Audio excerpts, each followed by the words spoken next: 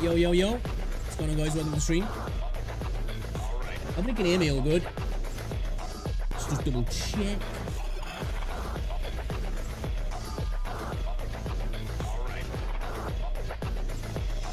Are we coming through? I think we are, yeah. Yep. Let me just double check if we've got transcoding options as well. Yep, sweet. Bring that down a bit.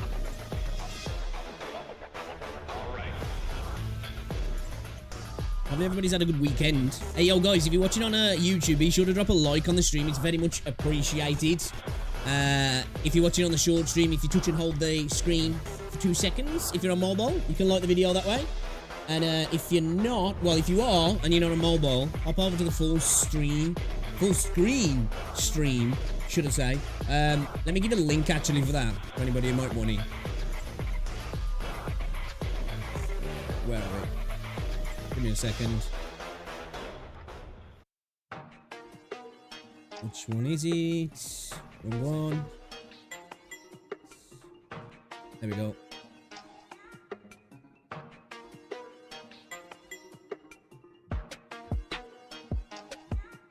I'll give you a link for Twitch and YouTube actually.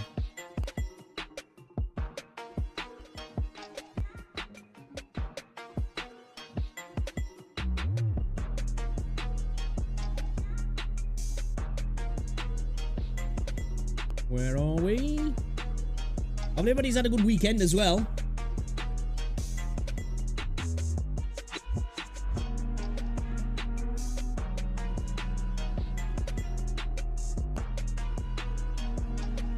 It's Jova as well, isn't he? Joe Biden stepped down as well.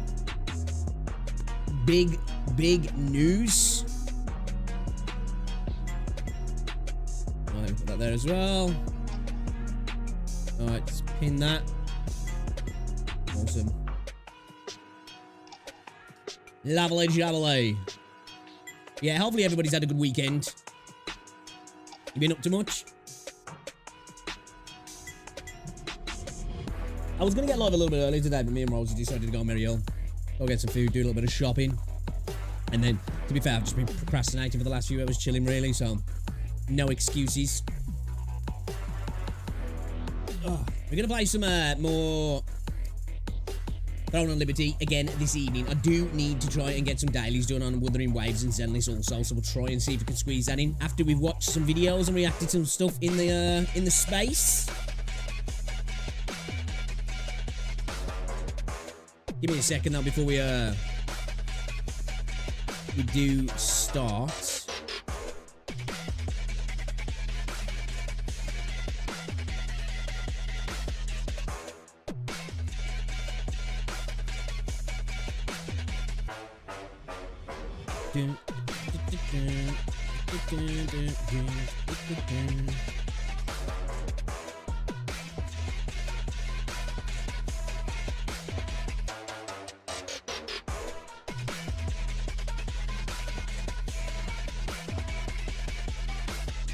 Oh shit, I didn't mean to do that.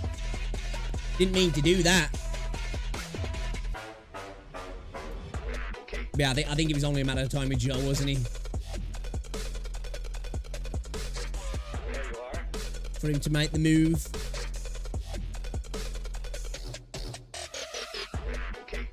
We need to get back on some PGR as well at some point. I do really want to give that game a proper try. What the frick is this?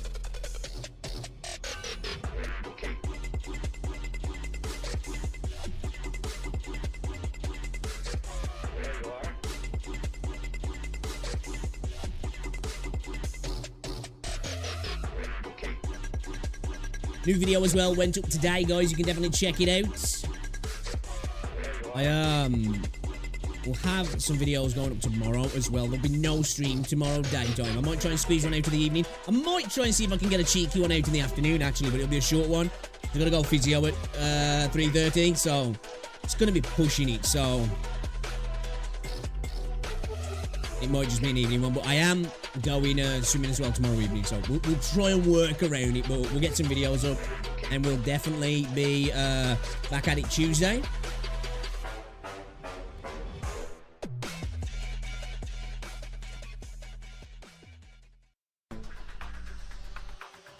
2 seconds. We'll get this thing started. Boom, boom, boom. Boom, boom, boom, boom.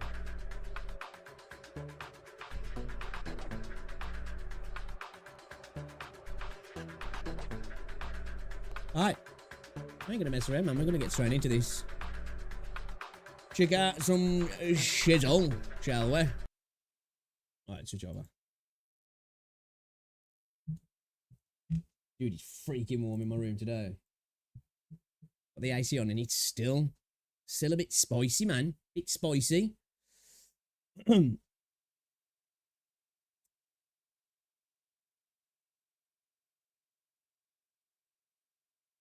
Alright then. Get chat up. Alright, let's check this video out from Styx then, shall we? Another Styx video. They're finally releasing Azure, Premier, Project Mugen, Arknights, Enfield, Global. Are we actually getting some info on release dates here? I haven't actually heard anything, but to be fair, I do get a lot of info off Styx, actually. Stuff that I don't even know about. So, yeah, let's see what he's got to say. We have some big Azure, Premier, Arknights, Enfield, and Project Mugen information to discuss. Let's go. These were streamed on separate days. If you're interested in remaining up to date with stuff like this, then I urge you to come on over and watch me on Twitch. Yeah, I must admit, Styx is a massive Kuma, but he does have lots of videos with info that I just didn't know about because I've said multiple times, I don't really delve too much in community stuff and go searching for stuff, so it's always good to have creators like Styx. You should definitely go check him out and show some love, drop a sub if you want to have a bunch of different gacha game news, actually, not just a couple. He does pretty much everything. Where I stream every single week, several times per week, reacting to a ton of stuff and playing new games. These 3 separate instances are going to be cut together. Dude, though, I think these 3 I am really looking forward to. As of now, I'd say Neverness to Everness is like, it's at the top of my most anticipated gacha games now. It's just like, I just think they smashed it with that trailer.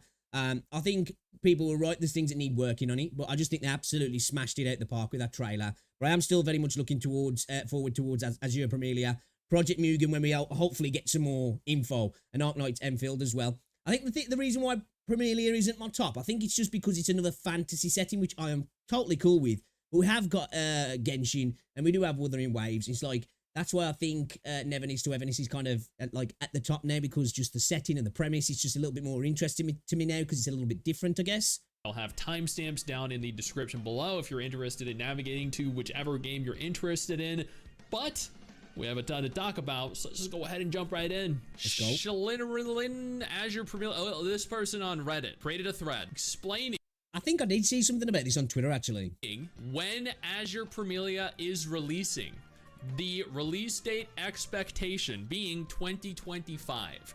Okay. When in 2025, we're gonna get into that. So we still got quite a bit of time to wait then, to be fair. His first point here, Chinese game approval policy. Games developed in China, called domestic, or in other countries called foreign or imported, must have a game version number, which works similarly to the number you see on the back of a book, which is the ISBN. Here's an image showcasing what he means. This is the ISBN. This identifies the country or language of the group, the publisher identifier, the ID this ID is what identifies the date there? The title, edition, and format, and this is the check digit. The policy is lengthy and strict. The developer must submit at least a 10-minute automatic demo, which looks like the first trailer PV, which makes sense because if you guys recall, the trailer that we got for the game was about 15 minutes long. And if you think about it, the gameplay demo, the gameplay trailer for Neverness to Everness was also like 13 minutes long. So it makes sense that these automatic demos are created with the intention of releasing globally because they... Okay, I guess that makes sense then. I want to go back and watch some more stuff as Azure Premier, actually. I haven't watched enough. I've only seen little bits, and I was blown away and really interested from what I have seen. But I definitely need to check out some more. I'm really intrigued on how the combat's going to work, because it seems to go like kind of semi-instance in a way. I don't know if that's all the time, but it seems like that kind of happens. Like everything else kind of like despawns while you're fighting what you're fighting. It almost looks like there's a little force field or barrier around the area that you're fighting in as well. Need to showcase this to the Chinese government ahead of time. Makes complete sense. Here is an example of the demo submission. The developer must submit all scripts, dialogue, text, storyboard, etc.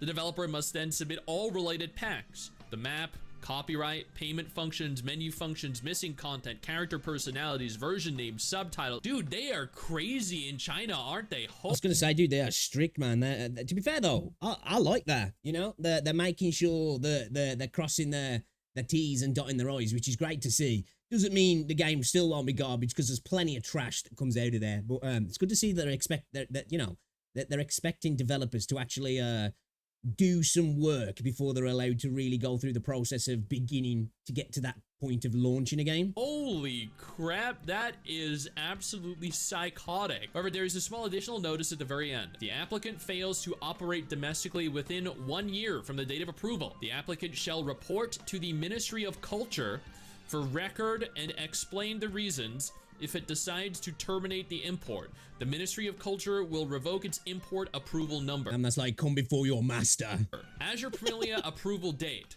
When last we heard, the approval date for Azure Premilia was October 2024. So people were speculating at the time the game was going to release by October 2024. I was going to say, I must admit, I was kind of expecting it to be at some point this year, but thinking about it now, from what with the lack of what we've seen, or what we've only seen, it probably makes sense that 2025 is more likely.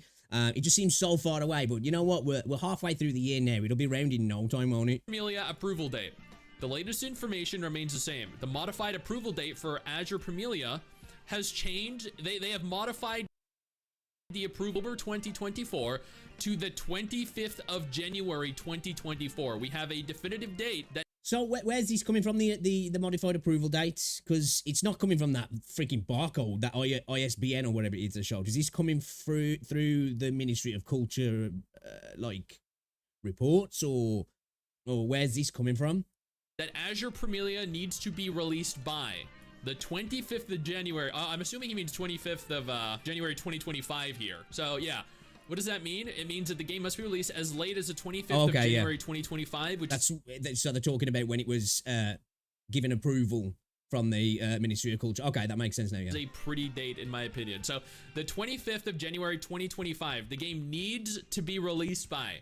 It cannot release January 20. So this is probably why a lot of these games do. Obviously, there's other reasons as well. Launch in China first, because they probably make these applications. Maybe sometimes they go a little bit too early in them. Realize, damn, we need to get the game out now, or it's potentially going to cost us a lot more money to release a little bit later. So they get the game out, gets a little bit of a test bed in China, acts as sort of kind of like a global beta, becomes a real money cash cow for them as well, because, you know, CN spends a lot of cash. And then that's why we probably get a lot of these later global releases as well. Kind of makes sense, actually. 2025. It's probably not the only reason, but I would imagine it's probably quite a large reason of why a lot of these do launch in China first.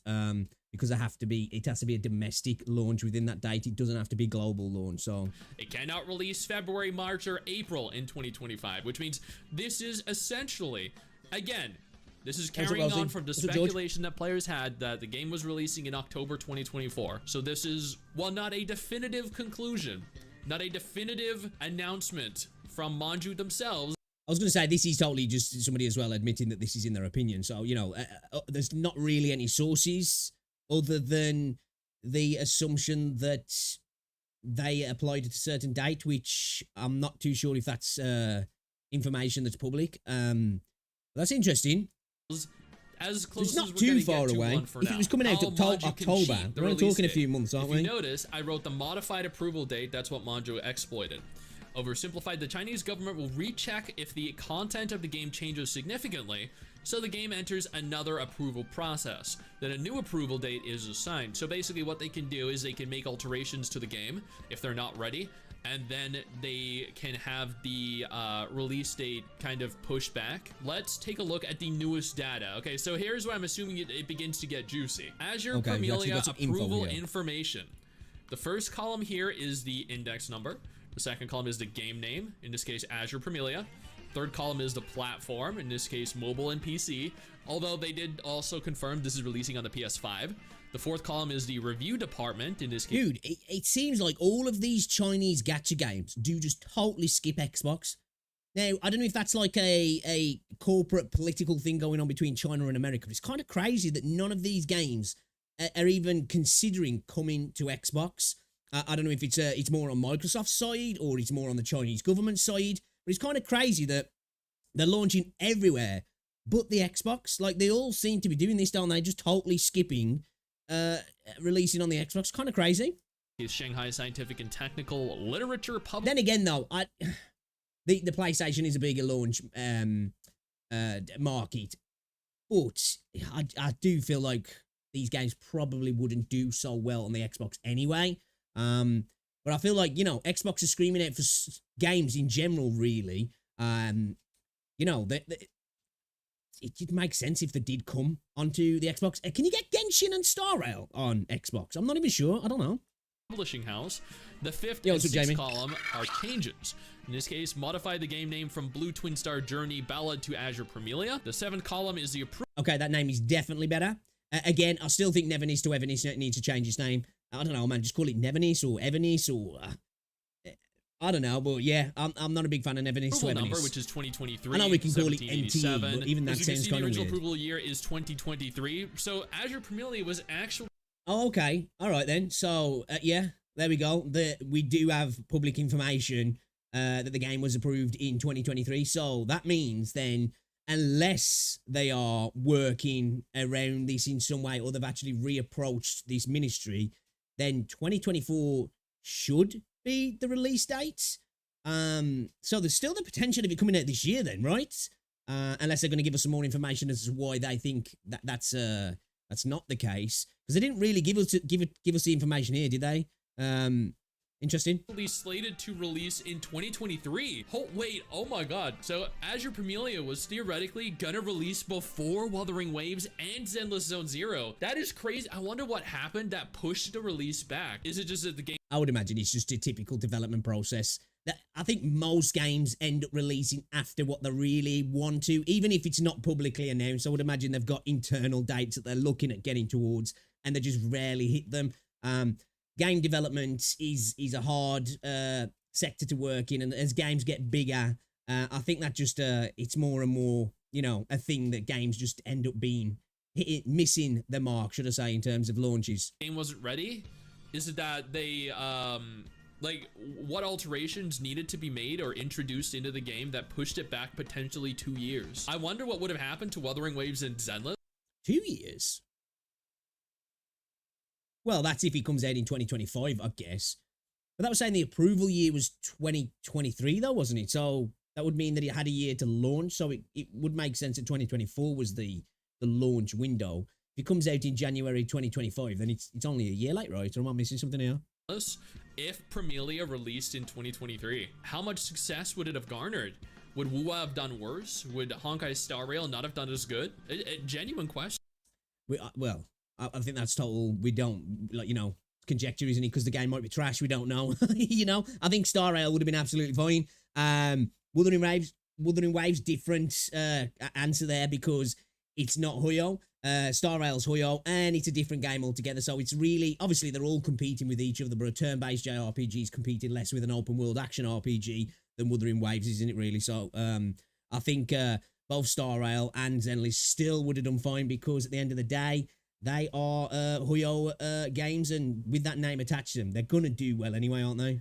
That's crazy. The 8th column is the new approval time, called Approval Modified Date, which is January 25th, 2024. Conclusion, Manju can release the game on the 25th of January 2025, or they can change some stuff and request more like being demanded a new approval, because we do have to go through a beta test phase, and if people aren't happy with the test, they can make alterations to the game and then have it pushed back a few more months. Okay, looking at the current pace, Azure Premilia shouldn't enter the first closed beta in August, which pushes the earliest date to mid-September. The first beta test should be pretty narrowed and last around 2 weeks. The Echo test, the second closed beta, should open as early as November, which lasts around 3 to 4 weeks. The third beta test should run as... Where's this information coming from? Like, is this somebody with insider information here, or is this all just total assumptions going off what other games do? Because a lot of this just seems to be someone like citing stuff with some sources with some of the stuff, but kind of the rest of it just seems to be what they think is going to happen. As early as the beginning of January 2025 and lasts only 2 weeks. The third week will be the 1.0 patch PV hype. Then the game will be released globally on the 25th of January. That is the earliest possible schedule. Manju can pull together or can pull another approval request to push the release date further. However, the latest date should be mid-2026. That's crazy. I don't think, I'm going to be honest, I don't think Azure Pamelia will do as good if it releases in mid-20. Yeah, I don't think either. I think the hype will totally have died down then. I would imagine, you know, we'll have out Nevernice to Evernice. Wuthering Waves will really be, if it does well, there'll be multiple updates in. You know, we'll probably be sitting at what, 3 point whatever or something by then. If Genshin's still going, I think there'll be a potential that there'll be another Hoyo game on the horizon there, if not already out. So yeah, 2026, if he comes out then, I feel like the game's kind of maybe dead on arrival, if I'm honest, because I just think there'll be stuff on the horizon that will just make it kind of look old in a way, if I'm honest. 2026. The reason being, I think every new open world game that comes out is slowly going to eat away at players' patience. I think it is slowly going to begin to fatigue players, because you know how popular Marvel was with like Thor, Iron Man, Captain America.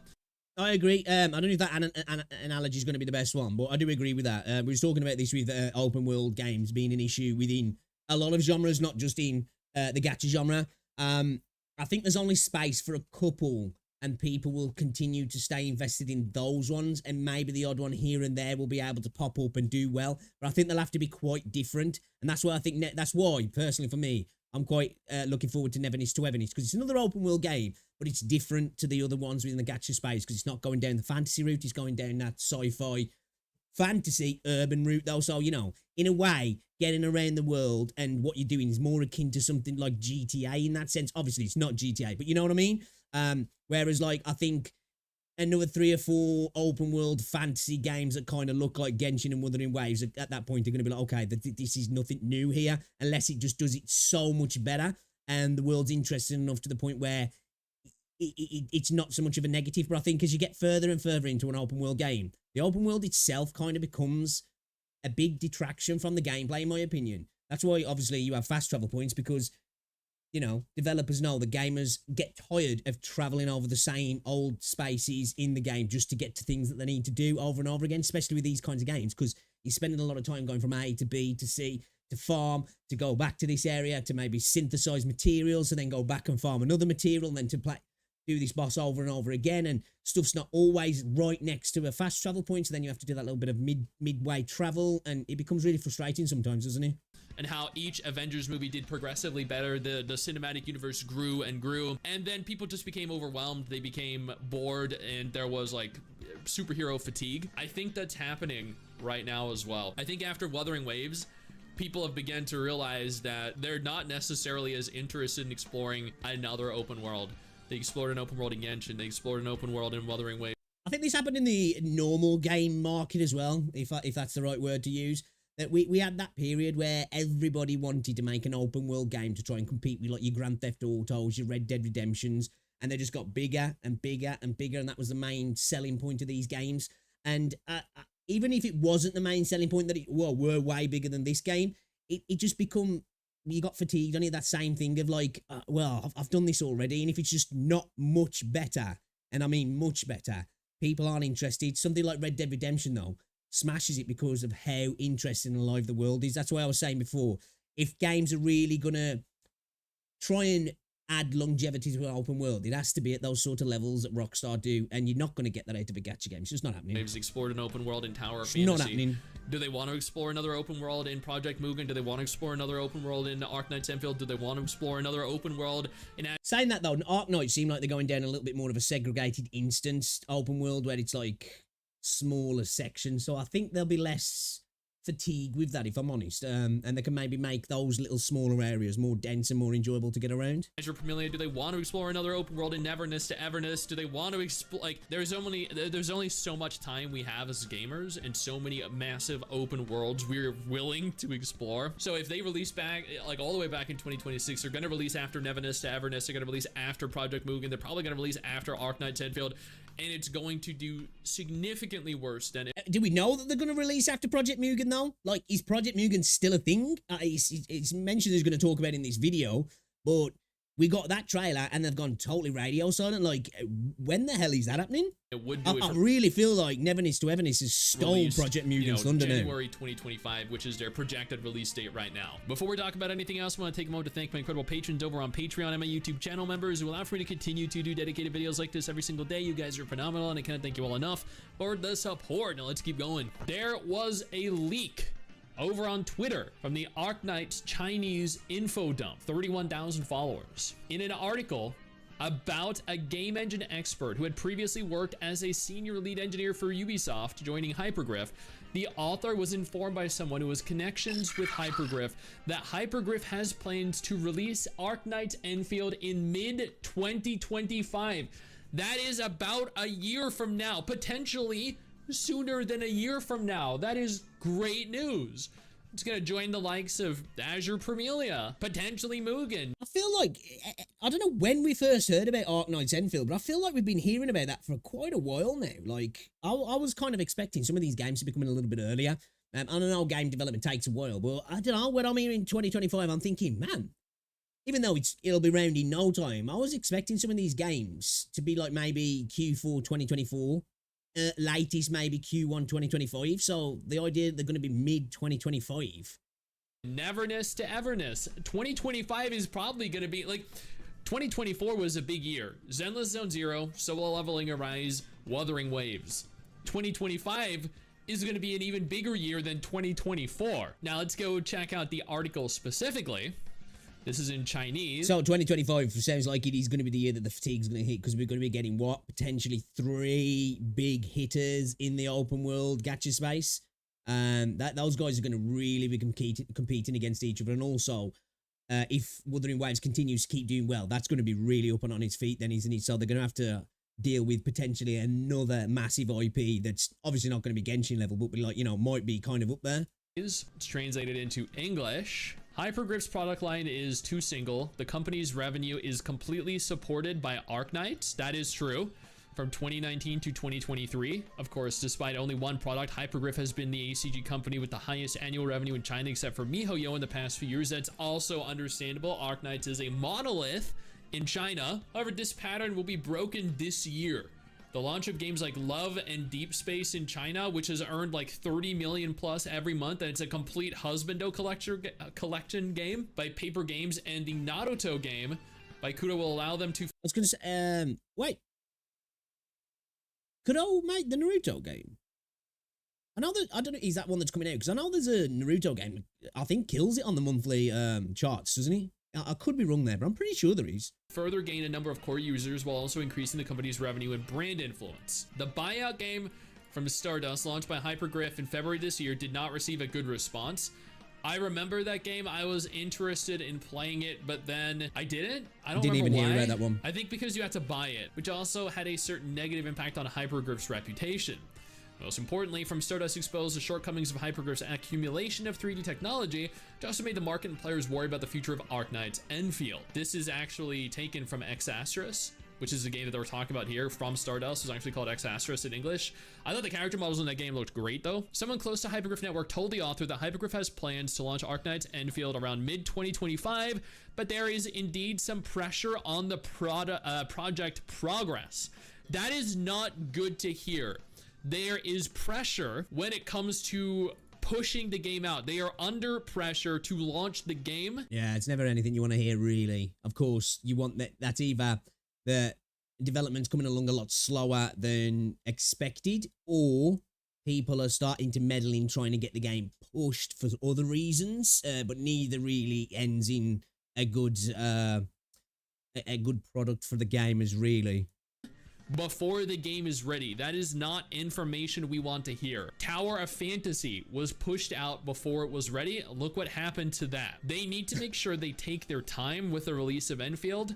Make sure it is polished before releasing it, otherwise it will fail. We do not need more potential successful games to suffer from being rushed to release. Judging from the performance of the previous technical test of Arknight's Enfield, the game has achieved a good degree of completion, mainly in terms of character expressions, character movements, fabric materials, etc. There is still room for further improvement. That is true, but that is why we have beta tests, of which they've only had, I think, one up until this point. I think in terms of character, that sounds like, you know, a good degree of completion in character. You know, that's a small part of the game, though. What about the world? What about the gameplay? What about combat? What about all the other mechanics that connect all that sort of stuff together as well? Expressions, though, there's going to be a lot of room for competition here. Zenless and WuWa both have insane expressive characters and character movements. Okay, I know you can't actually see a lot of what's being said here because of my big ass face, so I'm just gonna read it out to you guys, okay? Hey, investigators. We're looking to recruit participants who can communicate in English, not in Chinese, in English, for a text interview to gather expectations from other players, to gather opinions on the game. The entire communication will be done through text chat and will take approximately 1 hour. We'll allow more players the opportunity to participate in this. We'll open a registration form. Interested players can fill this out, and we will confirm the interview time with you via private message. If there are too many applicants, it may take time for us to get back to you. We apologize for any inconvenience and appreciate your understanding and cooperation. Now, recently I did a video titled What Happened to Project Mugen, where I went over what happened to Project Mugen and how they went completely silent after announcing that they were releasing, that they had a functional game that they were working towards releasing. It's been, what, 6 months, a year since they first confirmed their game was an actual game, and the silence has caused a lot of people to feel like the game is... Dude, the silence has been deafening. Like, I've heard so many rumors about the game was cancelled. I heard people saying that their theory was that Neverness to Everness is Project Mugen, that somehow their IP was acquired in the back, you know, in private, and now, but obviously I think that would be public information for people to maybe garner, especially Chinese outlets that would probably have become public now, I would imagine. But yeah, I've heard that it's Neverness to Everness now, and I think that's just more that a lot of people seeing the similarities probably. But yeah, there's been a lot of people saying they think the game's just been cancelled, which would be kind of crazy to me, because 5 million pre-registrations off the first trailer is insane, and I feel like that's just waiting to be an absolute money printing machine for them if they do it right. So it's you don't know the financial situations these companies are in, and you know whether or not they can actually make it happen, I guess. Isn't even real anymore, but as of the last 48 hours, it's the 18th when this was posted at 11:44 p.m. in the evening, they are going to be doing English interview where they will go over what player expectations are, what player just general opinion. See, that sort of stuff for me though, that seems like the game is very far away then, or it's something totally different to what people actually expected. It seems weird that after a year of showing us that trailer that they're going to start asking these sort of questions, unless maybe they just want to gather ideas of what people are thinking about the game so they can, you know, put together promotional material that might capture what the community's expecting of the game. Potentially, it might be a smart move, you know, to try and garner what people are thinking, and then be like, okay, let's try and tailor the next information drop to that. Maybe sounds like that's probably what they're going to be doing. But it just feels weird that a year later they're finally doing something like this. Kind of crazy. Opinions on the game are. This is I wonder if the game's had like a huge hit a huge snag in development. To take an hour. There's going to be, in theory, a lot more information revealed about the game. There is, or probably won't be, anything pertaining to gameplay. Unfortunately, I don't see anything listed in this Discord message about future trailers, When did this happen? On the 18th. So when did we get the Neverness to Everness trailer? That was what, 3-4 days ago. So is this a reaction to that trailer maybe? Because I said, in my opinion, I feel like Never Needs to Everness has usurped all of the hype for Project Mugen in my opinion. Well, it has for me anyway. Like, I was looking forward to Project Mugen after that initial trailer, but like now I'm like, that's my main game in terms of this space that I'm looking forward to, is Never Needs to Everness. So I wonder if it's like oh, okay, we've got to start moving now and maybe starting to build the hype, even if we necessarily haven't got something to show off, that we can potentially maybe start drip feeding some info potentially. Footage, but that's okay. We saw what they had to offer, and honestly, it was very good. Now, what's more important than a new trailer is actual concrete information. Things like beta test dates, how close we are to getting a beta test, potential release windows, if there have been any drastic alterations that have been made to the game. I feel like that's what's going to happen. I've got the expectation that this game's going to look very different to the initial trailer, in my opinion. I do now. I feel like as well with Never Needs to Everness, they're probably going to try and pivot and move away from it. Potentially, I don't know. But yeah, I've got a feeling there's going to be big changes to the game, and maybe it's going to be a lot smaller than what we initially thought it was going to be. If the only reason they're doing this is as a direct response to Neverness to Everness, because that's what it feels like, right? You guys all agree with this? They've been silent for the entirety of the year. Right. Absolute radio silence. Never Needs to Everness drop an absolute banger. I don't care what anybody says, in my opinion. Banger trailer, showing off a bunch of gameplay, showing off the world, showing off all these different awesome mechanics. In my opinion, really cool models. Pretty decent combat as well. I really like the combat. Other people are not so into it. I pretty much liked everything about that trailer, if I'm honest. And then this happened, so it's definitely a response to that. Neverness to Everness announces their release, or announces that they're in fact creating what Project Mugen was supposedly creating. Yeah. And literally within like 48 hours, Project Mugen are already considering addressing all of the issues that players had with the silence and where they've been, what they've been doing. And even if they don't show us any gameplay, maybe even just some stills, you know, just some images, drop some images, drop some character designs, a little bit of something, you know, like another little teaser. Doesn't even have to show much, but just, you know, start building that hype, because I just feel like the game's been totally forgot about. In a big, very long interview. This is not a coincidence, right? Like, I'm not the only one that thinks it's not a coincidence, right? Don't want Mugen to be rushed due to Neverness to Everness? Exactly. Neverness to Everness is probably going to release at some point in 2025, which means if Mugen wants to release their game first... Dude, I've got the feeling, I genuinely have the feeling that it's going to come a lot sooner than what we expect. I feel we're obviously going to get something at this expo, but I think we potentially might get some idea on a release of that game. I think they've been moving quickly behind the scenes for quite a while now. The writing's been on the wall for quite a while, I think, with Terra Fantasy in a lot of regions, and I think they've just been, you know, they've been quietly getting on with things. I could be wrong, but I feel like they're a lot further along than we actually think they are. First, to be the first to do what they are promising to do, having an enormous urban world, having, you know, a fully functional driving system, car system, they need to release before Neverness to Everness. And unfortunately, that might not be the case unless they rush what they've been working on, which is never a good idea. All right, yeah, okay. Some info drops there. Should definitely check out Sticks. Yeah. I think Project Mugen's quite a way away, if I'm honest. I think it's going to end up being something totally different to what we was expecting. I really do think Never Needs to Everness is like put the you know, made them hit the skids with that, really. Be interesting to see what happens, really.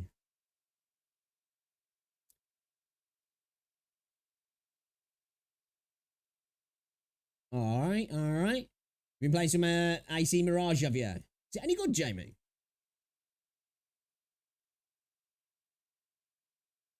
I was supposed to take...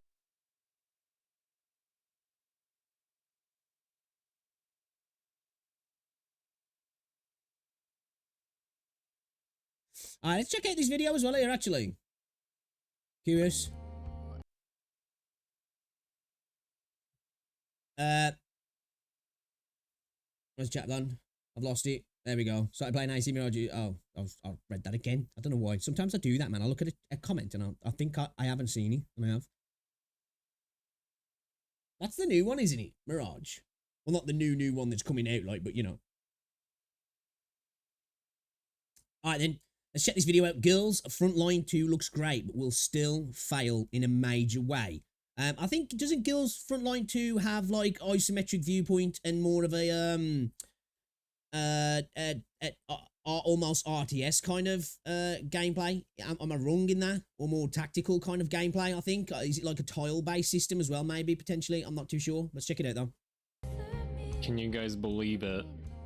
I can't, dude. What's that? Girls Frontline 2. Yeah? Coming to global soon. Though I think I saw in the Discord soon meant November, which isn't really soon. It's not too far away, though, is it? You know what? We're in towards the end of July now. You know, that's not too far away at all. That'll be round in no time, man. At all, is it? Who is this? Who's this, like, Saber look-alike? She's new. I think... Actually, most of these are new, except UNP and Groza. She's really cool. We should look at, like, what the latest gameplay is on it. These characters are not blowing me away, personally. They look alright. Nothing's really sticking out that I'm like, damn, okay, she looks kind of cool, actually. And not gonna lie, she looks kind of dope, but she got, like, a VR headset on, man. She gonna be, like, playing some VR games. But yes, yeah, let's see. I saw in the Discord, for some reason, the Girls Frontline Discord thinks because they Google, they think because if you go to YouTube and you type in Girls Frontline 2, they think because this video pops up, it's gonna hurt the game. Do you guys agree? I feel like that's like... The Girls Frontline 2 cookholdery drama is hilarious. That's a video that I might have to check out. What the fuck is that? Like the most terminally online argument. Like, first off, I mean, I wish I had the power to destroy an anime mobile game, but like, I don't think... Oh, is this a video from the Ango Experience? Is this the same guy? I'm thinking, maybe? I don't know. Yeah, I don't think any YouTuber could do that. I'm guessing it is. He said it is. If anything, I feel like if anything, it would help. I feel like it would promote awareness. Let's watch a random cutscene. I feel like, when was this released? It feels like it's been forever now. It definitely didn't do them favors that they released in China way before global. I don't know why games can't just learn from like Homoverse or Kuro games. Homoverse, you know, that's a new one for me. This game's not gonna do well in global. I'm calling it now. The reason is like, okay, here's why. I'll show you all how the gameplay looks. Alright, okay.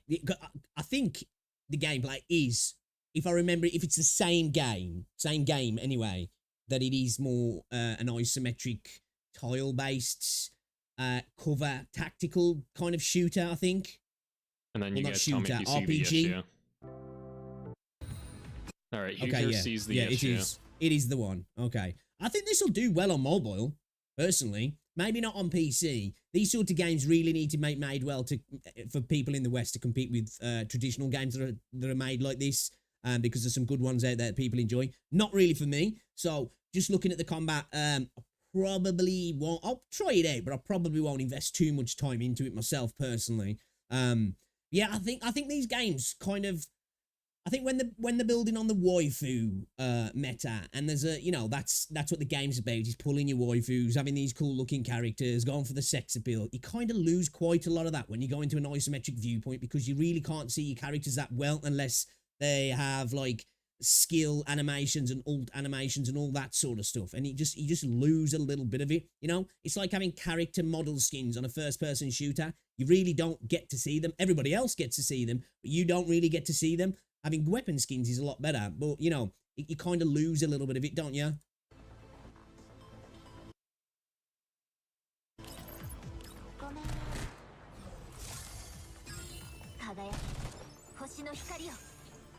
The issue is there's more than two thank you. Lollergag's got it. More than two More than 2 buttons. That's gonna just like fry the gacha gamer's mind, yeah? buttons. When you're making a game for anime mobile gamers, they're not good at games. Like, no one here is good at games. Shots fired. That's why we play anime mobile games. No lies detected, though. No lies detected. That's why people, like, literally, anime mobile gamers are so bad at games, they look up guides on how to play a game. So this game has too many buttons. No one looks at this below the age 20 and wants to play this. I don't think Zoomers are like at all interested in strategy games anymore. Or RTS games. Kind of has shit anime. I think I agree with that to a point, actually. I think a lot of people in the Zoomer category, it's kind of like old school shooters like Unreal Tournament and Quake. You know, that's a thing that the older generation, you know, like people even a bit older than me absolutely adore. You know, I'm more like the Call of Duty, Halo sort of generation. And even those games, I can have fun with them now and again, but they're not really a thing that appeals to me. So I definitely do think RTS games are definitely, you know, more for people who are probably late 20s, early mid 30s. It's a genre that definitely hits with them a lot more than it does with, you know, your teens and such. Because at the end of the day, a lot of gacha games are going for the teen, early 20s Kuma audience, and I just don't feel like they're really going to be that into this. It's a good point, that is, actually. Animations too, not gonna lie. Like, I feel like ever since playing Fire Emblem Engage, though, I just don't have it looks like too snappy. It looks like too old-fashioned. Like Homoverse, if like Homoverse made a game like this, it would make it way more clean. Homoverse. That's why we need Homoverse. So we got Homoverse and Homoverse. Just to take over the Girls Frontline franchise. That's my opinion. I think Homoverse should just buy the rights to Girls Frontline and then just remake the game. They should as well, just looking at the gameplay as well, like, it just doesn't look that interesting for me. I've never really been an RTS strategy kind of gamer anyway. I'm too low IQ for that, really, if I'm honest. But yeah, it's just, it doesn't even look, you know, there's games that are in this genre that I'm not interested in, but they look cool, you know? This doesn't look cool. And I think if you've got a gacha game that doesn't look cool, you're in for a real problem there, because that's the main thing you need. It needs to kind of look cool. It needs to be good on the eyes, doesn't it, to attract attention, because at the end of the day, you're trying to sell to freaking Kumas who want to see freaking waifu tits, really. just start from scratch at this point.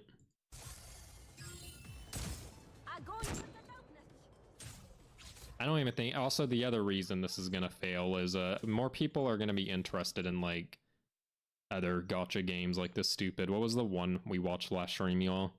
The like Tower of Fantasy one. Even if that game is dog shit, it looks cool. Yeah. So everyone will try it. Yeah, that's a proper point. That is actually, that's a good point. You know, it's the same with, like, it's the same with Azure Premier League, Project Mugen, Arknights Enfield, Nevernis to Evanis. The games could be absolute shit. They're still going to get a ton of pre-registrations and a bunch of downloads because people are going to be like, okay, this looks pretty dope. It looks cool. And the game can be hot dog shit and fail, but there'll still be a bunch of people who'll try it out day one. And then anyone that doesn't play this game, it's kind of like Girls Frontline 1. Whenever I play Girls Frontline 1, none of my chat knows what's going on, so it's boring. It's going to be the same for this. Because even I don't really know what the fuck's going on here either. It looks. Dude, that's like me when I try and look at people playing MOBAs. I'm like, I don't know what the fuck is happening here. I'm just totally lost. Like a giant nukes exploding in a couple turns, I don't know.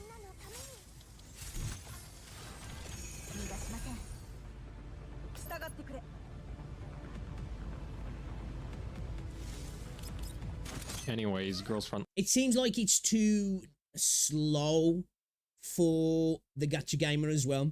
We need that like dopamine hit, you know, that instant gratification. This doesn't seem like it gives you that as well. Frontline 2 gonna fail me Dude, I literally went to full screen the video there. That's how low IQ I am. See, this game is not made for me. massively. Waste of time. Dead game on arrival. Right, so this is what I was. Okay, not pulling punches there. A good video though, man. I can't deny. I don't disagree with any of those. The Ango experience.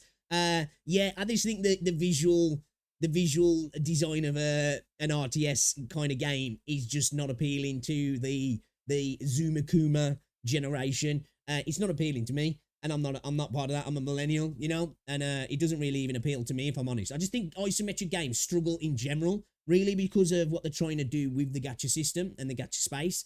And I liked what I played of Brown Dust, actually, and I'm going to go back and actually play Brown Dust. I played it a little bit on mobile, but I still think, you know, it suffers from that, because you can't, like, while you're playing for the most part, you really can't see what your characters look like because they're chibi versions of your characters. So yeah, good points, actually. Dead on Arrival, I don't know. I think it'll probably do decent on mobile, but I can definitely see what he's saying there. Globally, I think it will flop. Might do all right in China, maybe a little bit in Japan as well, and it'll have like a niche audience in the West potentially. But yeah, I do agree with that. I think it'll definitely flop with the Zumakuma generation for sure. I'm back in a sec, chat.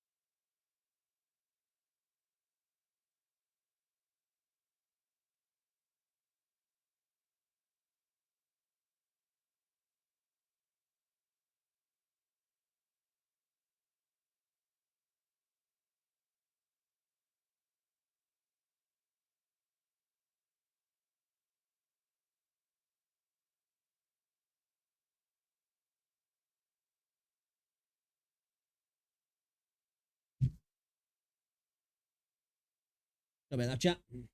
Go for a hot, spicy caca-poo-poo. Needed a loo. Oh, yeah, quick question, because, we were having audio issues yesterday. How's the stream sounding? We're not getting any audio crackling or static, are we? Do we sound okay? Because that's the only problem with this headset sometimes, is because it's quite heavy on the lows. So sometimes I think I can hear that sort of noise, but when I watch on any other device, it's just not there, So we're shining all right, are we? Obviously, my voice should be okay, but the video in the background,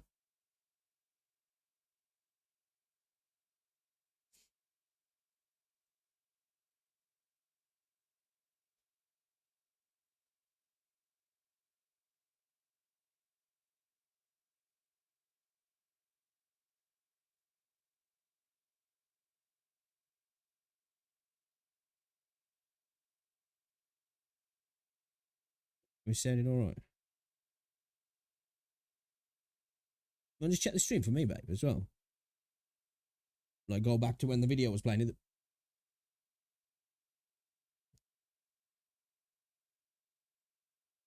I think it's okay, yeah? I think the audio's all right, yeah? Let me have a listen back. Let me have a listen back. Check it, yeah. No, that's a new one for me. This game's not gonna do well in global. I'm calling it now.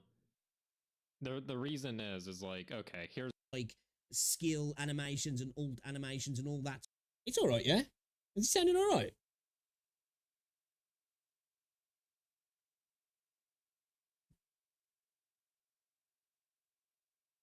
Yeah, my freaking capture card, man, stresses me out. Keeps fucking up. Yesterday, he just went tits up, started crackling all over the place.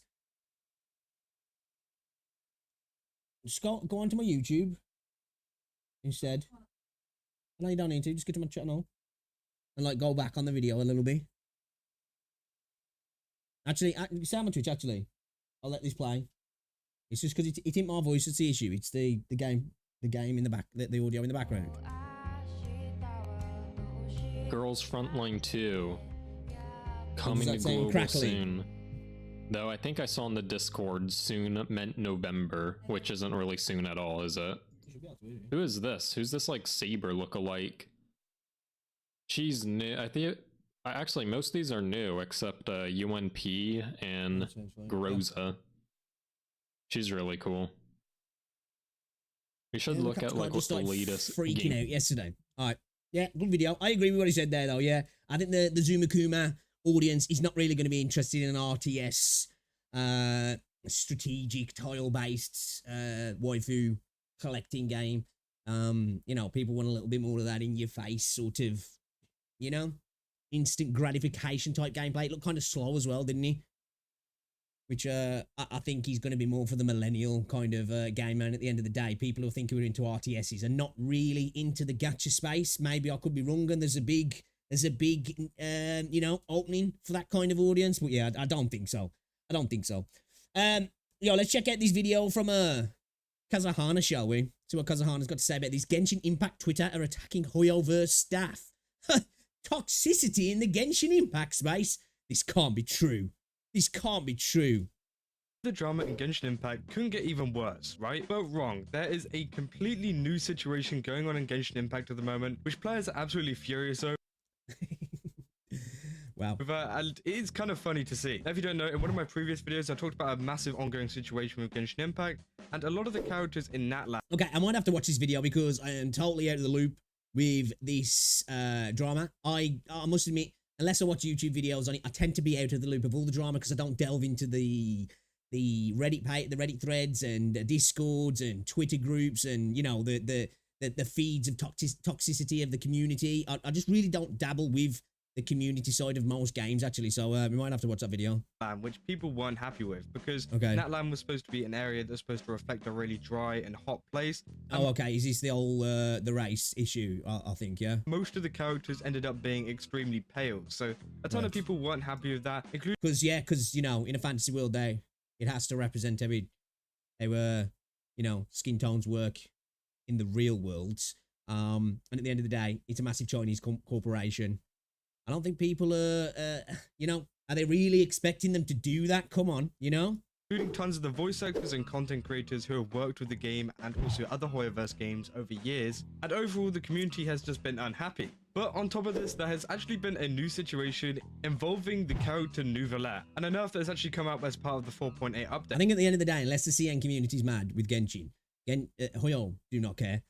I don't think they really care what the rest of the world's got to say about situations like that specifically as well, because they're just Chinese corporations really don't fuck around with all that sort of stuff that people get really annoyed in the West. They just don't care about the politically correct side of things. That's not something that they worry about. So I don't know why people in the West were really expecting anything to change with what they said or them to do anything different. It was kind of to be expected, if I'm honest. Yeah. And the difference with this and the last situation is that even China are annoyed at this update, and so now that China are mad, things might actually change with whatever they're mad about anyway. Literally the entire Genshin Impact community are so annoyed. Which, if you don't know, with the Natlan one, obviously the Chinese community don't really care about the skin color of the characters, so Hoyoverse aren't probably going to make a change with that, but this could actually prompt Hoyoverse to make some kind of change. Now, before I get into the gave away a free 10 pull. Holy shit, man, they must have fucked up. Like, usually, here's 30 Prima Gems, or, there you go. Maybe another 3 or 4 of those, and you might be able to have 1 pull. Video, don't forget to leave a like and subscribe if you enjoy it, and also go over to Gamer Subs and use my code KAZO, where you get yourself 10% off a ton of cups, tubs, and even more. And yeah, you can do that all by using the link down below. But let's get back into the video. So this is a news article by Dexerto. Obviously, they're pretty popular for covering a lot of internet news. It says Genshin Impact players furious over terrible Nouvelle nerf in 4.8 update. And it says the Genshin Impact players are calling out Hoyoverse over a Nouvelle nerf, which has made the 5-star Hydra character terrible to play. Now, if you don't know, Nouvelle has this one ability where he can pretty much just shoot out a ton of water. It's absolutely insane, especially whenever he came out. People are super happy with his kit. But what people are especially happy with is that you could actually turn him, so you could spin around in circles, shooting this massive laser beam, and it would do a ton of damage. I think we heard about this one, yeah. This was the one that was nerfed, and then it was just it was reapplied after China got mad about it, I think, wasn't it? 2 seconds, chat, doors open.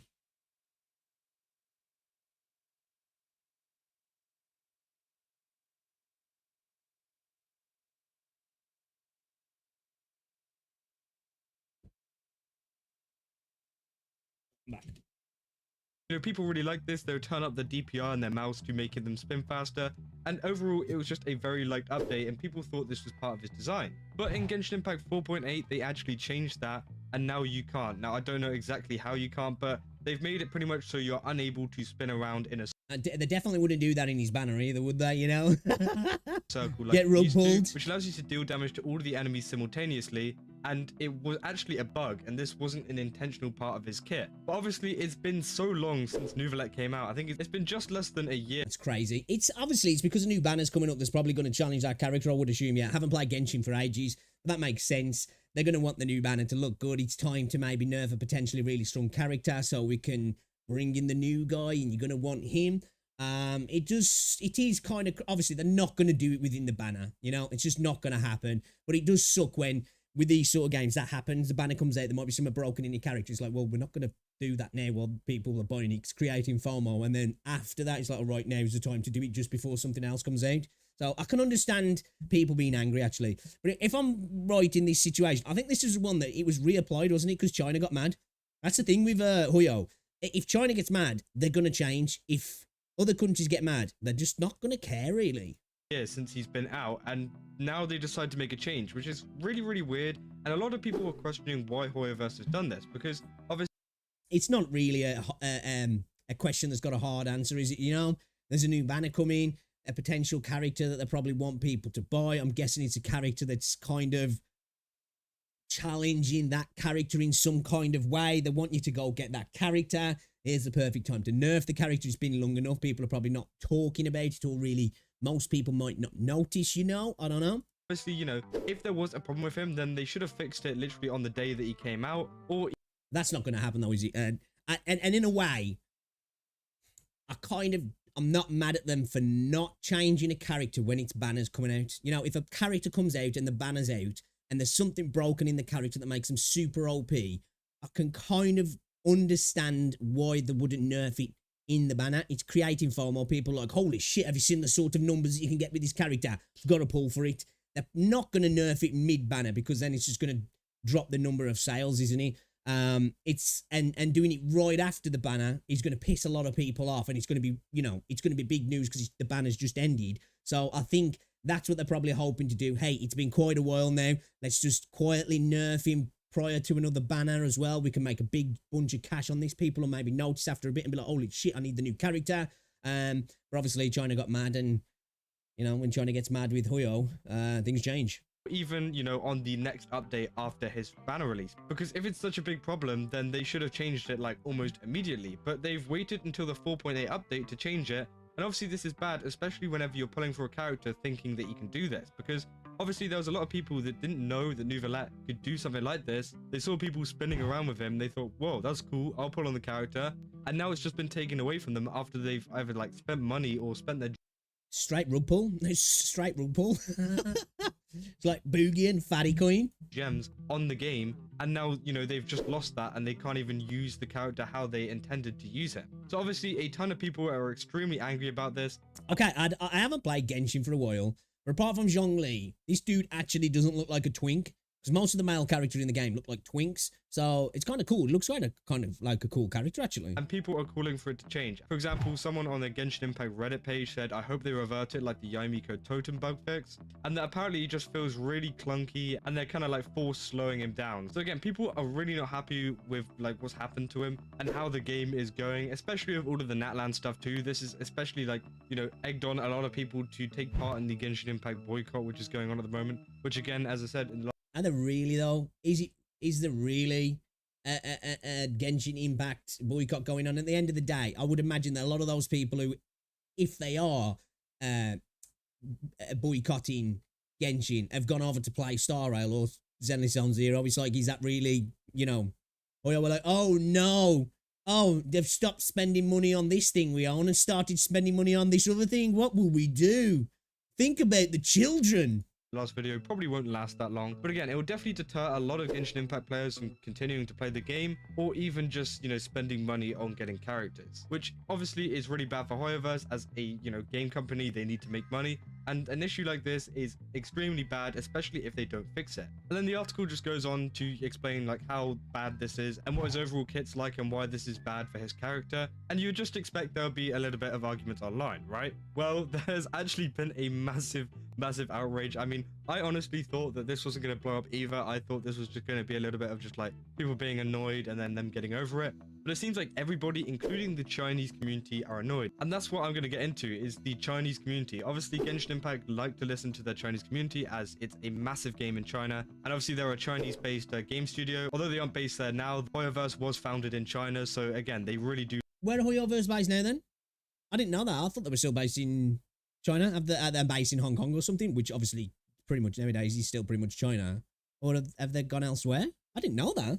Like their fan base over there. And yeah, every time there is a change, it's usually whenever they bring it up and not whenever Global bring it up. And honestly, this makes me think that they probably will change it because they have spoken up. But what have they actually done? Well, the first thing is that Chinese players are now reporting the WuWa situation to the government for consumer. Oh, so they're its headquarters are in Singapore now? Interesting. Fraud, which is absolutely insane. There's this whole post here. So people are going to the government and, you know, literally reporting them for fraud, which, to be fair, is actually kind of valid because they've, you know, pulled for one character and spent a lot of money on the game. To be fair as well, the government doesn't really fuck around with that sort of stuff in China, so I can understand, you know, thinking that could potentially work, actually. That's crazy. Thinking that he does one thing, for them just to take it away later on, I think that could definitely fall under it. And obviously the people are saying this is like completely overreacting and stuff, which I can kind of understand too. I mean, you know, literally complaining to the actual government about it is maybe a... This world that you think about, is it? We got to the place in video games where people are like, dude, my freaking digital husbando doesn't do the thing that he was supposed to do. He used to spin around and splash people with water. I need to go to the CCP, bro. Step too far. But honestly, I get where they're coming from because they have spent a lot of money on this character and on the game. And that's why you should always, you know, at the end of the day, this is coming from somebody who spent a bit of money on gacha games. A very small amount, I must say. I'm just not totally free to play, is what I'm saying. I'm no whale. I'm not even I'm not even a goldfish, you know. I've just dabbled a little bit. You just shouldn't really, at the end of the day, go too crazy. Have a little dabble, you know, enjoy yourself. If it's a hobby, I am totally cool with spending money on a game. And at the end of the day, if a game's free to play and I've got more than 20, 30 hours in a game, I'll happily throw a bit of money their way because I think they deserve it. They've supported something for me that's given me a few good hours of enjoyment. And I think 15, 20 bucks here and there is no big feat for something that's giving you that many hours of enjoyment. But I think you've also got to realize that, you know, it's kind of wasted money at the end of the day. And a lot of the Chinese players are also confused at why it took them so long to actually make this change in the first place. And now they've made even more posts. They've even started making memes about Nouvellette, saying that he's going to die on the 24th of July. And then they also made this one related to the whole Trump thing with him flying like some Mahoyo flag in the background. So again, they're pretty much saying that Nouvellette is dead, and yeah, it's kind of funny to see. Obviously, China do like to meme quite a lot whenever it comes to stuff like that. And they're also doing stuff like persuading other people to be free to play or just stop playing Genshin in total. So again, people in China are definitely, you know, warming up to this whole boycott idea and not. I bet though that the Hoyoverse, MiHoYo people at the top shit themselves when they started to see that happening. There was like, well, you know what? When the Americans and the Westerners start moaning, we know they'll just come crawling back to us in the end, and we don't care even if they don't. When they started to see the red wall potentially crumbling, they was probably like, fuck, we've got to do something here. Not spending money on the game, or even just not playing it in total. And this is all because of the Nouvellette thing. This is nothing to do with Natlan. This is all because Nouvellette can't spin around in a circle. See, this is what I was saying before, of why you know, at the end of the day, it doesn't matter really about the whole race situation regarding the characters in this game for China. They just don't care, and the Chinese audience doesn't care either. We might in the West. I really don't, because at the end of the day, I don't care what characters look like. I don't need representation of any sort in a video game, especially one, even if it's kind of, you know, it's based on an area. It's a fantasy game. I don't care if someone's inspired by it. At the end of the day, it doesn't need to represent that area. It can just, you know, it can take inspiration from whatever it wants and fantasize it. It doesn't have to look like the thing it's inspired by. And, you know, there's a lot of people who do care about that in the West. Sometimes a little bit too much, I feel. But yeah, Chinese corporations and the Chinese people just don't give a shit about that. And that's not going to make them change. And I think if they did try to apply a lot of that sort of stuff into the game, I think they'd probably end up getting maybe a little bit of backlash from China. So they're just not going to do that. But dude doesn't spin, big problem. Which again, sounds completely stupid whenever you think about it on the surface, but I think with the whole, like, people... Guy don't go spinny, man. Big problem, big problem. People spending a lot of money for his abilities and then them taking it away, I definitely can see why people wouldn't want to play this game anymore. And it definitely shows where Hoyoverse is at with its community and communicating with them, because they haven't been good at communicating with their audience since the game first came out. So again, this is just another case of Genshin Impact being terrible whenever it... Well, so that's fair though, because like that happened with the whole situation with the sword, with the Japanese translation. A lot of people started pulling it because they thought it was doing something it actually wasn't doing. And straight away, Kura were like, shit, we got to fix these. And then everybody got free stuff, which is insane because Hoyo just don't do that. But the idea that people ended up with 10 free pulls, I was actually kind of shocked by that. You know, that's mammoth amount of free stuff for Hoyo. It's like the other day, I think, what was it? With Zenless, was it? As a thank you for hitting 50 million downloads, we got 30 polychromes. Like, sweet, man. Appreciate that. Thank you very much. It comes to bringing out updates and letting the I'll community be know why they've sure done not this, to spend them all at once. and you know what's going to happen, and hopefully we do see a fix to this soon. Then finally, for the last one, which is probably like the worst post that, you know, is out of all of these, is that apparently in China a lot of people are creating a name list claiming that these are the people who nerfed Nouvellette. So they are finding Hoyoverse And they're trying to create a hit list or something, dude. That's kind of crazy. That's a little bit scary, man. That's when shit gets a little bit too far, you know? That's wild. They're actually trying to search out who was the people who decided to make this nerf happen. That's crazy.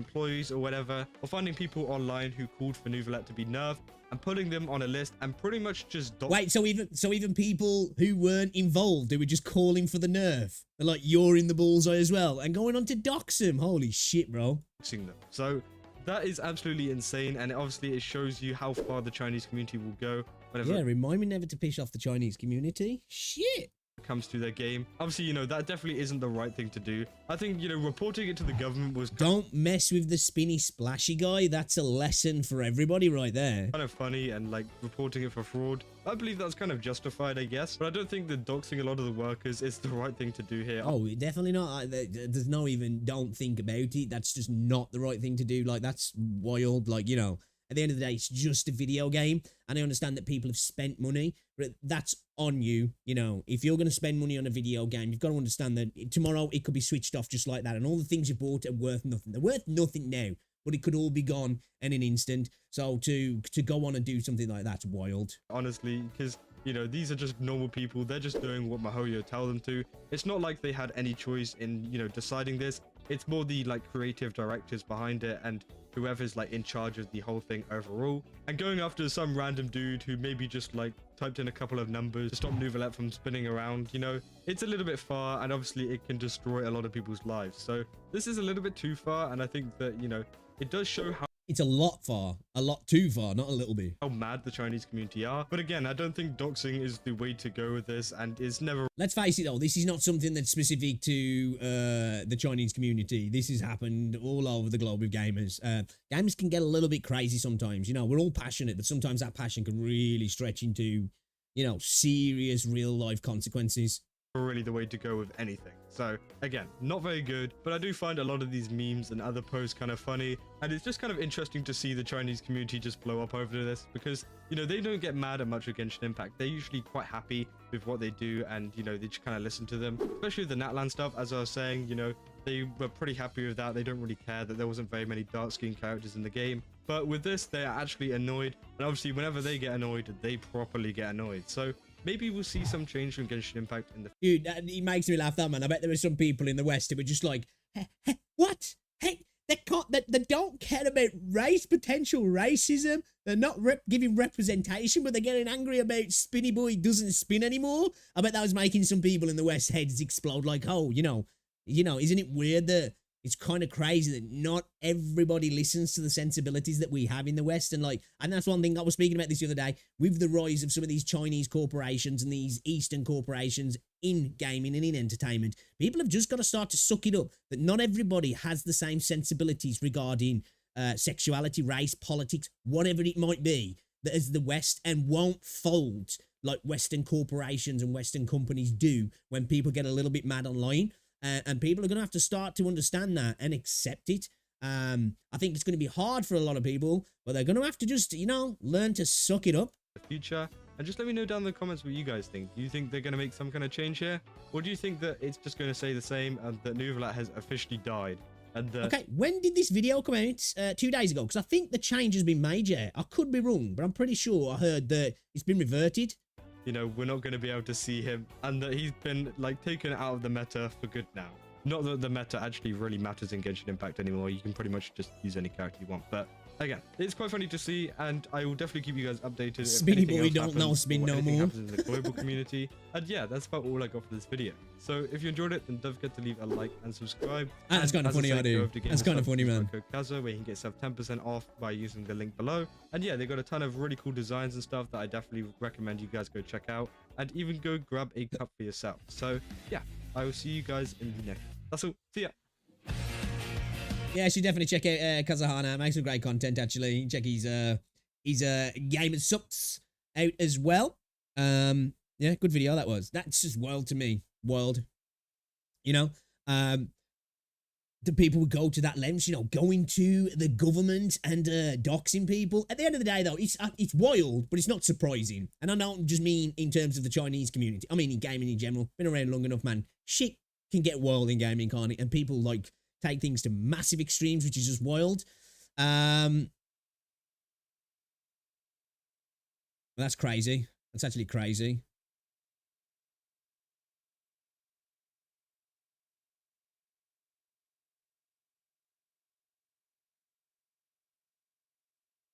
I think he actually did a Raid Shadow Legends video, yeah.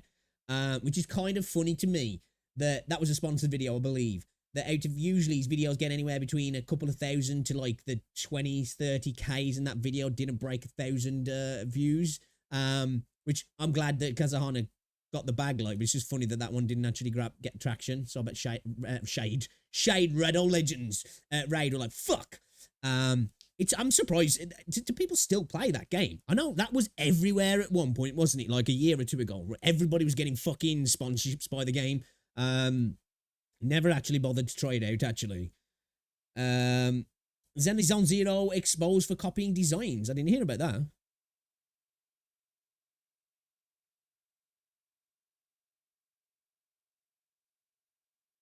Alright, let's check this video out, actually. Zenly Zone Zero's revenue is destroying competition, which we did hear yesterday, that I think they've done, what was it? Was it like 50 million in a couple of days or something like that? I think Wuthering Waves has done around about 100 million on mobile in just under 2 months. So probably anywhere between like 150 to potentially 200 million globally, maybe. I think with Wuthering Waves, a lot of people get a better experience on PC, so potentially going to be more expenditure going on there. But I just think that the culture on mobiles is on mobile is a lot more spending friendly, isn't it? But if the game doesn't run well as well, which it seems like it's still got a lot of problems in terms of how the game actually runs. I don't know though. I don't play mobile, so I just heard that it was running like AS. Check this video out then from Kazahana. Zenly Zone Zero's revenue is destroying competition. So in one of my last videos, I talked about the revenue for Wuthering Waves and how it's been doing actually pretty good. I mean, they made really good in my opinion. 100 million in under 2 months. I know, obviously, this video is probably going to compare that to Zenly Zone Zero and Huyo Games in general, but I think 100 million for their first globally self-published game in what is massive direct competition to Genshin, because let's face it, it's the most similar game to Genshin. In my opinion, it's better. And it's not Huyo. And I know a lot of people are going to look at those numbers and go, dude, these games did way better, but I think it's just unfair because nothing is really going to get the Genshin COVID buff ever again. And also, Huyo is just so big now that they're just, you just can't try and compare everything directly. Of course, we're going to, and I'm fine with that. But I think 100 million in just under 2 months is insane. Hopefully, it continues. I think the Changli banner is going to make them a crap ton of money as well.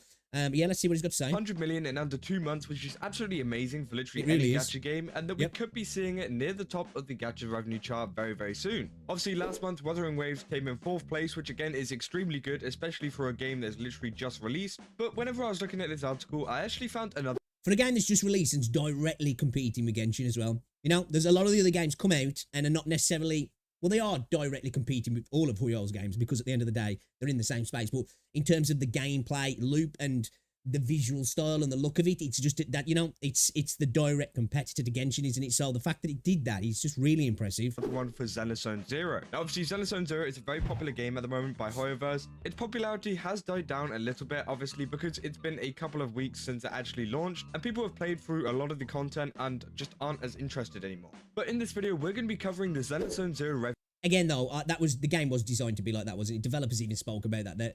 They've kind of designed the game for people to play in short bursts, come away, come back. It's all just designed to keep people in the Huyo space, basically. So when they're finished with Genshin and Star Rail for a little bit, they come play Zenless, and then they end up back on those games. Revenue and seeing whether it actually comes out on top of Wuthering Waves or below it. Now, before I get into this video, don't forget to leave a like and subscribe if you enjoy it. And also go over to Gamer Subs as always. Use my code KAZO, you can get yourself 10% off a ton of cups, tubs, and even more just by using the link down below. And there is a ton of definitely check out the link. Stuff that I think you guys would really, really enjoy. But let's get back into the video. So this is another article from pocketgamer.biz. These guys are really, really useful, especially whenever it comes to the revenue. Most of these articles are by a guy called Aaron Astle. So again, thank you very much for actually, informing us about this, because they get all of their data from AppMagic, and AppMagic is actually a paid service. So I can't look this up on my own unless I pay for it, which it costs a ton just to look at revenue.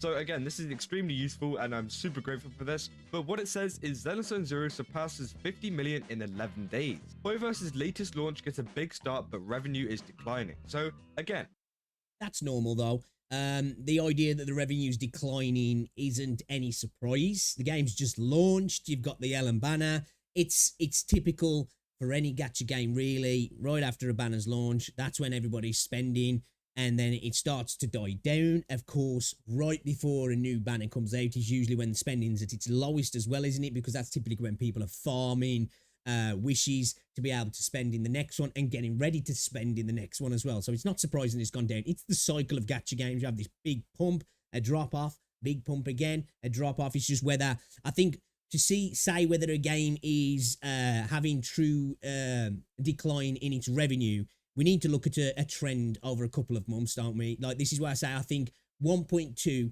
will be a massive thing for Wuthering Waves, where we'll be able to look and go, okay, is the revenue in an upwards trend? Is it in a downwards trend? Is it kind of static? And I think the same for Zenless Zone Zero as well. So it's kind of normal that it's declining. So I don't think that's any, you know, determining factor on how successful the game's going to be. I think we need to wait a few months to decide how successful the game's going to be, which I think it's going to be fine. It's going to be in the top 10 for the foreseeable future, in my opinion, and it'll probably sit in the top 5 for quite a while as well, if I'm honest. It doesn't look very good for Wuthering Waves here. I mean, you know, 50 million in 11 days is... See, I disagree with that as well. See, like, I think it's fine to compare the revenue of these games and compare them in whatever way you want to compare them. But I think when it comes to revenue, I don't necessarily think you look at something in the Huyo space and say it's made this insane amount of money, and then look at another game that's not made those massive amounts but still done really well, to say, well, that game that doesn't look great for this game, then it's failed, you know. Because it's like with game sales in the other genres, you know. It's like looking at a game that sells a few million units and go, well, Call of Duty sold 17 million. It's like, well, not every game's Call of Duty, and it's not going to be. And I think looking at the numbers in that way, every game's going to fail going against Huyoverse games at the moment, until maybe something changes in the space. It's just how it is. They're just the absolute pinnacle of the space, aren't they, really? So they're always going to be the big boys, and I think just having Huyoverse attached to the name of Zenless Zone Zero is going to make it earn more than probably what it would do. Not saying that I don't like the game, which I do. I think the game's really fun. But I think comparing it and saying, well, this game's failed then, isn't really fair, if I'm honest. Absolutely amazing. Don't get me wrong. I mean, this is literally half of what Wuthering Waves made in 2 months. So again, they've made a ton of money, and that's to be expected with a Huyoverse game, because Huyoverse are just massive. But the revenue declining statement... They just print money. If you stick the Huyoverse label on it, it's just a print money label, basically, isn't it? It's actually quite worrying. But is it that much of a big deal? Well, no, it's probably not, because Zenless Zone Zero is just in a natural kind of like downtime at the moment. Obviously, they've released the game, so now they're working on the next version, and that's just... It's just a normal revenue cycle for gacha games, isn't it? You're not going to have that continued spending throughout the month. It's just not going to happen. The banner comes out, everybody spends, it drops off, new banner, everybody spends. It's just the way it is. How it kind of goes with gacha games. I mean, Wuthering Waves is in the same situation. You know, they're in a little bit of a downtime too. But again, both the companies are working on future game updates, which again will bring up more revenue, will bring more players to the game whenever it actually comes out. But it says Zenless Zone Zero generated almost 52 million on mobile revenue on the first 11 days. And that's not even taking into account the the revenue on PC and on console, because this launched on PlayStation 5 as well, if I'm right, yeah? It did, didn't he? And obviously what's going to be a big boost to Wuthering Waves as well is when it comes to PlayStation 5. That's going to be a massive, massive boom for Wuthering Waves. And I would like to see the revenue for PC for Wuthering Waves, because that's going to be, it's going to take it up quite a lot, in my opinion, because most people I know play on PC, and I think most people who are probably playing on mobile now will be playing on PlayStation 5 when the game drops on PlayStation 5, because I just think the game's really not designed to be played on a mobile, if I'm honest. You peaked on the 5th of July. Now, obviously, this is all mobile revenue, so this is going to very accurately reflect what is going to happen on the gacha chart, because this is all taken off of mobile revenue. They only take it away from the Apple App Store and the Google Play Store, which in China, there isn't many people that actually use the Google Play Store. So obviously, take a lot of this information with a grain of salt, because there is a ton of people that use like stuff like Huawei Store and stuff like that, which will have a ton more sales than Google Play, especially in China. But what it says is Huyoverse's new action RPG Zenless Zone Zero generated nearly 52 million from gross player spending on mobile in the 11 days following its official release on July 4, according to App Magic data. I was actually surprised. I think with Wuthering Waves, Japan, if I'm right, was Japan the largest revenue spender, just above China, only by like 1% or 2. But I was actually shocked by that. I thought China would have been the largest one. I didn't know it was close. And I think even down to like the US, it was like 70, I think it was like 23%, 22%, 17%, 17%, something like that. Which is obviously making it a lot closer, which is good for the global thing because it means then that all regions are going to get listened to. But I was surprised that Japan actually pipped China in terms of the most spent, which I think will probably change because from what I heard as well, this is all just through the grapevine, that the spending has started to increase in China for Wuthering Waves. So the revenue actually peaked the day after Xenosaga 0 came out. Now, obviously, this is to be expected because a lot of people are waking up from different time zones, whether that be in Europe, whether that be in America, whether that be in Asia, getting up and then spending on the game. Or some people just had a little bit of time to think it over and whether they wanted a character. So again, it's totally to be expected that the revenue would only Came to the conclusion of what the fuck am I doing with my life, man? I was just about to put 50 quid down on a digital waifu. peak, after release. And what Big old spending on a prostitute. they say is players in China and Japan are responsible for the bulk of the revenue, which is, yeah, again, quite surprising, with China accounting for 47% of the players spending to date, and Japan making up 27%. So again, they I was actually quite shocked, and when I think about it now, I don't know why, of how much Japanese people spend on gacha games. But then I think about it, they are very big in mobile gaming anyway, and just with the culture in Japan, it kind of makes sense, doesn't it? You've got a lot of middle-aged men, 30s, 40s, who are like, single as well. So it kind of makes sense, really, when you think about it. But I don't know why. I was just shocked when I saw the numbers. I was like, man, I didn't think the Japanese would be really that hard into gacha games. But then it makes sense. It's anime, and, with the culture of, well, a lot of incels, it kind of makes sense. They've taken a massive chunk out of this. We saw with Wuthering Waves that Japan and the US actually took up most of it, but it seems like this is a much more China-heavy game, and obviously it's Hoyoverse, so there are going to be a lot more players, playing this game in China. And obviously it's super good for Hoyoverse because, China do have the most spenders and the most whales in their community. I would say out of all the regions, China. Yeah, I think that's true. I definitely think Kuro if they want to be successful in the long term, really want to try and corner a bit of a market in China. But for us, I hope it doesn't become too lopsided in the Chinese spending. Obviously, I want the game to just do well enough that it gets reinvested and I enjoy it personally. With all of these games, I'm not just talking about Wuthering Waves, I'm saying like an Andy, but with all of these games, that's all I want. I don't care about shareholders. But at the same time, I do want it to be kind of more balanced. Because obviously then we get listened to a little bit more, and updates will reflect everybody's viewpoints rather than just one region's viewpoints that kind of looks at games a little bit differently to us, or at least the culture of spending in games differently to us. Do have the most, but again, Japan taking up 27% is actually insane, and the United States actually ranks third for revenue, which is still good and proves how global that MiHoYo have been whenever it comes to advertising Xenosaga 0. So again, it's looking very good across the board, and obviously China taking up almost half of the player spending to date. Again, just insane. But it might be a little bit different with installs, as we saw with the last revenue chart. The USA actually had more installs, but the Chinese community was spending a lot more. That shows how much more they are spending, though. If US has got more installs, that means per capita people in China are spending exponentially more if they're becoming number one compared to the number 3 spending. That in itself shows the difference in culture in spending in video games, doesn't it? That's why I say, again, that split in revenue being a bit more equal is definitely better for us in the West because we're a little bit more adverse to spending in video games in places like China. And it says, looking at the global daily revenue on the App Store and Google Play, Xenosaga 0 peaked on the 5th with 7.4 million in consumer spending in literally one day. That spending has declined for 9 consecutive days, down to 3 million on July 14th. So yeah, as you can see, we got release day, which did pretty good. I mean, it made still incredible numbers. Still incredible numbers. About 5 million. Then it went up to 7.4 million, as it said. And now it's slowly going down with less updates, less other stuff. And I mean, they have been pretty generous this time with the rewards, but I probably would have liked to see a little bit more. But again, maybe we'll see some in the future. Maybe we won't. We'll just have to wait and see. And obviously this dude, I still need to get Grace, man. Revenue will probably go back up as soon as some big update releases or a new character gets released. Next banner comes out, that whole cycle will repeat again. Big peak. and then a slow decline back into the next banner. which I think is actually happening very, very soon. But this is the interesting thing too, is that it actually compares Xenosaga Zero to a lot of the other Horrorverse games on the release. And it says, however, as much as an achievement of 52 million may be for 11 days, Xenosaga Zero hasn't managed to reach the same heights as its forebearers during the same period after its launch. Genshin Impact hit 90.1 million from player spending, Insane. while Honkai Star Rail generated 108.6. Absolutely insane. One, you've got the COVID buff, and two, it was the first true sequel after Genshin, wasn't it? So I think that was a massive fact. And plus, Star Rail is an insane game, in my opinion. I just think, you know, there was so much hype because of how well Genshin had done.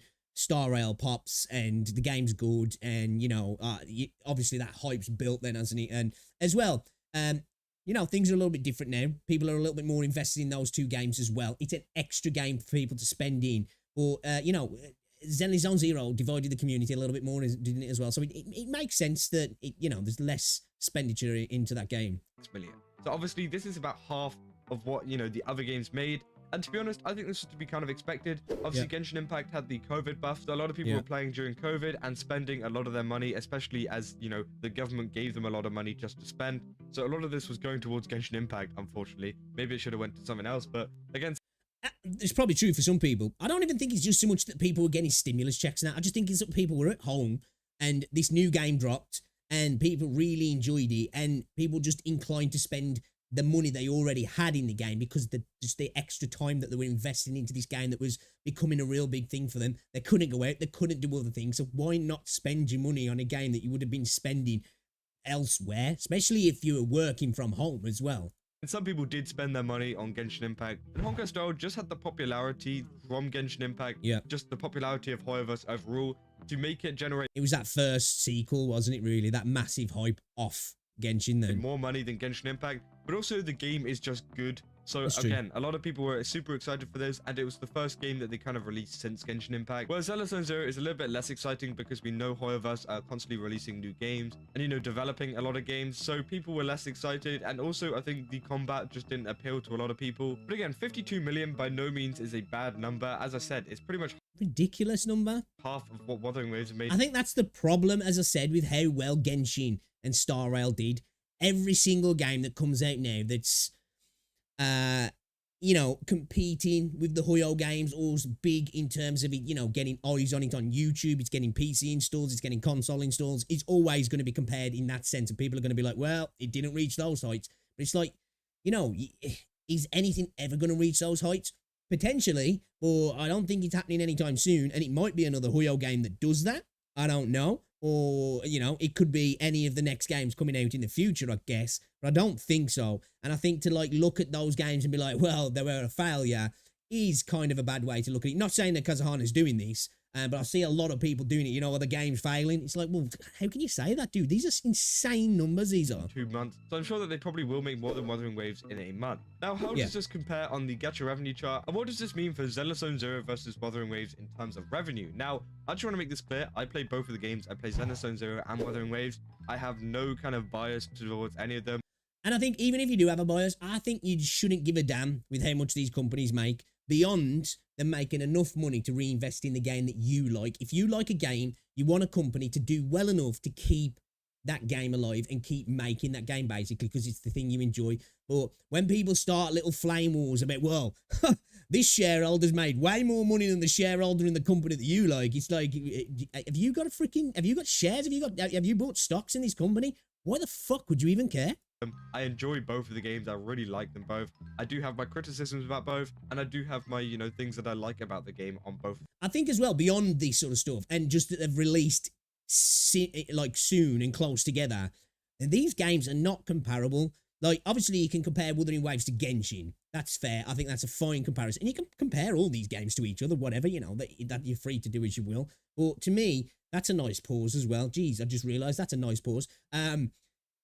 Zenless is more comparable to, like, Solo Leveling Arise, Snowbreak Containment Zone, I guess Punishing Grey Raven, whereas Wuthering Waves is a direct competitor to Genshin, you know, to Azure Premier League coming in the future, to Evanis to Nevanis, or Nevanis to Evanis, or whatever it's called, to Arknight Project, what is it, Arknight Enfields, You know, they're games that are more comparable in mechanics and all that sort of stuff. But I guess, you know, you can compare revenue because they've just released close to each other, haven't they? Games. But looking at some of the numbers, it seems like Zone Zero has actually surpassed Wuthering Waves. Which doesn't surprise me at all. If we think 50 million in 11 days, with the release date being the 4th of July, meaning that it was pretty much the start of the month, this is all revenue from the start of the month. So we're going to at least be seeing them up in the 50 million bit. Obviously, that is combined revenue with China, so it will be split out a little bit. But if we compare it to the combined revenue of Wuthering Waves, which is around 45 million, so they made about 45 million conjoined last month,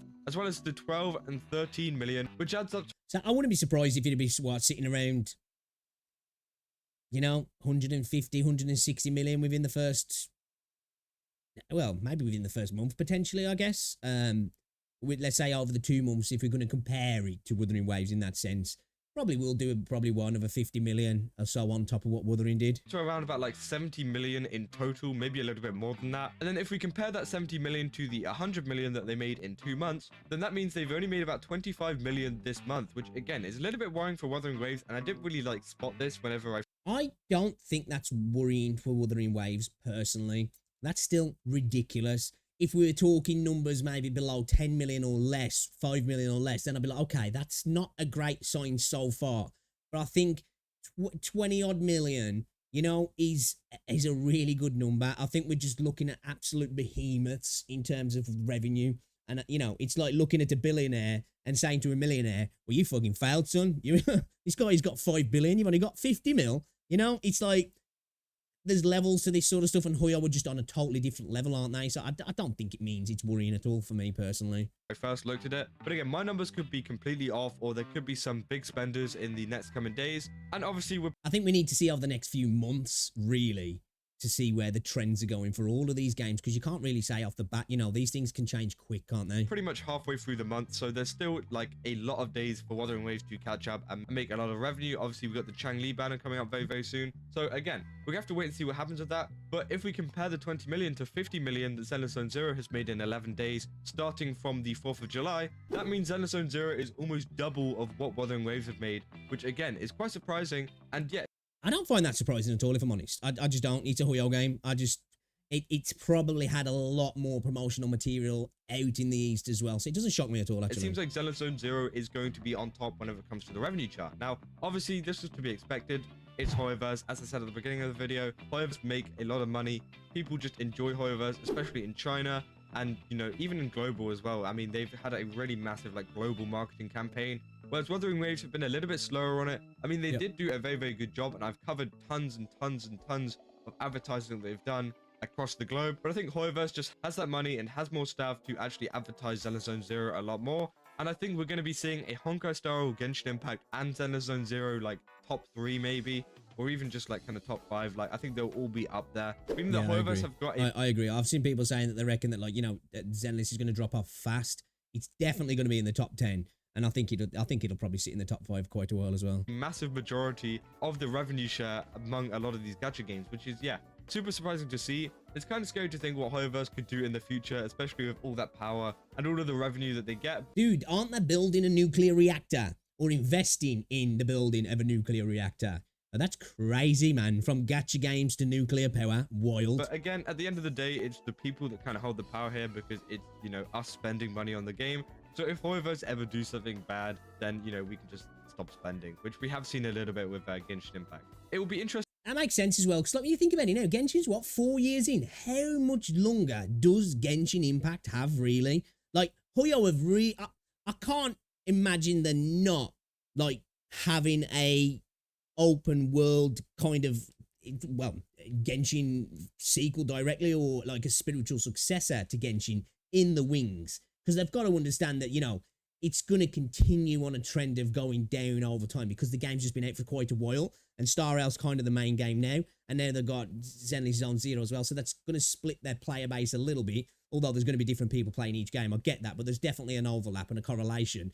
So I wouldn't be surprised soon if we see another game coming from Hoyo, or getting teased, getting ready for that, because, you know, how long does Genshin Impact have, really? Interesting to see where Wuthering Waves actually ends up on this revenue chart. Will it end up even higher than I expect? But again, it isn't looking very good for them, but it is looking very, very good for Zone Zero.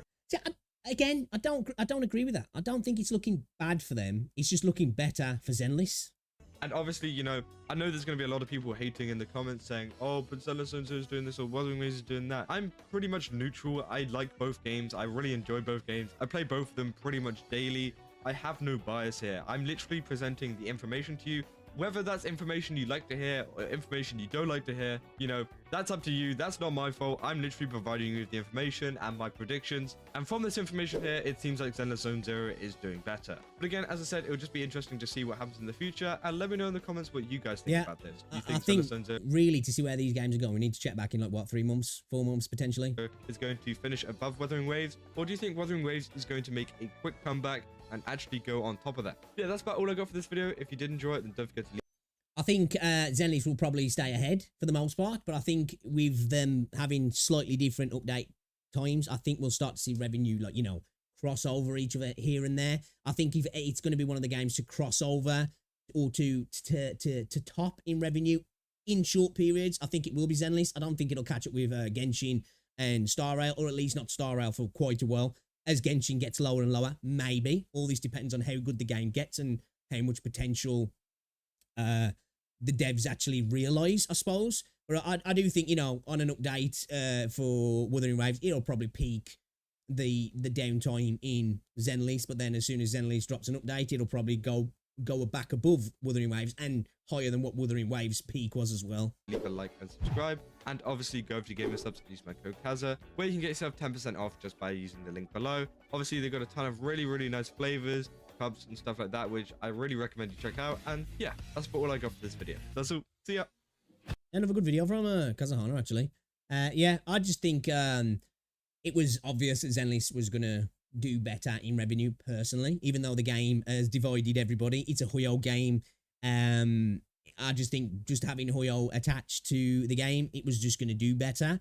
And I don't think that means that because it's doing better than Wuthering Waves, that Wuthering Waves is somehow not doing well, or we should be worried about Wuthering Waves. It's still doing ridiculous numbers. Whether that Kuro are happy with his numbers is totally, I don't know. We don't know that answer. But I feel like it's doing fine. And I guess we'll have to look back in a couple of months to see if the trend's going in the right direction. Of course, they're going to want it going up. But as I say, at the end of the day, I don't give a damn how much these games make, as long as they make enough to reinvest into the game and I can continue playing something that's fun. And if not, I guess then it was never meant to be, I suppose. But yeah, good video. Good video.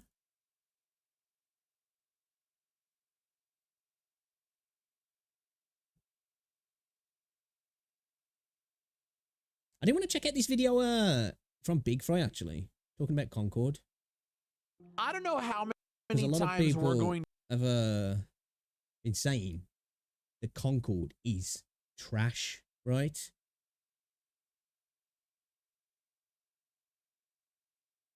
Right. Check out this video from Big Fry. Concord is already dead on arrival. I haven't really seen many positive viewpoints about this game. Haven't really watched any video. I've seen a lot of titles though.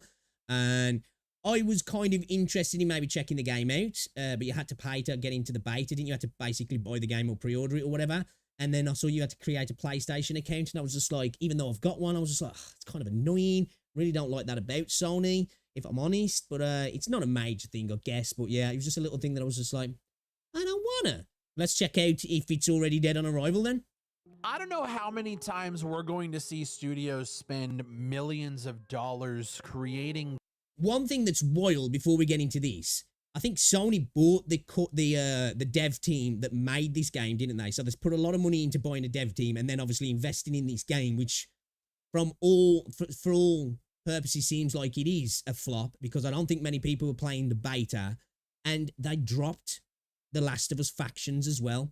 Because I think really because they didn't know how to potentially monetize it maybe. But it's wild that they dropped that, which would have just been a banger because of The Last of Us fans, and the factions game before was really fun to play. So having a standalone multiplayer game in The Last of Us universe would have been absolutely fire. It would have been a banger game. It probably would have made them a ton of money even if they didn't have that many microtransactions in it. I think it would have just done really well for them. To then come on to something like this and to have it fail, it's kind of like, well, I guess you deserved it, really. Games that nobody wants to play. In the case, That's a ooh. Ace of Concord, which is the new first-person hero arena shooter. This game was being developed by Firewatch. Do you know what this game looks like from what the gameplay I've seen? It looks like the kind of game you see in the background in a film. You know when there's a film and they're having somebody playing a video game or something, but they don't actually want to pay for the rights to use a real game in the film. It seems like one of those games, you know? I don't know why. That's just kind of what it looks like to me, kind of like generic sort of slop, really. Studios, who was acquired by Sony, I believe, last year. Yeah, that was it, yeah. This is the culmination of millions of dollars spent, so many man hours into a game that, in my opinion, has so many good things going for it, from the polish in things like the UI, the actual visuals themselves, the sound effects. Also, it's, as I was saying, it's slop in terms of generic. It's not bad looking, especially on the characters. Like the facial animations on some of the characters is insane. I think they look really good. But just looking at the gunplay, man, and the actual gameplay loop itself just doesn't look all that fun, if I'm honest. The cinematics that we're seeing in this game, like, you can tell this is a AAA huge production with millions upon millions of dollars spent, wrapped up in a game that is... And I think worrying about that sort of stuff in a shooter, a PvP online shooter as well, which seems like that's the main part. I think it's got a story to it, but I don't think it has a campaign story like mode, does it? Like, you know, there's not like a story mode and then the multiplayer. There's a story to the multiplayer. I think to spend all that money on cutscenes and the story is just kind of like, why? Because if the gameplay doesn't bang, who gives a fuck about the story in a multiplayer game, really? So uninspired and so generic, and in my opinion about 10 years late to the party, that I have to wonder why it even exists in the first place. If you're watching the gameplay, do me a favor, squint your eyes, and then I'm gonna throw all these other games in here, and it looks exactly like all of those games. Hero shooter, crazy quirky character. Just less fun though, you know? It's trying to be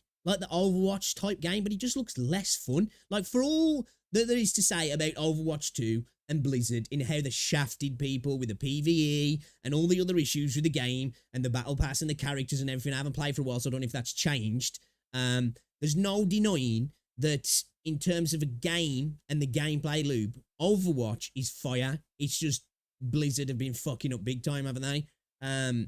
So yeah, just looking at it compared to something like Overwatch, it just looks nowhere near as fun. Nowhere near as fun. Hey, what's up, Sutsa? Characters, they, them pronouns. Yeah, that's weird as well. Like, why are the... Like, a Sweet Baby ain't been involved with this game. Because, like, why the fuck would they do that? Like, I don't understand that. Like, it's like they're desperately trying to force these new cultural... well, norms, shall we say, you know, the cool thing to do now into these sort of video games. And at the end of the day, the type of audience that they want to court for something like this is young men. You know, it's going to be young men who are going to look at the pronouns in the game and be like, what the fuck, bro? Like, why even have that in the game? So you can, this is what I was talking about, the other stuff just with Hoyoverse, when it came to the whole issue with the characters, races.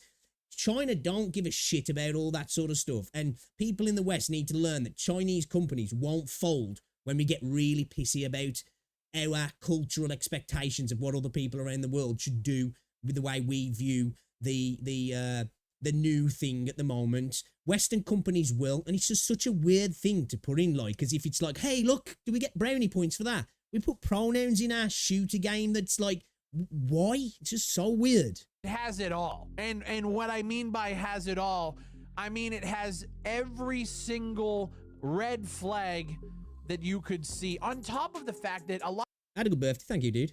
of people have been comparing this game to like Overwatch, Paladins, and all these crazy other hero shooters. But the difference is Concord is $40, $49 Canadian if you buy the standard edition. And yeah, that's what this game, as soon as I saw gameplay, screamed to me, free to play. And I don't even think it would have been a massive success free to play, but I think it would have got a decent amount of people trying it out. But yeah, you know, I think it's 35 UK pounds. I think I could be wrong. I think it's about that, $34.99. Just ain't paying for that. It just ain't gonna happen, is it? Especially now I've seen how dead the beta was. it's just a waste of money now to spend this on launch to play a game that you know is going to be dead on launch. So I think this game is going to go free to play very quickly after launch. You know, a full-priced fucking game if you buy the supporters. So they're not only uninspired, generic, and like every other game on the market, all those other games on the market are doing it better than this game does, and they're free to play, which is an incredibly hard.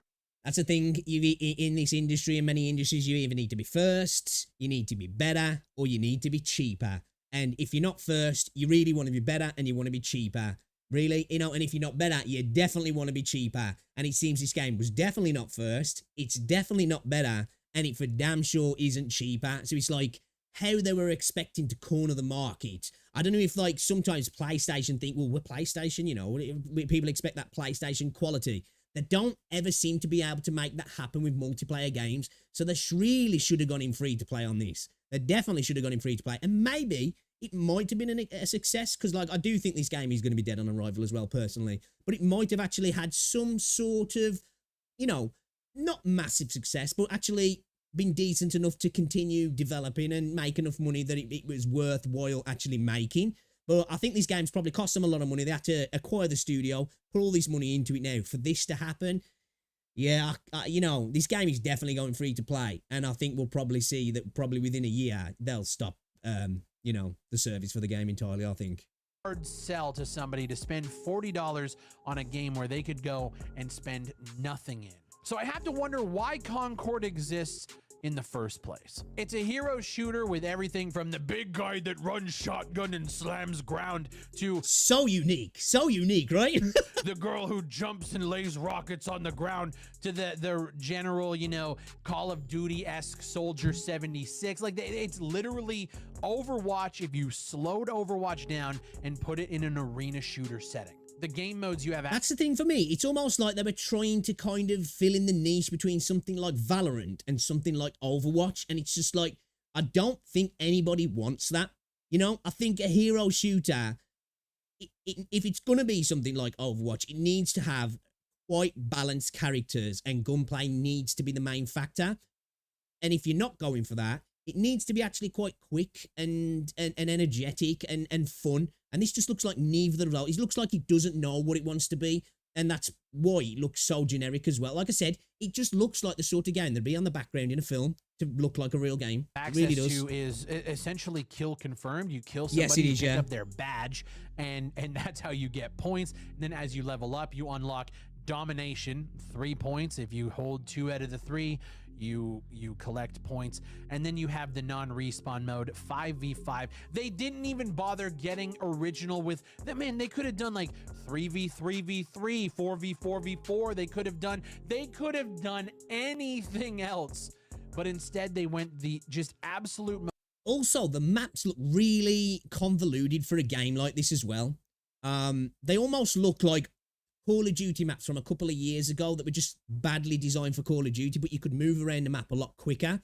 Because map design it's beyond the actual gameplay loop itself and the mechanics of the gunplay. It's incredible. It's probably the second most important thing in a multiplayer shooter, isn't it? And just the way this game seems to work, the maps just seem trash for this kind of game, if I'm honest. I know they probably didn't want to go down the route of you know, the payload kind of situation, because then it would be just like Overwatch. But I think that's better than having these sort of maps, because these just look trash, man. Most generic route possible with every single thing about this game. The one thing that I actually do like about Concord right now is their cinematic quality. It is. I will give that. The cinematic quality is insane. Even in the menus, like when you're looking at the facial expressions and the animations on the characters, they're top tier. They really are top tier. But then again, though, this is what I said. You're spending all that money on a story in a multiplayer-only game, which is cool to have a story in a multiplayer-only game. I'm fine with having some sort of progression to the world and the lore. But do you really give a shit about that? If the game's trash, who gives a fuck about progressing in a story in a multiplayer-only game? It's like, who cares? Fantastic. Now, you could bitch about the writing, you can bitch about the quirky characters, you can bitch about the they them fucking pronouns, you can bitch about all of that. It is weird though. It's like, I get what he's saying, you know, it's not a major thing to be annoyed about. But it's just this weird thing in video games now where if look at it like this, they're putting energy into these things that do not matter to their audience that they're trying to capture to get brownie points from the media and from people who probably don't give a fuck about playing their video game, you know?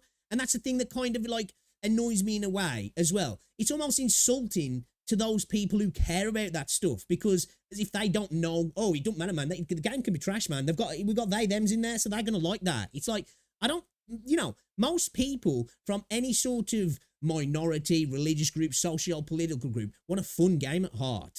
If the game's not fun, who gives a fuck if it caters to your activist mindset? I think only like media activists really give a shit about that sort of stuff. The rest of the game is just gonna be like, yeah, game's trash, moving on. That, but the quality level at which they are delivering these cinematics, I have to give them props for. It's something like, as a small, very small dev team, we would love to be able to get to that level and deliver that kind of quality. But the one like big selling feature of Concord is that they're going to be coming out with these weekly or bi-weekly cinematics that give you more backstory. And I bet you now, after the way the game's going, that will not last more than a month, because that's going to be incredibly, obviously they're going to have a backlog of these things to pump out for the first month or two potentially. That is not going to last, because they're going to be paying voice actors, they're going to be paying a lot of money to cinematic directors, for music, for obviously you know, freaking bloody artists, all that sort of stuff. That is not going to last very long at all. Like I say, this game is probably going to be dead on arrival, so that is going to be one of the first things to get trashed, I'm telling you now. In lore about these characters, so you guarantee month one you'll be getting these cool cinematics of like, look how cool this universe is. By month two, it'll be a little text drop of, oh, the ship crashed, so and so's dead now, we're getting attacked by the new forces, some shit like that. I don't know what the universe is about, but you know, I'm just saying that, like, yeah, I cannot see that going past the opening window of the game. The same vein as something like Apex, or, you know, something like even Rainbow Six, where we, unless it is something like that where there's maybe a little 30-second trailer put on their YouTube channel potentially, maybe, and the way they get a little bit of money back is off ad revenue or something. Get cinematics every season or whatever. This game wants to do it way more frequently and give not you happening. the lore and the backstory. Just gonna say why no, we should not care happening. about these characters. And like, I will say, cool. I don't really consider that a selling point, because No. I'll be honest, the way these characters are going and the way it's being built, I'm going to find out about which. I will give them props though. The facial animations are top tier. Like, whoever was working on that, give that person a raise, or get them in a studio that's making, like, you know, a AAA story game, because they deserve to be working on that sort of stuff, not something like this, in my opinion, because they've done a really good job there. This sort of stuff does not matter in a multiplayer shooter, in my opinion. Characters are fucking one another on a ship here in the next couple of weeks. It's just going to be a bunch of pandering garbage bullshit. But like, aside from that, I have to give them props on the quality level. And as well, just for the fact of talking about having that stuff on the characters, you know, they, them, pronouns and stuff. How what's the guess that a lot of these cutscenes are going to be incredibly pretentious. I just feel it, you know. There are going to be so many cutscenes that are probably just, people are going to be like, what the fuck was that? What was that all about? That they're delivering this. It feels like it's like some sort of like Guardians of the Galaxy, but in this own little Concord universe. The game itself is as generic as it comes, and is in a whole heap of trouble if the Steam charts are anything to go by. For the free beta that is out right now, the game has had an all-time peak of 2,300 players, meaning that's wild from a company like PlayStation, isn't it? That's wild. And I think, do you know what's probably not just been a big factor to that? The game looks generic. You've got to pay for it, but you've got to create a PlayStation account as well. People forget, a lot of people on PC hate that fucking shit, you know? I've got a PlayStation account, but when I saw that, I was like, why do I have to do that, Sony? I've got it on Steam. Why do I have to create a PlayStation account? Is it so you can get to your shareholders and say, look how many PlayStation Network users we've got? Like, it's just it's kind of annoying. It's like an extra little thing that's just like, why? you can't even get people in the door if it was free. The game's gonna cost $40 US at launch, which means you're probably not even going to capture a fraction of what you're seeing in this beta, because I don't think people actually give a shit. The game is essentially dead. At this point, I'm calling it a year from now, Concord is going to die unless they make a huge pivot. I don't even think going free to play I don't think it will save it going free to play, but I think it's all they can do. Because when it comes to a multiplayer game, whether it's like a first-person shooter like this, you know, whatever, an extraction shooter, a battle royale, if you see the numbers are low, you know, if you pay attention to that sort of stuff. I know there's a lot of gamers who probably don't, but I think people do on PC, definitely. If you see the numbers are low, you're not going to buy into that game, especially when you know that the game, your enjoyment in the game revolves around people populating the lobby. Why the hell would you then invest into the game? So it's just a compounding fact. It's like a snowball rolling down the hill. It's just going to pick up speed because people are just like, well, I ain't buying that. No one's playing it. And then less people are buying it. So less people are playing it. And it's just going to get to the point where they have to go free to play, or they're just, you know what, fuck it, it's failed. We'll just hope that maybe the odd person here and there doesn't look at Steam charts and buys the game on sale or something. Play at this point is a hard enough pivot, because even if it's free to play, now you're on the same level as all of these other titles, but you're still not doing it. I hate making accounts for games anyway, but I really it's difficult to avoid now. I totally get it. And, you know, a lot of games on PC still do kind of make you do that. But it's just frustrating. It's just like, it's an extra thing added on to all the problems with this. It's just like, I don't really want to mess with this, if I'm honest. Yo, what's going on, Matt? Oh, have you played this, have you? Is it bad? Anything to differentiate yourself from the crowd. You could have done such unique game styles here where you're landing on planets. It's like I say again, and I've just said this, but it's so wild that PlayStation allowed Last of Us factions to get canned after like stringing us along for a couple of years. And this is from somebody who didn't even buy The Last of Us 2, but I would have definitely, if I had to buy the game to get into that, I don't think it was going to be separate, but I would have bought that to play it. Even if I had to get a PlayStation, I might have actually done that. They canned that to buy this company to invest into this. That's just like, talk about the biggest fumble, you know? That's like a 10, you know, you're at the club and a 10 wants it, and then you end up fumbling it and getting off with like some 20-stone freaking mammoth that looks like Gorlock the Destroyer, you know? It's just wild, man. Trying to capture resource points, let's just say that, and there's 3 different teams. Let's say you're playing for different factions and you want to capture these resources, and you could have taken a page out of Helldiver's book where there's a global war going. You guys just did nothing. It's just a 5v5 fucking domination game mode with they-thems for $40. And this is coming from PlayStation, the same company that canceled Last of Us Factions exactly because they couldn't monetize it enough. It did exactly. It's just mind-boggling to me, that is. Like one of the most beloved IPs in PlayStation's history nowadays, really. You know, like there's been some amazing IPs over the years for PlayStation, but Last of Us is like, even now, even though I didn't play The Last of Us 2, The Last of Us for me is still in my top 10 all-time favorite games. Amazing. And the idea that they would can that for this, yeah, it's just beggars belief, bro. It didn't have the bones to make enough money. They literally acquired an entire studio and funded this. When will one of these companies wake up?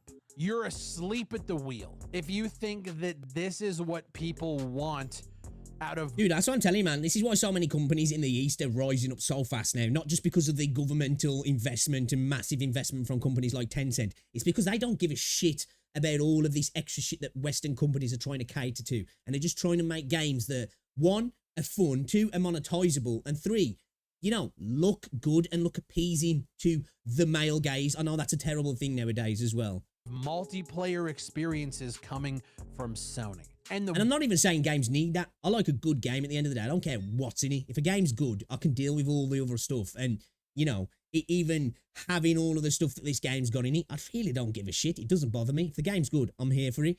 But, you know, it looks like this game's got all of those issues and it's not very good as well. Worst part is the game itself isn't that bad. It's nothing to write home about. It's just mid, isn't it, though? Definitely nowhere near the worst game I've played. And I can't really say that it's mid because I haven't played it. I am not one of those gamers going to say, a game's trash. I haven't played it, but it just looks mid. You know, it just looks so generic. And it seems like the general consensus is that that's the case. And I won't follow that up by saying, well, it obviously is, because I'm definitely a type of person. I have to try something and play something before I'll even say that.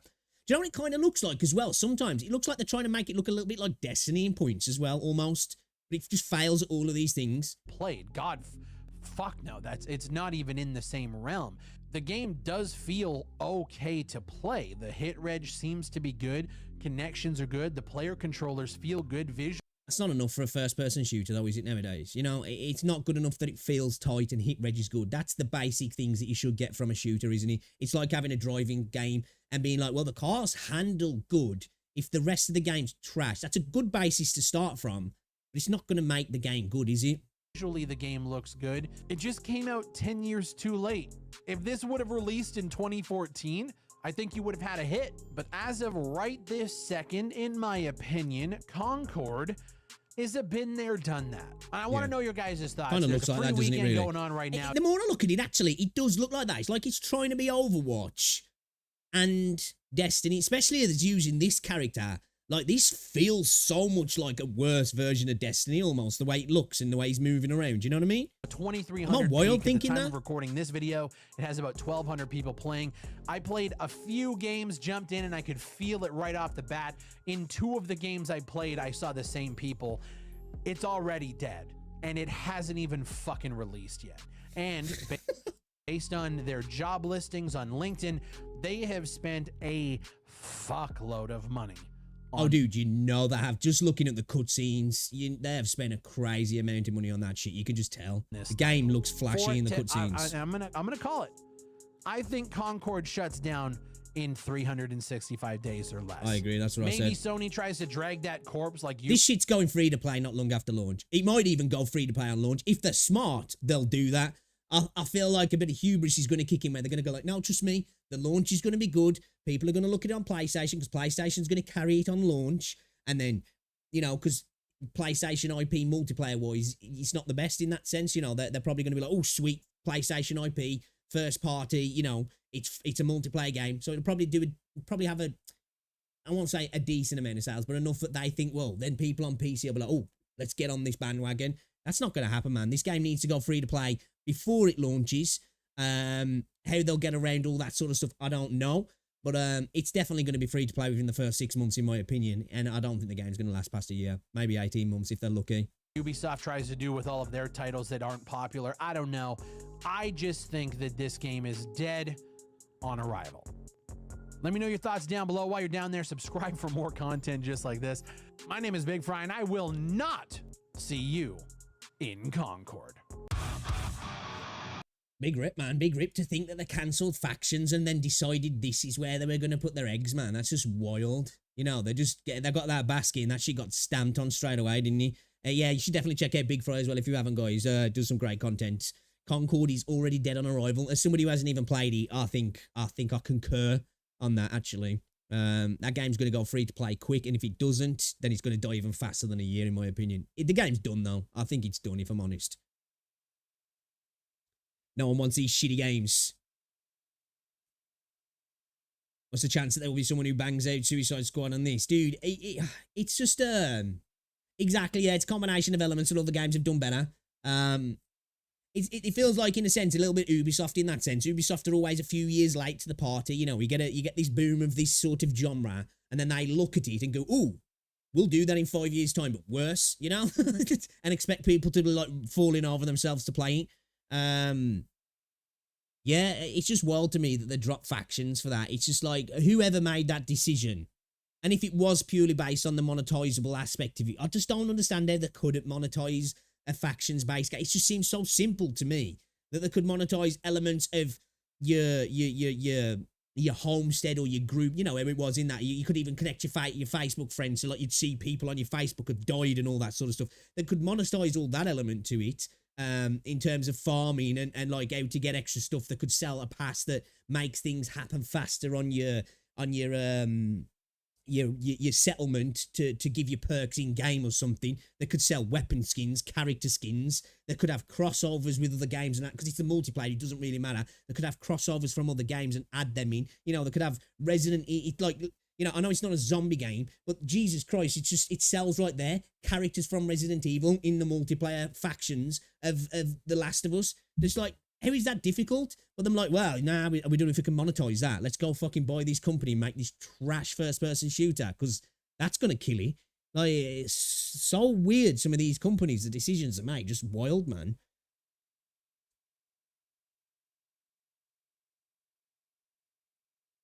It's almost like these suits don't play video games, isn't it? It's crazy for Sony to do it as well, actually, because, like, as I said, Sony kill it on their IP. Well, I think, do you know what it is? It's complacency. And I'm going to blame Xbox here. And I was like, wait, what the fuck's it got to do with Xbox? Because Xbox has fell off so hard in terms of competing with PlayStation in the stuff that they put out. It's allowed Sony to become really complacent to do this sort of shit. Because the way it's been for quite a few years, and not so much in the Xbox 360 space, but you seem to be like, Xbox was a bit more multiplayer orientated, wasn't it? And PlayStation was more like really good story-based single-player games, and you got good shit. And I know that Sony have been lacking that for a while, and they want that, they want their, version of a Call of Duty game to be able to just rake in a shit ton of money, because now, especially with Microsoft owning Activision Blizzard, they need to make sure that they try and corner a bit of that market. But then they do it with this. It's like you've got, and everybody knows as well that new IPs never do as well as, IPs that have, like, got themselves set up and are known. Like, The Last of Us is a massive IP for PlayStation. Like, why not use that world to create a multiplayer gaming? Like, it's just like a home run, isn't it? Like, to decide to, like, nah, we're going to go down a new IP route and invest a shit ton of money into it. And that's going to somehow compete with things like Call of Duty. It's fucking mental, man. I'll tell you what game looks way better than that. That I think is going to be free to play. That I tried to get into the playtest for, but didn't get into. Is that Fragpunk? That game actually looks kind of cool, Game actually looks kind of cool.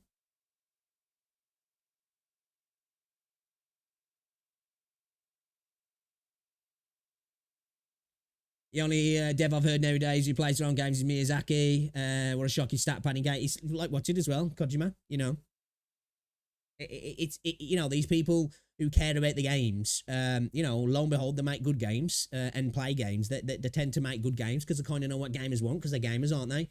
This is a problem where I said as well, when you let suits and you let political activists, like these Sweet Baby get involved in games. I know it's kind of like the cool thing to rally on them at the minute, but apparently they were involved in this Flintlock, weren't they? And that seems to have had a bit of a floppy launch. I still want to play that game.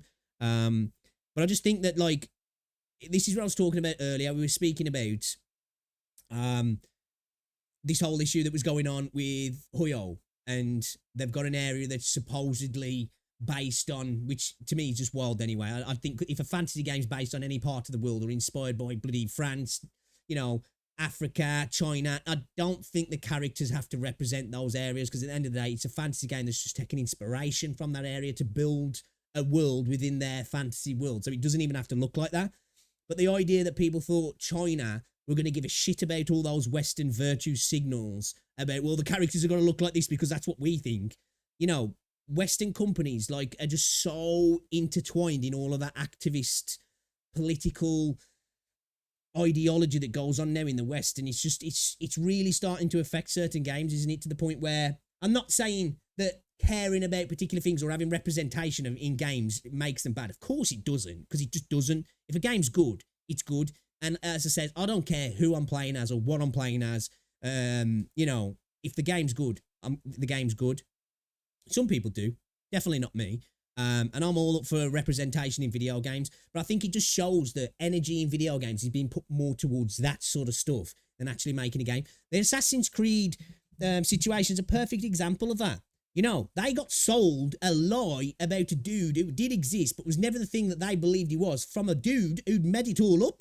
You know what I mean? And now we've got Chinese MPs investigating Assassin's Creed for, like, cultural sabotage of Japanese history. And in this desire to try and appease, like, ideas that we have in the West, we've actually got, not we, because I ain't involved in that shit. You've got Western corporations offending other cultures because they're so desperate to look like they are the good guys in all that shit. And they end up kind of being the bad guy because, they can't just create new cool things and have representation in these new cool things. They've got to try and change things that are already existing, which is fine by me. I don't give a shit. But some people do care, and the Japanese, one thing the Japanese care about is their culture and their history, don't they? So start fucking around with that shit. You're not going to please them, especially when it's all lies, That's the thing. All that shit about that, I don't know what the fucking dude's name was, but it was all made up by a dude, you know. Like, that dude did exist,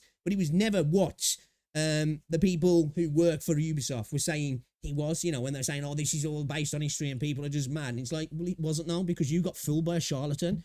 Wild, man.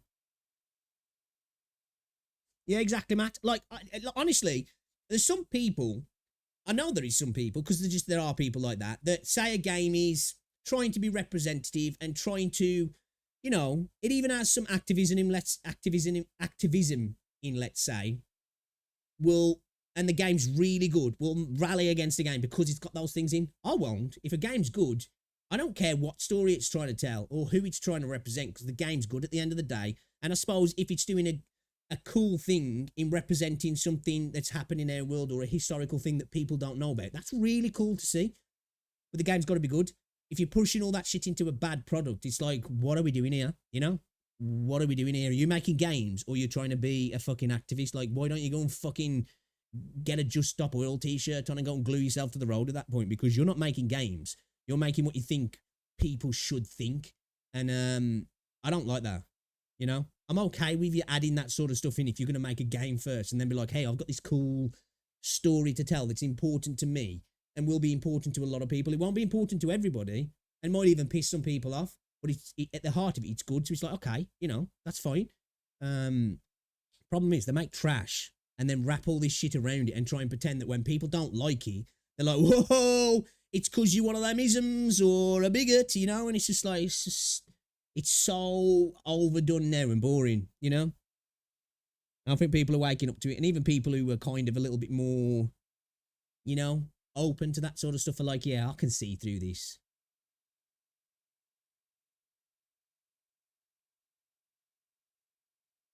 Dude, I swear, I need to stop, man. I'm turning... Jesus Christ, that scared the shit out of me.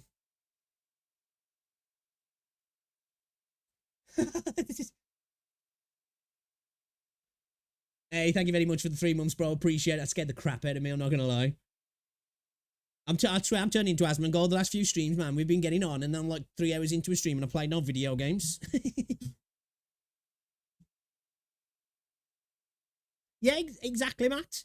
I am totally cool with like even a political message being pushed in the game that I disagree with, because at the end of the day, I love games being a vehicle for art, being a vehicle for history, being a vehicle for social, cultural issues, whether past, present, potential future, contemporary things that are going on now.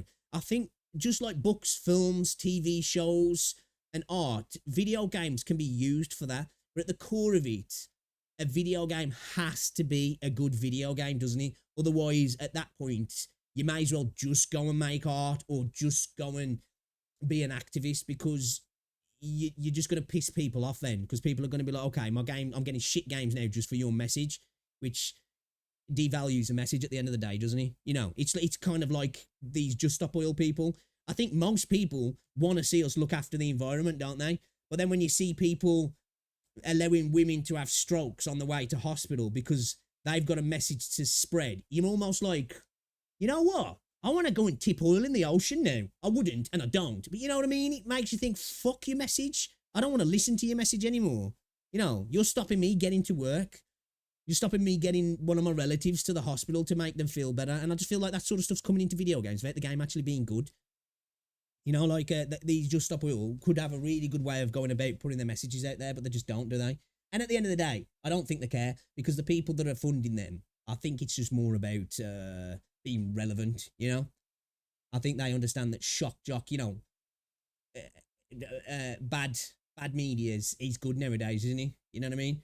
I like a good meme, but it's like, dude, that Hawk Tour girl, was it Jake Paul's fight? Now, I don't give a shit about Jake Paul, but the idea that, because she said, yo, a good way to keep a dude is spitting on his dick, and that she's actually making crazy amount of money off that now, it's just wild, man. It's wild, innit? It's like, what? Yo, we are in the last days of Rome, really. Like, I'm okay with stuff being funny, and I'm like, you know what, memes are funny and all that, and it's cool. But then when people start making a living off that sort of thing, it's just like, what's happening, man? What's happening? Yo, what's going on, the Stone Bud? You been taking the time off from YT? Okay, fair. Sometimes you gotta do, bro, man, you know. the internet is a crazy place. It's not good for your mental health sometimes, and sometimes, you know, life just gets ahead of it. It was, oh, Joe Biden stepped down as well, yeah. He's out of the race, yeah. I think we all saw that coming, to be fair.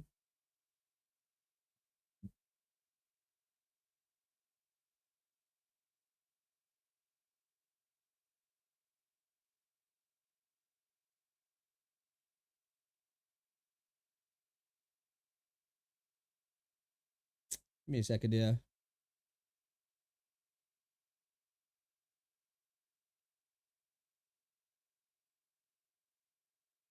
Yeah, it is. It is, Studsa. It really is.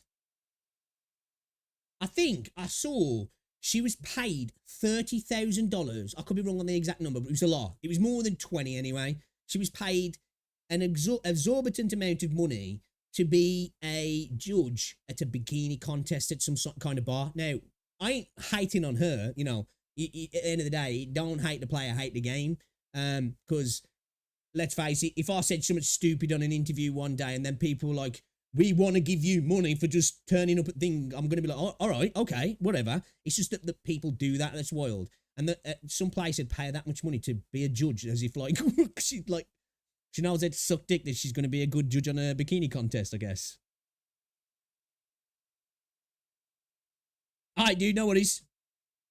But you're making content, you mean, or you're back like just being on YouTube?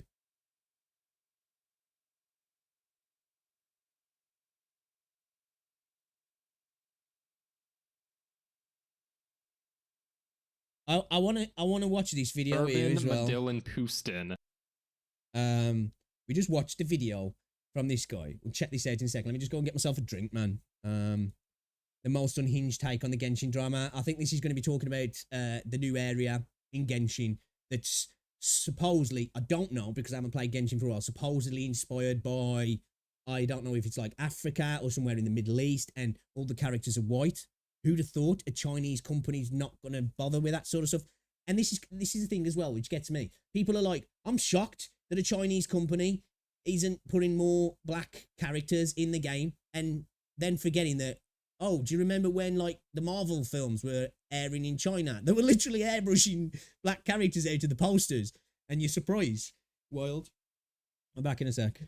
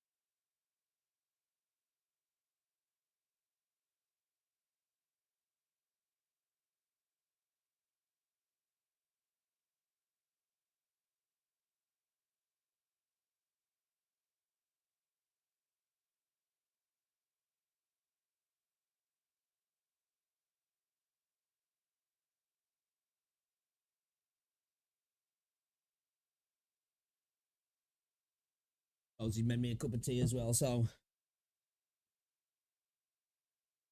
All right, let's see what this video is about then, shall we?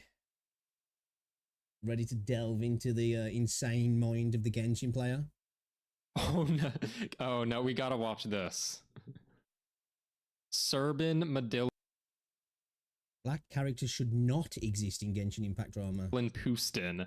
Black characters should not exist. All right, here we go. It's our guy. Now, that's a clickable title. Hello, guys.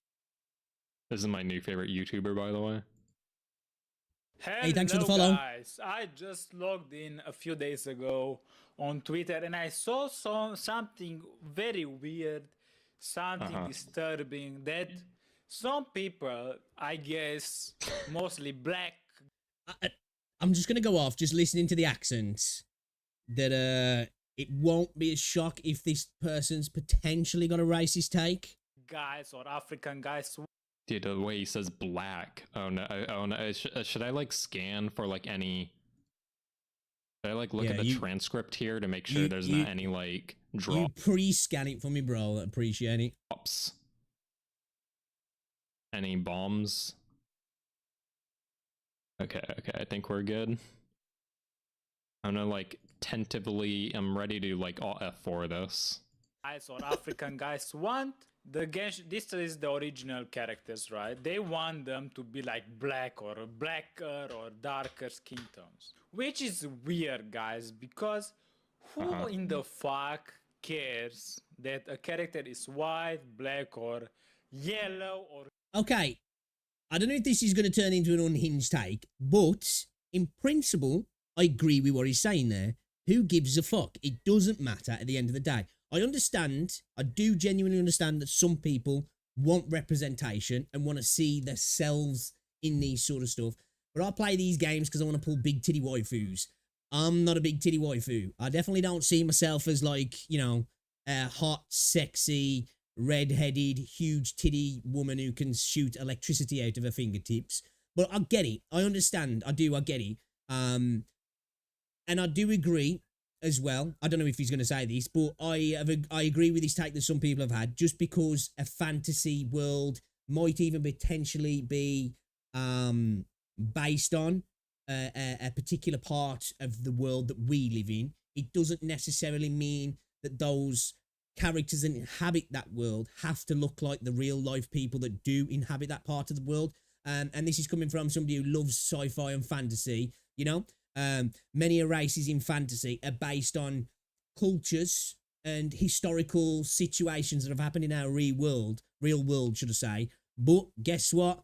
Elves aren't real, you know. Orcs aren't real, you know. Goblins aren't real. You know, there's lots of races in things like sci-fi, Star Trek, for example, that are kind of based on cultures within our own world. You know, just look at the Federation and the Romulan Star Empire.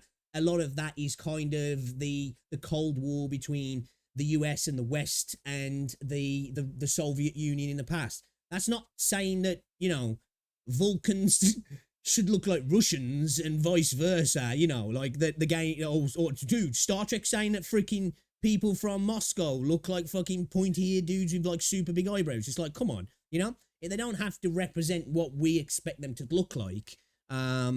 I think that's just kind of like a really generic way to look at how fantasy should be. But I also understand from a different standpoint, people would like to have some representation, and there's nothing wrong with wanting characters that look like you in a game. But then I think we've got to understand these are Chinese companies that do not give a damn about the Western values and the Western culture and the Western idea of what's should be and what is and what isn't nowadays. And a lot of the people who get mad about this stuff have been, you know, joyous about the way the world is going at the minute, you know, in the terms of the West doesn't have this hegemony of entertainment and power. Because let's face it, you know, the world is changing now. Like, countries like America don't necessarily have this grip in terms of entertainment and social political viewpoints. You know, really, everywhere in the world doesn't really look to America as this pinnacle of how to live so much nowadays, do they? Where maybe just 20 years ago, 30 years ago, it really was. Everybody wanted to live the American dream, so to speak. And with the rise of Chinese corporations and corporations from places like wherever, you know, wherever it might be, they don't subscribe to the same cultural viewpoints that we do. And these companies are not going to fold like Western companies when people demand representation in particular ways. Western companies will fold like a cheap deck chair in terms of, like, you know, making sure that they don't get cancelled and that there's the media are not against them. Companies like Huyo are just not going to give a damn because they make most of their money in China and they just don't give a shit about all of that sort of stuff. So they're going to appease that group of their community more than anybody. But let's see what this dude's got to say, because just listening to him, I feel like the take's going to get a little bit unhinged. Yeah, I agree, KD. You know, and I just don't think that's going to change either, really, if I'm honest, because they want to appease the Chinese audience. And that's why, if you look at, like, even a lot of films that get launched in China, black characters and actors tend to be, like, reduced in where they are on, like, even the posters and stuff. You only just got to look at, like, I think it was the Marvel films, wasn't he? You know, a lot of, and was it Spider-Man or something? I don't know. It was a couple of things. Star Wars as well, I think. You know, a lot of those characters, if not airbrushed out, were really reduced in size because, you know, I'll leave you to come to your own conclusions on that sort of stuff. Or green or whatever. This, guys, it's a game. Did he just say yellow? I don't want your fucking political... You can't say that, Serban. This guy is definitely Eastern European. Eastern Europeans are like omega racist, actually. I'm not disagreeing. But I think as well, for us to just take that take, it's kind of like, aren't we being stereotypical by saying something like that? I think we are. And I think it's fair to say that he did add green in there as well. I think he was just making a general statement in, you know, I get what he's saying. I get what both people are saying, though. You know, you got to be careful. Game.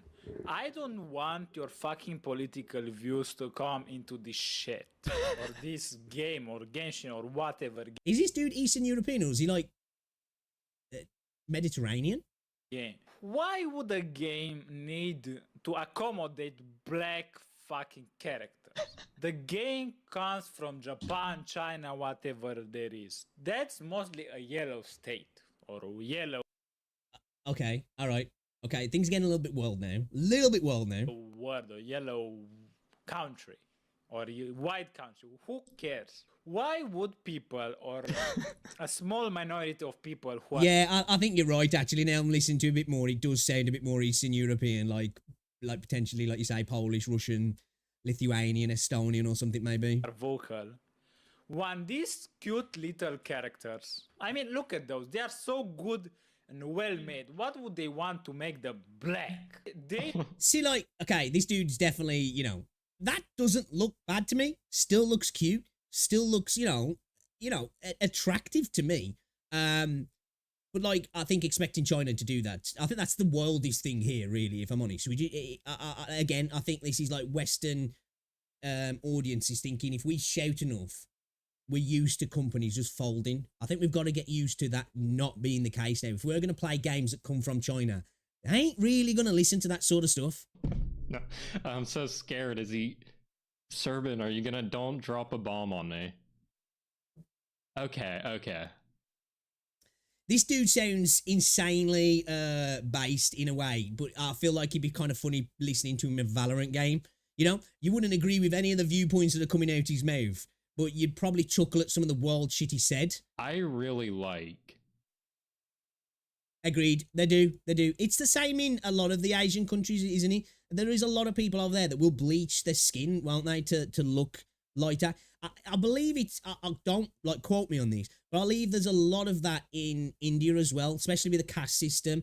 That lighter skin is seen as more... I don't know the word I'm looking for, you know, as more as an appealing thing to look at, which, you know, is sad that people think like that.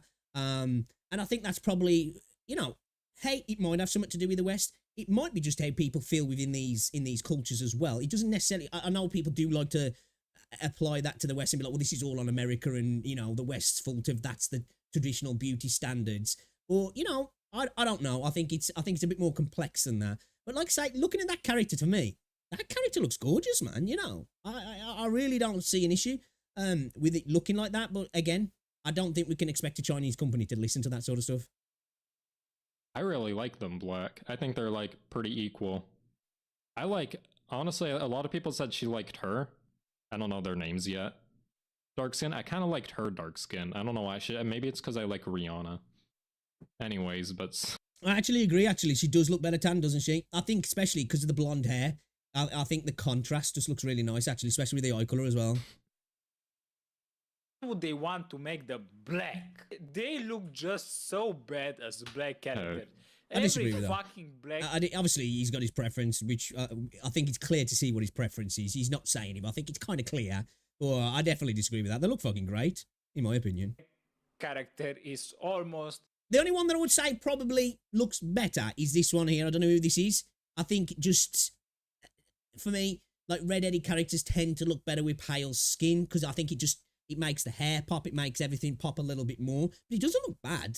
But I think this one definitely looks better tan. I think this one does as well, actually. This really doesn't make a difference because it just looks like that could be a character in different light, if I'm honest.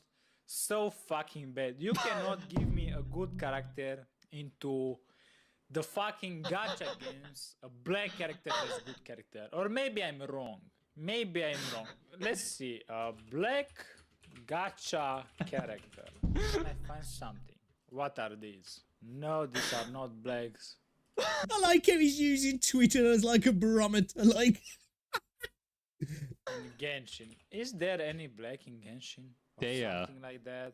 Whatever. I don't Let's think there go is to there? original shit. So, guys, who are these retarded people who are writing on Twitter or taking I'm thinking that it's definitely like Russian or you know, like you say, Polish or something. They are the roles on the R the there. time of their day to post about this? I mean, look at this shit. Again, that looks actually. I was talking about the red hair and the light skin there. That looks great to me. That does. Why would they be She's I think she looks good. Yeah, I agree. black? I mean, sure, they could make some characters Agree, Matt. He does, doesn't he? That one, yeah. black and make them It's good. the way he says black as well. That's what's cracking me up. Dude, like, says it like really viscerally, doesn't he? But if that's the idea of the character, there's Okay, he's not racist, chat. I was saying that he sounds racist, but he's not. He just said they can make them black and make them good. To be clear, I think he's all culpability I think's lost. He did give some plausible deniability there. idea of the character. There's the design. Why would they switch it so they have diversity? Because I don't know, man. Diversity is fine for people who want to do that. But if people don't want to do that, don't tell them they need to do diversity. Diversity is something that maybe you want to do if you're mostly played in black countries like America or whatever. But in China, Yeah. in Japan, You know, I think what he's saying there is true, in the sense that, because I'm guessing like he's saying about China and that there, he's right. Those countries don't want that. You know, you're talking about countries that are homogenous, very homogenous, and I think they want to stay like that as well. You know, hey, maybe I'm wrong, and maybe some Chinese people watching this and people within the powers that be will be like, no, that's not what we want. But I don't get that vibe. You know, I love Japan and I love Japanese culture, but Japan is very much like that as well. I think younger people are starting to change their viewpoints a little bit, but they're very homogenous countries, especially in Asia, aren't they? And I'm not saying they don't see other races as less. I'm not saying that, but they're just very homogenous, aren't they? And you can't expect them to think the same way as we do. So I've got to admit, on those points, he is speaking facts, really. And he's not necessarily saying he's got a problem with it as well. It's just the way he's saying it. He's being quite, you know, that makes it sound like maybe this dude's probably got a problem with it as well. I don't think the majority of people are black. 100%. I mean, let's see. Okay, we're gonna get some stats here. Okay. China black percentage. Is there something like that? He's a stats man. First thing that comes up is China black. Touch people. Let's see. So the population of China is 1.4 billion, and pre-pandemic black people made up about 500,000, True. or about 0.04% of the population. So I'm not even gonna lie, that's higher than what I would have thought. But China's such a big country, isn't it? That, you know, it's it makes sense. Why would they need to make these characters black if most of the people are white? Please illuminate. I am I mean, I don't think they're white in China, but fucking white, but I don't care. I will play this game because I like the game, I like the playstyle, I like the story, I like whatever it is. Not because the character is black, white, or yellow, right? So let me guys know what you guys think. wow. Is this something that you care? Is this something that you don't care? Like, man, this might be a real hot take here. People really might not like these, but I can't disagree necessarily with what he's saying. The way he's saying it is not exactly, you know, how we would probably say over in the West, PC.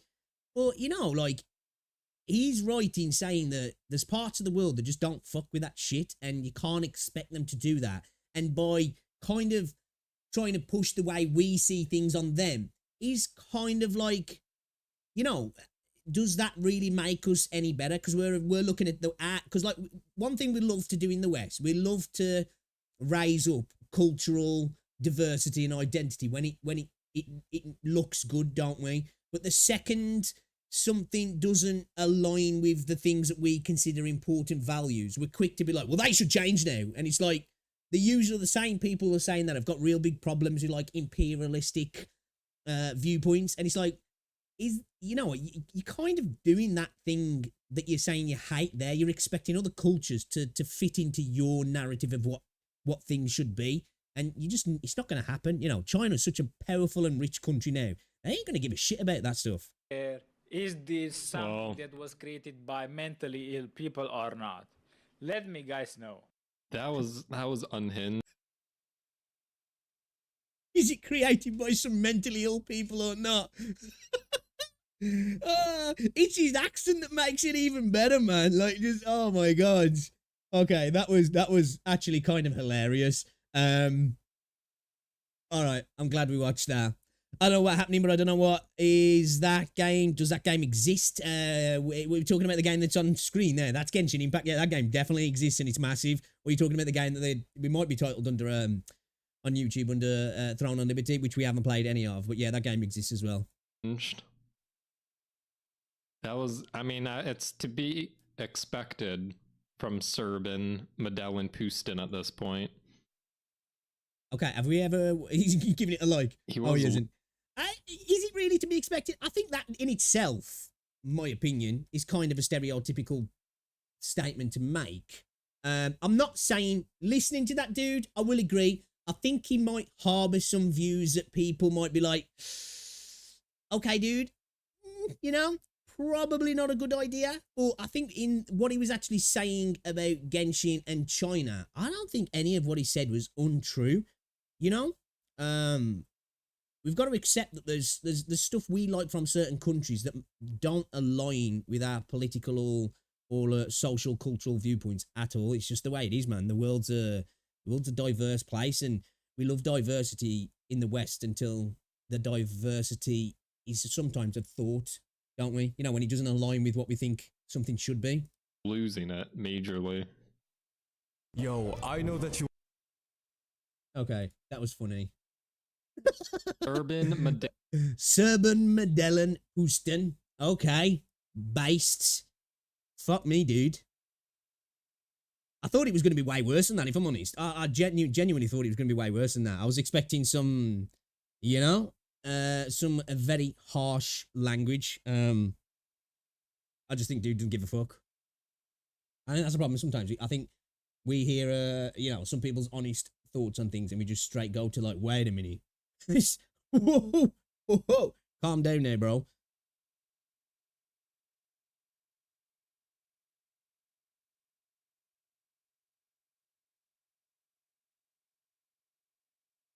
Alright, let's check this video out, actually. I want to check this out. Punishing Grey Raven shocks players. I do want to get back on PGR, actually. I've played a little bit of it. A little bit of it. But I do want to get back on the game. I enjoyed what I played of it, actually. I've just been focused, really, on playing Wuthering Waves and Zenless on Zero recently. So we are going to get round to it at some point again. Let's see what Sticks has got to say, anyway. What does it do? What's shocking? Right, so this is what I was supposed to take a look at, right? What is it? Which one? The Alpha Crimson Weave skin and the... Okay, so look at these two. Join me every Friday and Saturday. I'm just going to say, with it being sticks, it's going to be some Kuma take, isn't it? It's going to be like some super hot character and dude's just going to be Kuming all over the place. I can see it. Doing ESD over on Twitch at Sticks and Mrs. Sticks. Holy... Okay, respect the jiggle physics. Oh, the bounce on... Okay. Oh my god. Dude, like, I was so, like... I don't want to say the word disappointed, but I was, like, kind of surprised of how the combat actually plays in Punishing Grey Raven. Because when I first saw it, somebody in my chat was like, dude, you need to check out Punishing Grey Raven if you like Wuthering Waves. And I saw the comment, I was like, holy cow, dude, the combat looks fucking great. And then I played it and I was like, oh, it doesn't play anything like what I thought it was going to play like. Not saying that the play style's bad, but I was hoping it would, you know, feel a lot more like Wuthering Waves does. Dude, her combat style is crazy. Holy... Not gonna lie, I'm struggling to see what the fuck's going on screen though, if I'm honest. Oh my god, that's a clusterfuck of I must admit though, my monkey brain's like, yes. animations and special effects.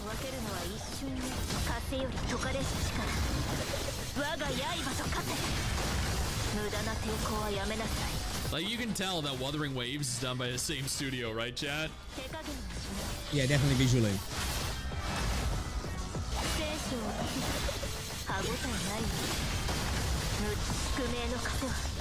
Dude, I swear to God, I feel like I ain't even got epilepsy, but I feel like I'd have a fit off playing this game for too long, if I'm honest with this character. Like, Jesus Christ, bro. Like, this game must have a... like I said, I played it. He's got some serious seizure warnings on the go. God damn.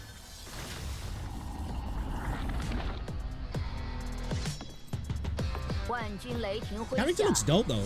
I wish there's a flamey eye, kind of like Black Rock Shooter. One thing I do like about PGR, and I hope they do implement into Wuthering Waves, though, is they're able to buy skins for characters, because I just don't understand why more gacha games don't do that. It just seems like it's a money printing machine, you know? Because obviously a major part of like Wuthering Waves, of gacha games, obviously you've got the meta because you want better characters. But let's face it, there's a reason why waifus sell better than the male characters, is because there's a lot of people who want to see big booba waifus. And it just makes sense, doesn't it, to like have different skins so your character that you've put money in, you can make look different as well by either investing more money or maybe potentially having some in-game options to obtain them. Just seems like a no-brainer to me. Damn, she is hot, chat. Yes, I need to play Tower of Fantasy. Like, a lot of people rally against Tower of Fantasy, but I just want to try it out. This week we're gonna try Tower of Fantasy. We're gonna do a new player Tower of Fantasy stream maybe, so everybody come and roast me how shit I am at the game. So when are we getting a crossover between Punishing Grey Raven and Wuthering Waves, so we can have her? Dude, she looks awesome actually. This like flaming tattoo design here is freaking epic actually. I'm really liking that. Because I would totally be down. She's like proper metal, isn't she? The beginning is pretty crap, to be honest. Yeah, I've heard a lot of people say the launch of the game was bad and that they've just handled it bad as well. But I must say, though, I'm really looking forward to that Never Needs to Ever Needs. Like, I think they did a banger of a trailer showing off that gameplay the other day. Damn. Epilepsy Impact. This is more Epilepsy Impact, you know, I like that. chaotic, yeah. You prefer Punishing Grey Raven combat mechanics to WuWa? That's perfectly fine. Oh my god, look at that bounce.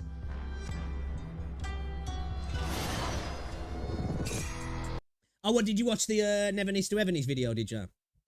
What is this? This is Alpha Weave Crimson. The Alpha Weave Crimson coding? Yeah, damn. I think here is more gameplay. Or this looks like it might be a trailer for it, maybe? I really like her design though, man. I'm digging that design. Dude, that is so sick. Oh my god, that is... There's so much, you know, there's so much personality there. She's so lively.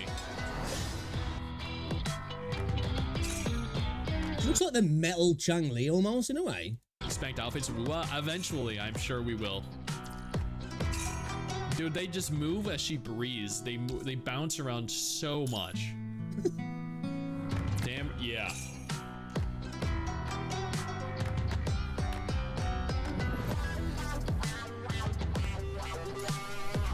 What is this music though?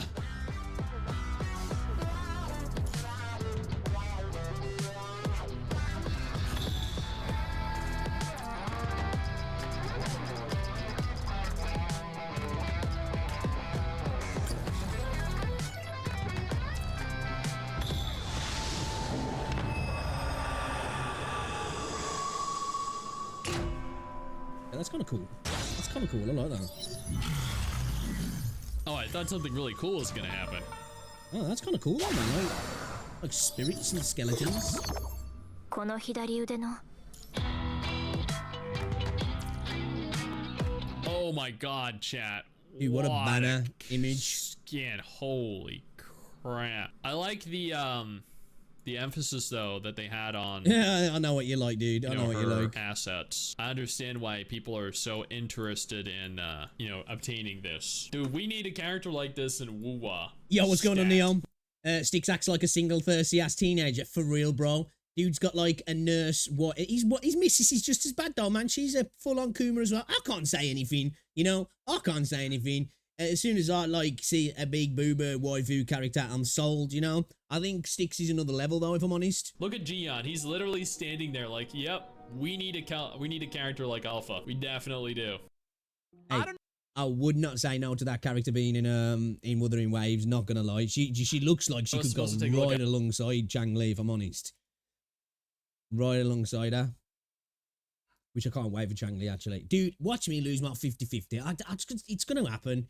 It's gonna happen. I see it happening. Yeah, I watched a bit of this video. He's privated the well. He's not privated the video now. He's made it it's only members can react to it. I must admit, I had some seriously bad takes in that video. Really bad takes. But you know, it happens to the best of us, I guess. It happens to the best of us.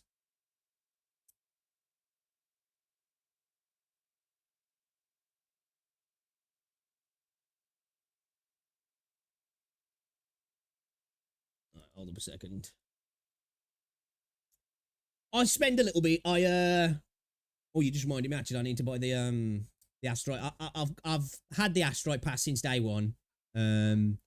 I've bought the podcast as well twice. And I think I got the £30 asteroid bundle. That's it though. I'd say I probably spent like 90 quid, 90 GBP.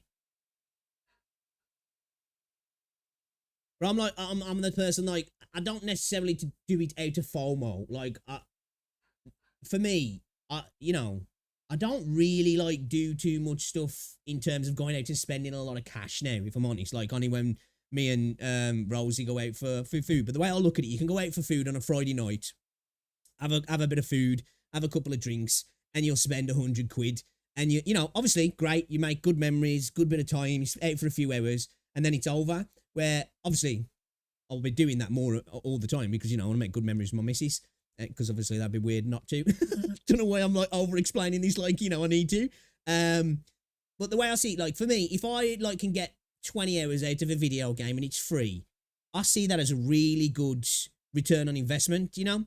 And if I then think, you know what, I'm going to spend a tenner on a game, I've, spent 50 pence for every hour of gameplay. Nowadays, that's cheap, you know? You go out and do anything out and get some enjoyment for 20 hours, you're going to spend a lot of freaking money. So if I can get 100, 200 hours out of a game, I really don't mind putting 100 quid into a game. I see that as a really good return on investment.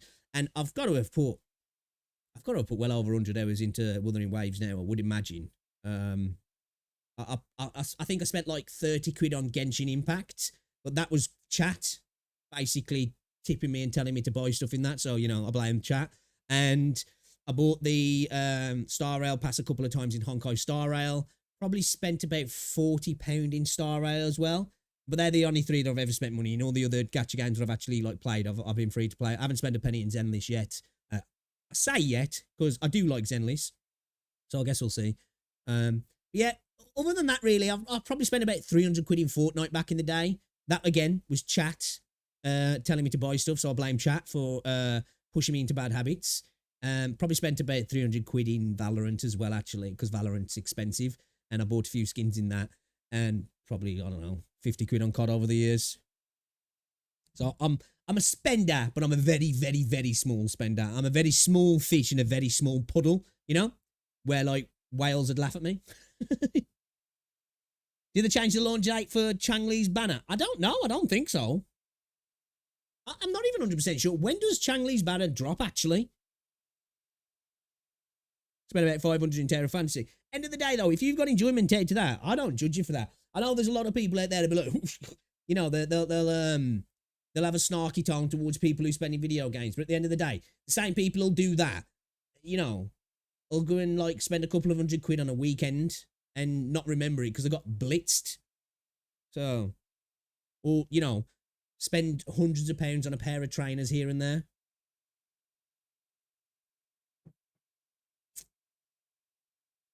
Have a look.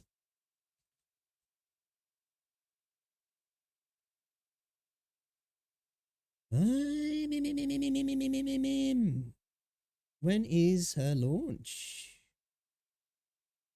The 22nd. Shit, it's tomorrow. 7 p.m. So.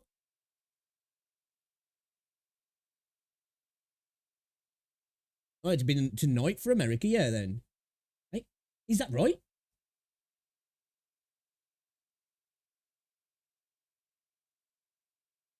I think it'll be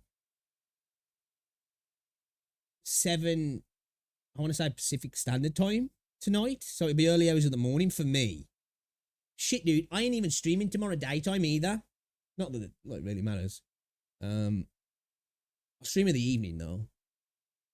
Maybe we'll try and get on for a few hours tomorrow afternoon. I've got physio, though, tomorrow. So I'll go wet my shoulder.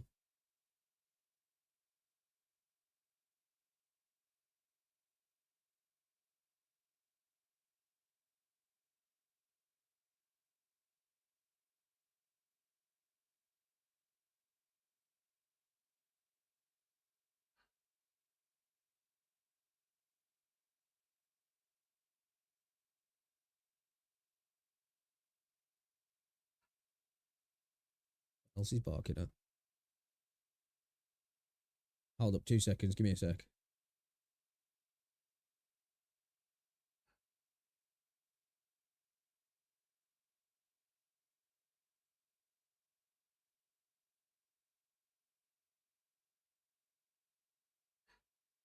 Yeah, I want to look at this as well, actually. So Zenless Check that out in a sec. Zenless apparently plagiarizing characters and stuff.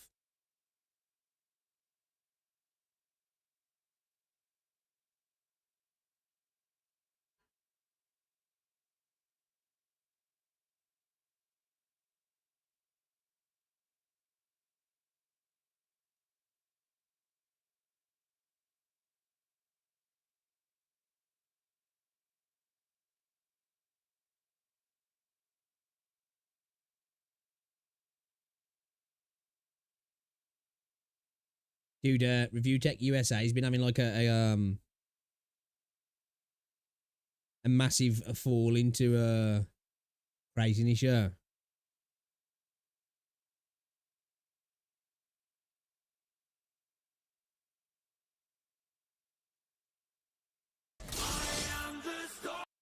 Oops.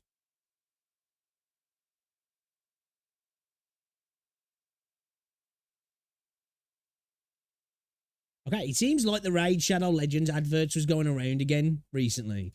Because Kazahana did one, and so was Skull CJ. And it's wild that it feels like those companies must just like waste their money sometimes. Because they usually get anywhere between a few thousand to like 20k, 30k views on the videos, and both of them put out a raid video, a sponsored video, and he got less than 1,000 views each. So it's kind of funny, that is.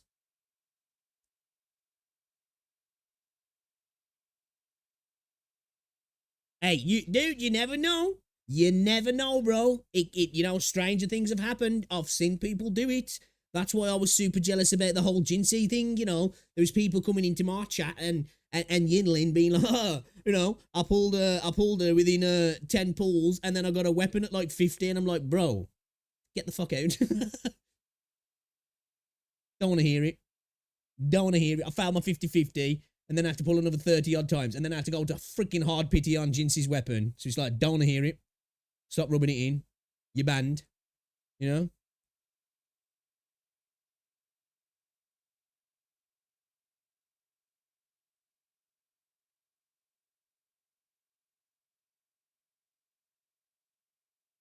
All right, let's check this out then. Let's check this out. I'm curious because, okay, that's, all right. That's, it's jarring. That's jarring. The voice does not match the face. I want to check this out because I did want to check out Flintlock, actually. It's a game that I was going to play on launch. I just never got round to. But apparently, it's been ruined by Sweet Baby Inc. Now, we were just speaking about Concord a little earlier, and the failure that seems to have been. So let's see what the deal is then. Another game ruined by Sweet Baby Inc. The boogeyman of the video gaming space at the moment, aren't they? All right, see you then. Hey, what's up, guys? We're here. So yeah, I never get over that with VTubers, man. When you got dudes who are like cute chibi girls, it's just like takes me a second, you know, to get to it. Today we have another round of Sweet Baby and DEI ruining a game and its success. So right now, a lot of people are talking about this game, Flintlock: The Siege of Dawn. As you can see, PlayStation here proudly announcing that this new open world Souls-Light has launched on. Is it open world? I didn't know that. I didn't think it. Oh, okay, I'm gonna play this game. I am gonna play it. You know, I'm not gonna let all the issues stop me from playing it because it did look kind of cool on the PS5. However, there's an issue if you look into the comments section. Plus, it's on Game Pass, so you know, no harm, no foul. You can see hundreds of users saying things like this, and here is 6 random comments. This is not curated. This is just 6 comments. That game has always smelled like a DEI woke fest. Not interested in filth touched by Sweet Baby. You know what though? There's part of me I massively respect that. You know, I'm gonna try it out because at the end of the day, I don't really get into boycotts unless I find out like, you know, something that I'm into, the genocidal maniacs or something, I guess, like that. Because most of the time they tend not to work, and 2, I just like to do things I like to do. You know, but I genuinely respect it. A lot of people absolutely hate Sweet Baby Inc. and I understand why. You know, it is cool to see them as the boogeyman, but it's warranted. You know, they seem to be forcing, well, let's say forcing, because they've tried it with some of the other devs from other parts of the world and they've been like, jog on. So it's on the devs as well. But they have been forcing their ways. It's probably not the right word. They've been getting themselves into the development side of video games, at least on a, what's the word I'm looking for? You know, on a, I don't know what the word I'm looking for is, but anyway, they've been getting themselves into the development side of things as an advisor. There we go, as an advisor of what they think people want to see, which is like, if you're doing that as a developer, don't. If you know video games and you know your community and you know what you want to make, don't let anybody else tell you what you should be injecting into your game. And they've been causing issues within video games, trying to invest and inject their political activism into video games. And I totally respect people being like, you know what, I'm not going to touch games that involve them. I can understand that. That's fair, that is. Comments in a row, and they all have the same message in common, and that is a mention of Sweet Baby Inc. Who would have thought Sweet Baby would kill another video game? As you can see, reported by... See, like, one thing, I saw somebody posting about this on Twitter, actually, showing the Steam numbers, which is fair, but this game's on Game Pass, isn't it? So I think a lot of people on PC now do have PC Game Pass, and if you don't, you should, because it is the best deal in gaming, in my opinion. You know, for the cheap price you can get, you got access to all the games on Xbox, new launches. It's nice. It's good. So I would imagine there's a lot more people playing the game on the Xbox Game Pass for one, but still not a great look if if it's not doing well on Steam either. That Park Place. Sweet Baby Inc. developed Flintlock. And at the end of the day, they're not going to release numbers on Xbox Game Pass if it does badly. They only ever announce if they've done really well, don't they? So I guess if we get no announcement, it's safe to say that it was either middling or did really badly. The Siege of Dawn releases to abysmal player numbers. Who would have thought that Sweet Baby would bring down another game? Totally shocking development. Yeah, the game is off to a very, very bad start. This was a game that was hyped up for many years, and at launch... Was it for many years? I only heard about it at the Game Awards, the last Game Awards that popped up, and I was like, oh, this game looks actually kind of cool. And I still am going to try it out, because it does look kind of cool. But I didn't hear about the hype for this for years, if I'm honest. This just came out of nowhere for me, personally. Here it is already sitting with a few hundred... Dude, I can't get over that I'm looking at what looks like a 14-year-old girl, and it sounds like a 25-year-old bloke. 100 active players at the current time. It is going very, very poorly, and just like anything else, it all comes back to Sweet Baby Inc. They ruined another... I love that the tweets are protected, bro. Oh, that's funny. ...game with their woke agenda. Now, this is why detecting Sweet Baby and what... See, like, why do games need these people to come in to develop for narrative development and design and script writing and consultation? Like, because I've seen the people who work here. I wear the pure fucking hubris from another show that went down the pan. Where do they get off on thinking that they can do this better than the people who've been doing this for years? You know? It's just like, what the hell, man? And why are these developers allowing them in to do it in the first place? I've heard that these guys have got some very powerful people behind them investing into that, so that's potentially why. And I have heard rumors about that this is all conjecture and all assumptions, but I've heard people saying that, it's a bit weird that companies that have refused to work with them, a few days later, journalistic hit pieces have popped up from different outlets. Now, that's all just things that I've heard, and I don't think anybody's actually provided any real evidence to that. But, as I said again, what we were speaking about earlier, Western companies fold like cheap deck chairs under that sort of pressure, don't they? A little bit of like, you've only got to add an ism in or accuse somebody of bigotry or something like that, and these companies will just fold because they just don't want that heat, do they? Where companies from places like China will just be like, yeah, right, mate, jog on, I don't care. What they're working on is so crucial because right now, yeah, that's the ones, Katie. They are a death mark on anything they're attached to. Whatever game it is, whatever company they're working with, it's bad news for them. I think it is to a degree. Unless the game comes out and it's an absolute slapper, a banger, total fire. I think there's a lot of people now who see Sweet Baby Inc. and they're just like, out of principle, I'm not playing that game. And that's never good. Obviously, I do think most boycotts tend to fail. But usually they fail if the thing that you're boycotting against is good. Look at the Hogwarts situation. Look how big the supposed boycott of that game was going to be, which was just ridiculous in my eyes anyway. Totally ridiculous in the first place. But the game was fire. That was probably my game of the year last year, actually. I absolutely loved that game. I had so much fun with it. And I love the Harry Potter universe. It was just a real fantastical game. So the game was so good that it warranted people just totally ignoring that attempted boycott. And the game sold really well, I think, didn't it? I think it sold like 30 odd million copies, which is insane. And at the end of the day, it's going to do well because it's Harry Potter. But yeah, fair play. I can understand people not wanting to be involved or buy games like that. And I respect it. If people stick to boycotting something because they've got a set of morals they don't want to bend, I respect that, I'm not going to do it myself personally because a lot of this stuff really doesn't matter enough for me to even care. If a game looks cool, I'll just play it, When players find out about this, they're going to speak with their wallets, and I'm glad they're doing this with this game as well. They are not... Again, though, I've got to say it's on Game Pass, so I don't think the Steam numbers are truly reflective of how many people are actually playing the game. They have made their money anyway. That's what people need to remember. If a game's coming out on Game Pass, they've cashed a decent check that usually will offset low sales, I'm not sure. I don't know how much the games cost them to make, but usually they'll be able to cash a big enough check from Microsoft that it will offset poor sales on other platforms. You know what I mean? Playing it. Players know that it's a Sweet Baby Inc. product, so they're avoiding it.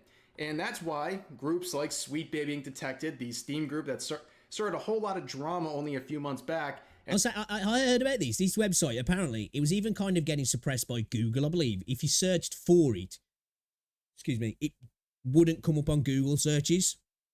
I don't know how true that was, but apparently I was seeing a lot of people actually saying that you could actually type in didetected.com and it wouldn't come up. Don't know if that was a mistake, a bug. You know, sounds a bit sus, but I don't know how true it was. And also, DEI Detected are so important. Those are groups started by Cabrutus, and they have been very, very key in identifying these games that Sweet Baby and other woke companies, consulting firms are partners with. And it's very crucial to know what they're doing because they don't want you to know. It's such an insane situation where Sweet Baby and these other companies, they don't want you to know what they're working on because their name is now negative. It is something that does not sell games. In fact, it does the exact opposite. You would think if this company was so... I wouldn't be surprised if they have got the funding behind them that they, you know, liquidated that company and just basically set up a company in a new name and attempted to continue to do the same thing that they're doing anyway. It wouldn't surprise me. You know, stranger things have happened and it would allow them to continue on doing what they're doing without having this, the ire of the gaming community on them, would you? Proud of themselves, they would want everyone to know what games they're working on, but that is not the case. They know they do shabby work and they know that gamers don't want anything attached to them. But let's talk about this game. Let's talk about Flintlock because this is a very interesting case of a company inviting in Sweet Baby and DEI initiatives and then complete. I don't know if this was the woman that she was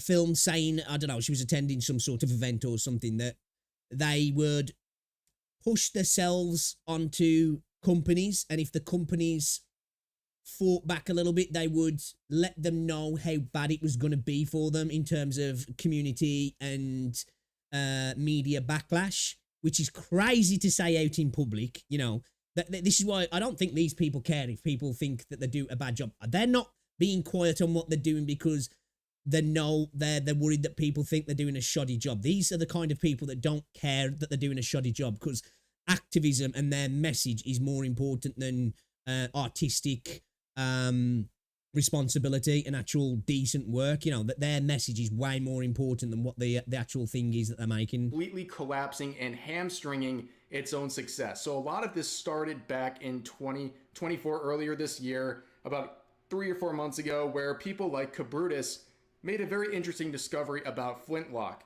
And he would add this game to the curation list because they found out through a very interesting source, a physical copy of Edge magazine, where there's a section involving Kim Belair, the Sweet Baby Inc. CEO. Now let's check out this passage right here. You can see as they're describing Flintlock, they mention directly for Flintlock, it was Tops Harjo who brought on Kim Belair. Now this name will be very important. She was the... So let me just pause that there. Like, you know, it said, what is it? The Montreal-based narrative director who was advocating for better representation in stories as a means of bringing new and exciting ideas to games. That sentence right there just means the idea that representation is going to make a story better is just stupid. It's cool if representation can be like I was speaking about earlier, involved in a good narrative. I'm totally fine with you even injecting your own personal political viewpoints that I might vehemently disagree with if it's done in a good story, if it's done in a good way. But she took the wonderful base layer Derek had the world and just elevated it. If these people are so good at doing this, why aren't they writing their own stuff off the bat? Why aren't they creating their own worlds? Why aren't they writing their own books, their own shows? Why are they going into stuff that other people are making and fucking with it? You know? They obviously aren't that talented. Former... Because it seems that when they're fucking with stuff, they're making it worse. COO at this company, and the first thing she did when she came in was bring in Sweet Baby with her. And wow, who would have thought the game would fall apart as soon as that happened? So, Kim Bell... So, like, the thing is, though, what I'd like to know as well, to play devil's advocate here, obviously, I'm not a fan of she, her. That's just like, you know, it's become so boring now. That has usually, you know, not to be to generalize, but usually when you see that, it's kind of like a red flag of this person's going to be a bellend. You know what I mean? But that out the way, I'd like to know why this game isn't doing so well. Is it because of the Sweet Baby Inc. involvement? I don't think it is, because I think most gamers don't necessarily know about all this stuff or care about it, if I'm honest. And I saw a review from Angry Joe Show. Alex was reviewing it, and the review that he gave on it was kind of it's a decent little game. It's nothing special, but it's not bad.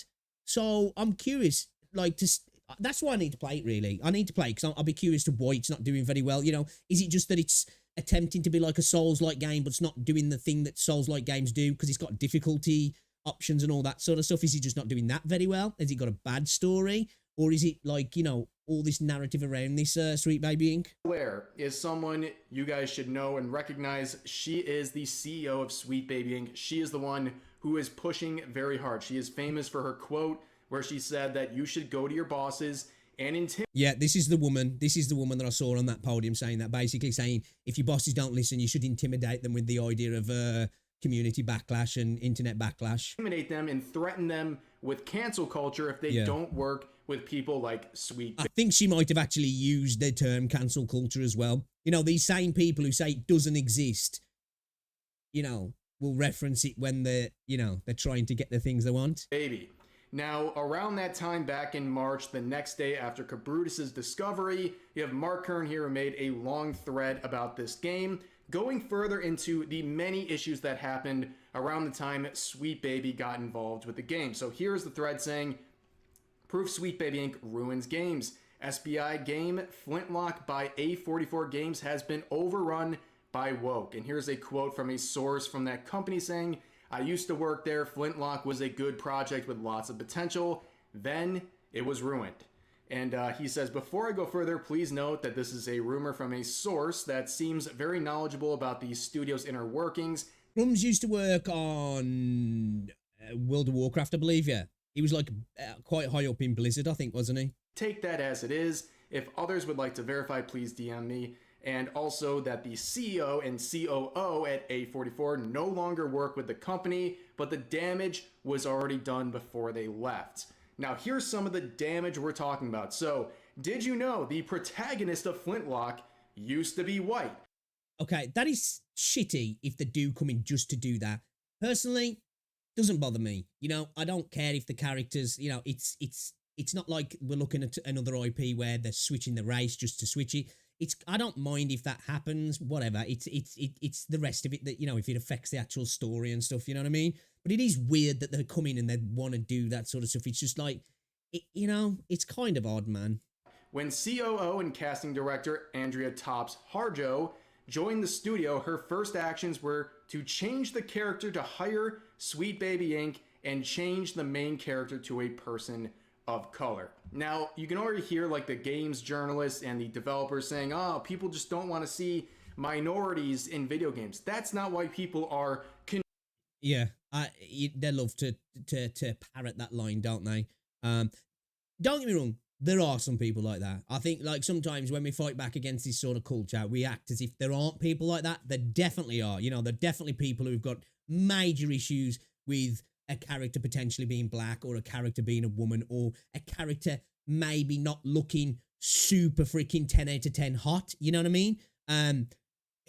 Like the Fable one was a thing for me, which I really didn't follow so much. I get it. It's cool as a bloke to have really hot looking characters in games. It is. But at the same time though, if a game's good, I don't care what the character looks like, you know what I mean? And that was one that really got me. I didn't necessarily see that with the Fable trailer. I was just like, I'm not really getting these. People rallying against the way she looked though. But it is weird when in their head they're like, right, this game will be better if the character's black. It's like, what sort of like weird wiring do you have in your brain for that to be something that, you know, that you come to those sort of decisions? Confused by this move. They're confused because it seems like a very obvious attempt to diversify this game when you had an existing character and then you race swap them. Clearly just to follow through on Sweet Baby Inc.'s agenda. I mean, it's not a coincidence that happened as soon as Sweet Baby was tagged along on this project. On top of that, there's claims that Tops Harjo is rumored to have used the company's funds and manpower to power her personal agenda and projects on initiatives. Now, that's a way bigger problem, in my opinion, that they're coming in and then just using the funds that are already in this company that are supposed to be going towards one particular thing to fund their thing. That's the problem. You know, these people are coming in as hanger-oners, thinking they know better, and just doing this sort of stuff. That's wild. Not related to the game or even to the studio itself. They're using funds for these games by the looks of things then, at least. Obviously, I'm just going off what we're seeing here, to fund their own activism, to continue to fund their own activism, aren't they? That is a very crazy thing if it is true. And you can see down here from someone, the source who used to work at the company, they say this: yeah, I've witnessed our UI artists making art assets for its website as their sprint tasks. Basically, having these people do these obviously we don't know if this is true. That's fucked up, man, if it is. Tasks to, I guess, test their performance, but it's creating work for our own personal agenda, which, again, if that is true, that is absolutely outrageous.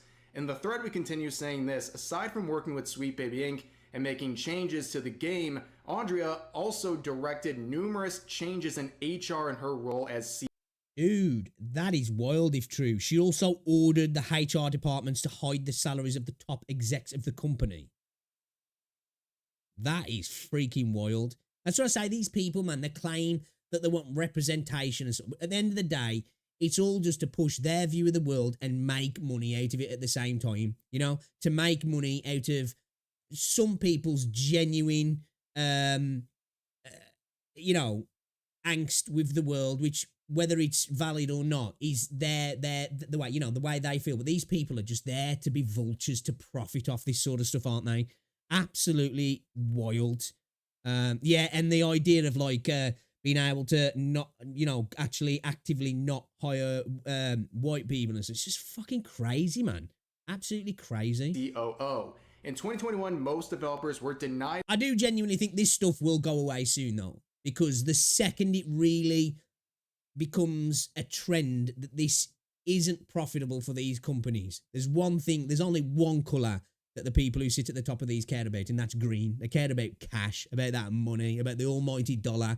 And the second that really becomes a repeating situation and a trend that these things are going to keep costing them money, you know, that's when it'll change.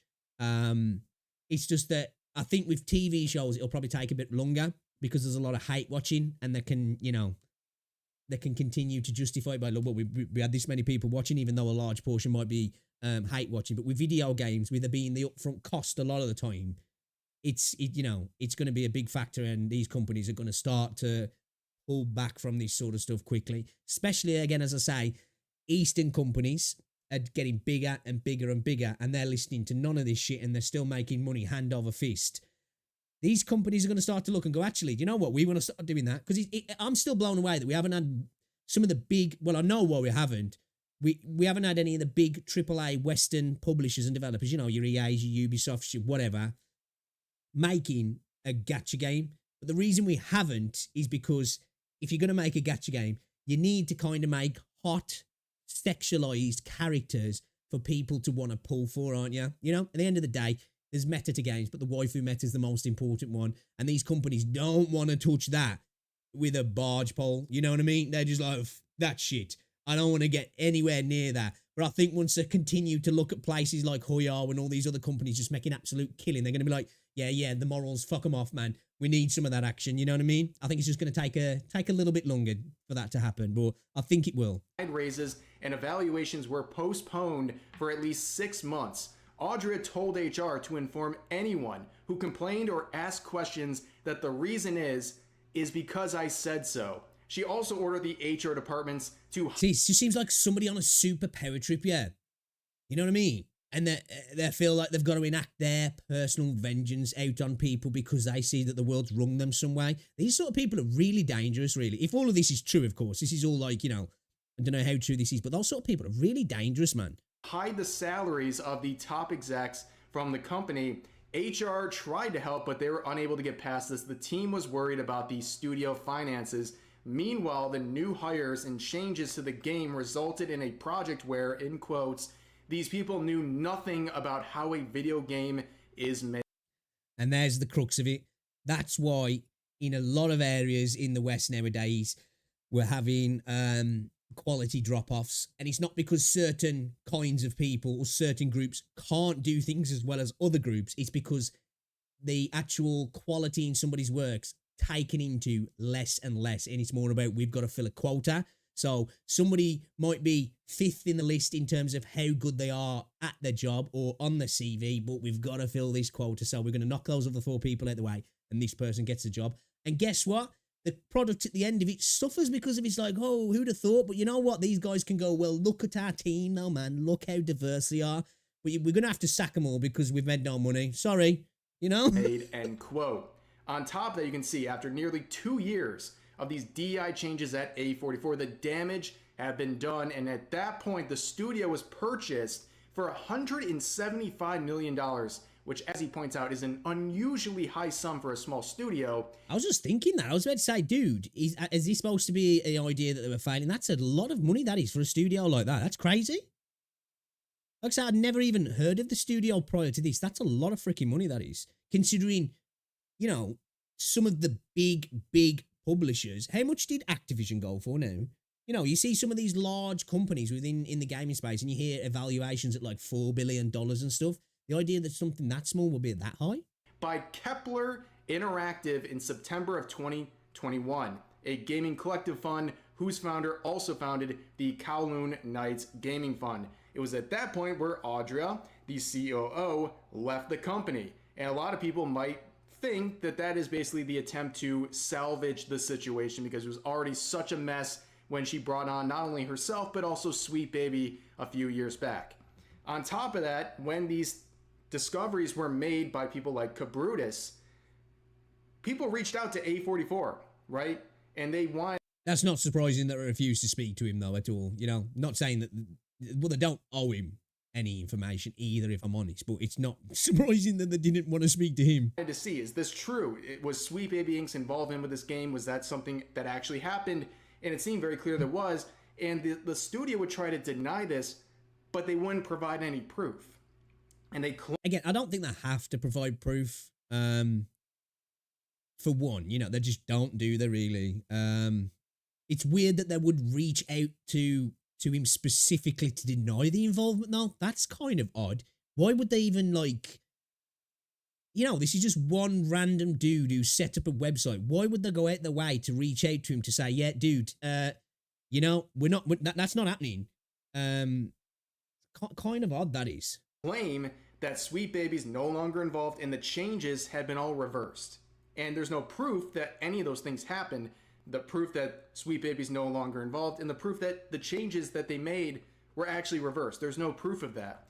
And on top of that, if you go further in this Kepler Interactive group, this Lizzie Kane individual, who is the senior operations and grown manager, would get very upset when Mark Kern made that thread questioning some of the practices within this company. And this was her reaction. Absolutely fuming, vibrating off the effing plane of reality. That's just how I would imagine somebody like that to speak. This piss weak pseudo... I'm shaking right now. ...journalism that the far-right gamer gators are taking is so vile. Incredible to see in real time and... the usual freaking statements with stuff like that, you know, the far right, as if that's like some word to scare people, isn't it, nowadays? You know, like, oh, I don't like what somebody say. Oh, if I just say the far right, you know, people will just, like, ignore them. Closer to home, how wrong Grums is and how damaging he and his weird troop are. I mean, there's nothing more, like, weird than having to censor a person's name. Like, what is this guy, Voldemort to you or something? But yeah.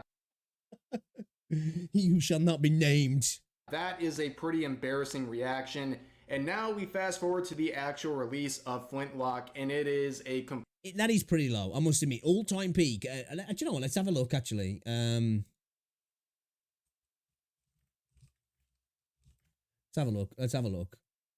Okay, it didn't get any better. Actually, according to this, it didn't even reach. 648 was the top, 349 right now.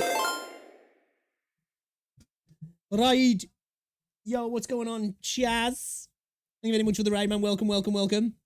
What's going on, Danny? Yep. I'm good, man. I'm good. Thank you. Thank you for the raid as well. Appreciate ya. So yeah, looking at the numbers, it's still absolutely trash. But as I said, I don't think we can look too, well, we can, but I don't think it's absolutely indicative of the actual numbers, because the game being on Game Pass, there's going to be a lot more people playing on Game Pass, but that's still pretty bad. That is still pretty bad, because even games that launch on Game Pass that are doing well tend to have good Steam numbers as well, because you've got to take into the fact that there's a lot of people, when it comes to the video games, like to keep the library on Steam altogether, don't they?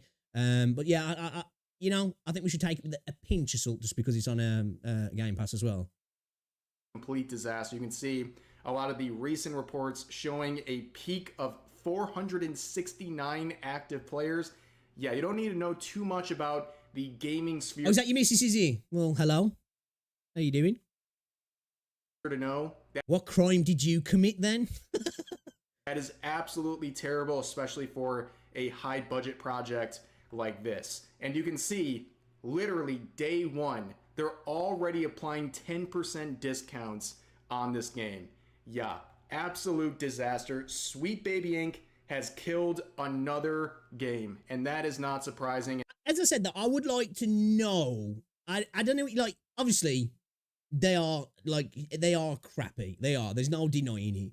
But, you know, it's easy to say, well, the Boogeyman caused it to happen. Because, like, let's face it, they're not a great company to be working with. And it seems like they're pretty shady. They're pretty shitty. They've got quite a shitty attitude around video games in general. And the you know, the community of video games. But is that really why not many people have bought this game? You know, I don't know. It's probably part of the why, but I can't imagine, because, you know, at the end of the day, it's only people who are really interested in this sort of stuff are going to know that Sweet Baby Inc. was involved with this game, and then there's going to be a smaller part of that section that knew about it that are not going to buy the game because of it. I would imagine the majority of people wouldn't even have a clue about that. So I can't see this as the main reason why the game hasn't done very well. One, a lot of people are going to be on Game Pass, but it's got to be something else. And that is, again, why it's so important to have DEI detected and Sweet Baby what's up, detected to figure out where these companies are working and see their connection to Sweet Baby and what they're working on, so you can avoid those products, because they tend to be absolute garbage. But for now, that's going to do it. Hey, as I say, I respect people who've got a hill they want to die on, and they don't want to mess with games that have got that involved. I don't care enough to avoid games. At the end of the day, if a game's a banger, I'm playing it, whoever's involved. You know, as long as there's not a genocidal maniac running the company. Well, I don't know. If the game's really good, I still might check it out. But, you know, so if a game's trash and it's got people like this involved, then that's just going to compound the fact, isn't it? But I think if a game's really good, I think most people will ignore it as well, if I'm honest, you know? For this video, I appreciate you guys listening. As always, feel free to share your thoughts about today's topics in the comment section down below. Hope you guys enjoyed the video, and I'll see you next time. At the end of the day, I play gacha games, so, you know, my moral compass is probably a little bit skewed. Another game ruined by Sweet Baby Inc. You know, I think Sweet Baby Inc. are pretty crappy, but was it really ruined by Sweet Baby Inc.? I don't know. Check out Rev Says Desu then. Good video, actually. What a man. You know, I got to be careful what I say, man. I play gacha games, you know what I mean?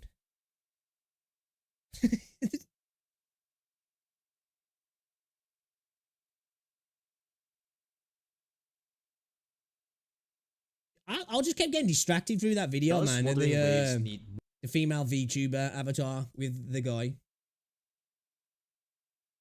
All right, let's have a look at this. We was going to get round to playing some video games tonight. It's not going to happen. We'll watch this video and then I'm getting off. All right, chat. Let's check this out then. This Wuthering Waves feature is being wasted by Goof, small channel. Crazy amount of views for a small channel. So what's the feature then? What's being wasted? I'm interested. As a Wuthering Waves Andy, let's see what he's got to say. More co-op content. Well, yes, but not well, as somebody who has no friends, no. Give me more single-player content, please. right now. Let me think about the losers. Come on, think about the losers. explain. If you've ever tried pressing this funny little button up in the top left, you'd find the co-op mode. A friends list? What's that? What's a friends list, man?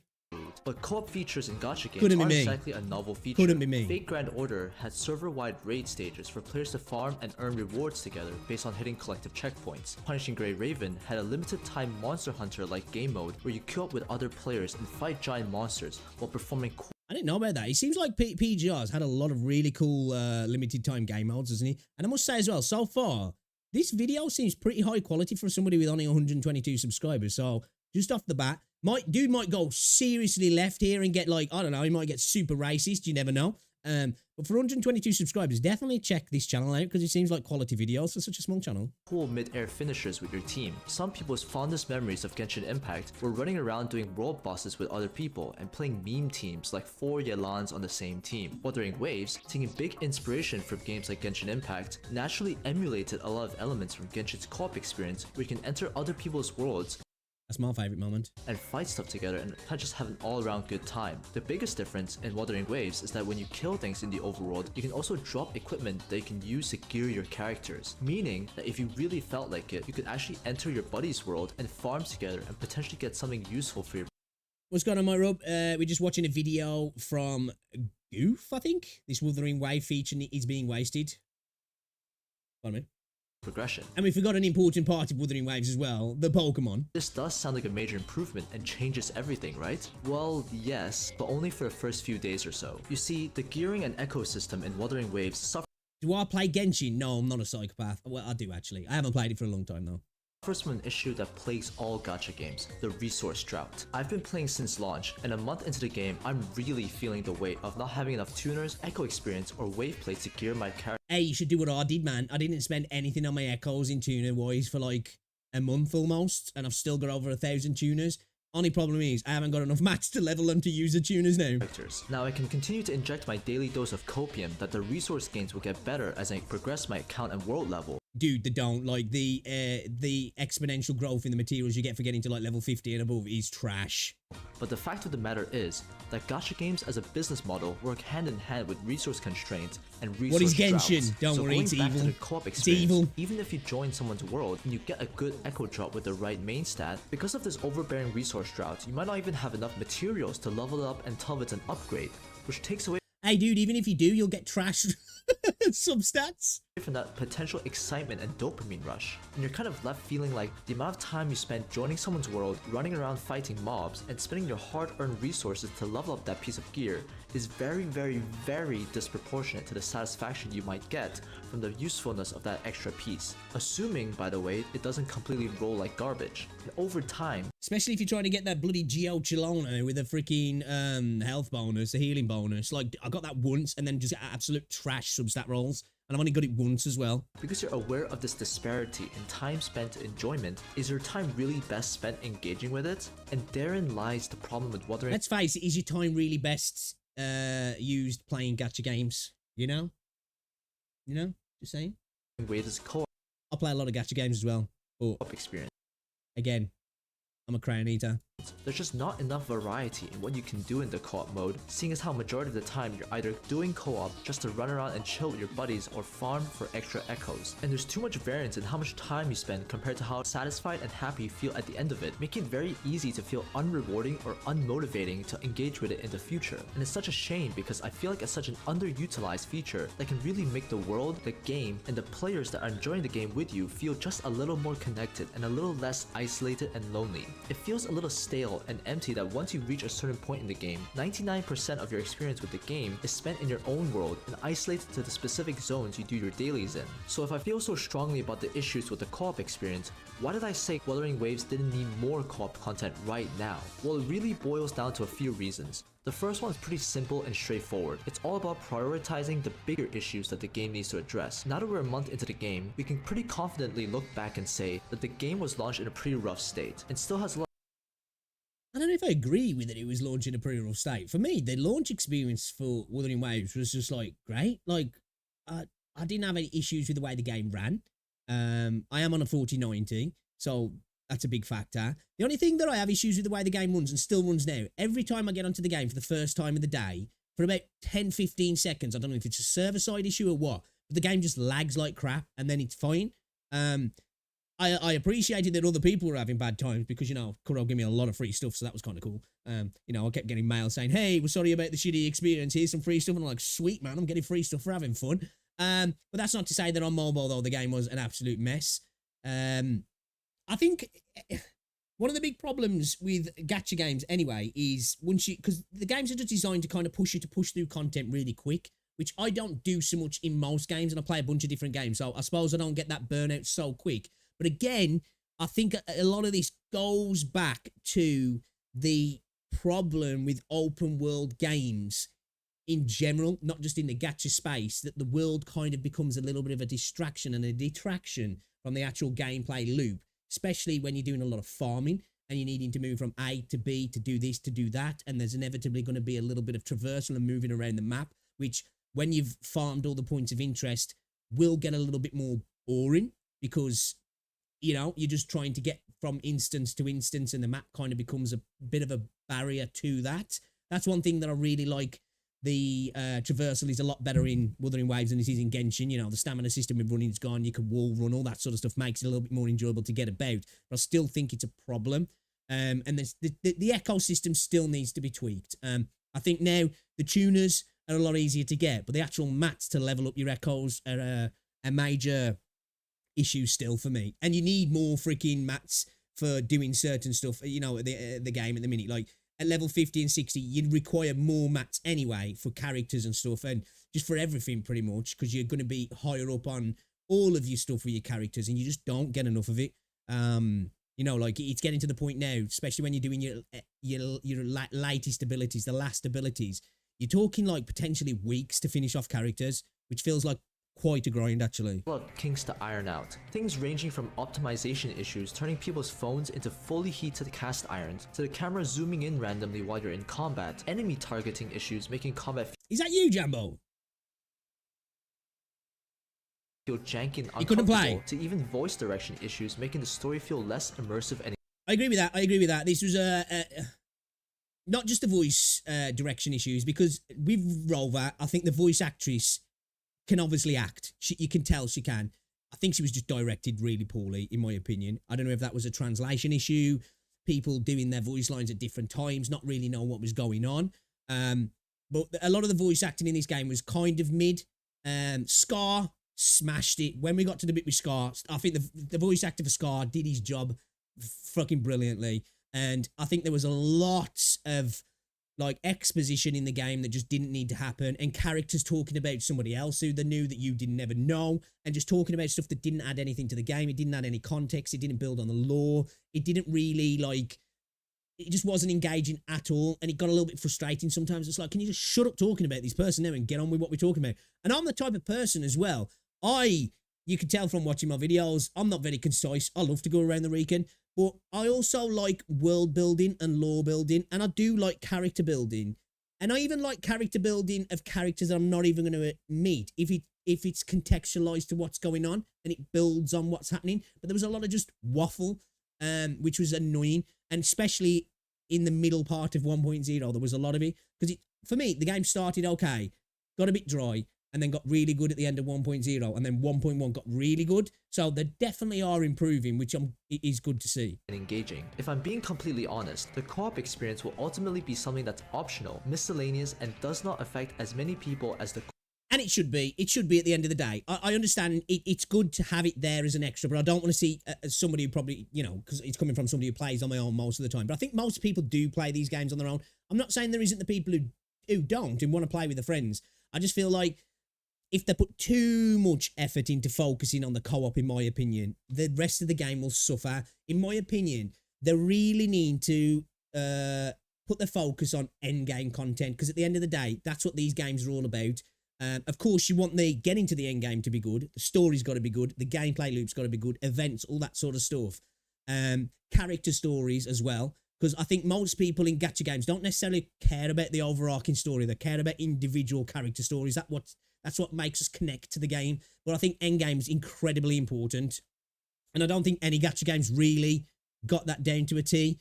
But I think that's way more important than dealing with co-op, in my opinion. core gameplay and performance issues. With that in mind, I'd much rather Kuro focus their efforts to tackle the more pressing issues before they work on optional side content like the co-op experience. The second reason is all about balancing incentive with potential FOMO, or fear of missing out. The thing This is another thing I was talking about as well at the other day. that we've got quite a big gap in between updates with the game and banners and stuff. And I like that Kuro having events that start like with 1.1 but last through until the next update. You know, you don't have the FOMO of, if I don't play for a couple of days, I'm going to miss out on all the cool events, which is great. I like that, and I think they should keep that. But I also do think they should have more timed, smaller, sliced events that maybe only last a couple of days and do have a bit of FOMO to them. One, to encourage people to come back to the game, of course, but two, for the people that do continue to play the game, whether they're farming, whether they're trying to build for the next events, whether they want to engage just with the game in general, there should be those sort of events there for them to just do. And if they do them with these smaller slices of events, they can do them more regularly as well, because they don't have to last so long. They don't have to be so all-encompassing, because they're only designed to be there for a day or two.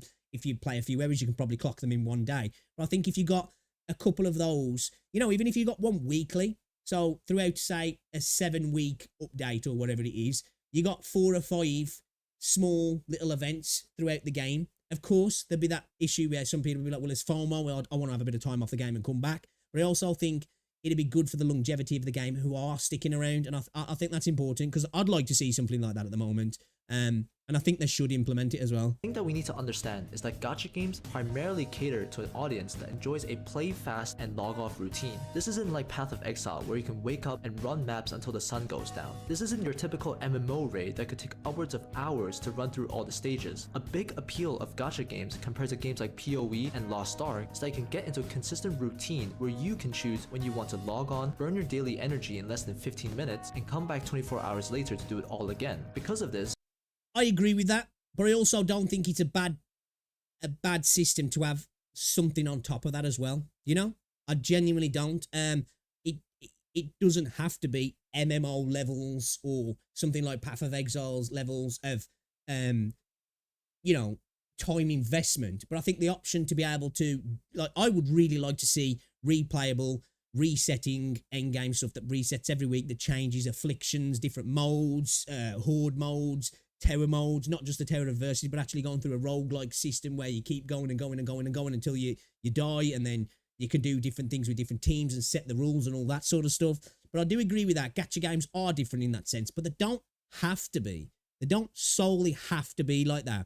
And I think making it so you can do that, but having the other option to do that, to do the other as well, is the best way to do it, in my opinion. the content of gacha games have always been very single player focused, to not go against this play whenever and however long you want philosophy. But the moment you introduce something where you might need to play with randoms, it goes against the biggest reason gacha games are so appealing to a casual audience in the first place. What ends up happening is that the developers will throw in pulling currency or leveling materials to incentivize players to engage in this new co-op content, but this will inherently cause FOMO and indirectly get Well, for me, I think the biggest pull to play co-op at the moment is already there, and that's all they need to be, is that you can farm overworld stuff more. Obviously, at the moment, if you're trying to get particular things from overworld echoes, you can only get so much from your world, and when they're farmed.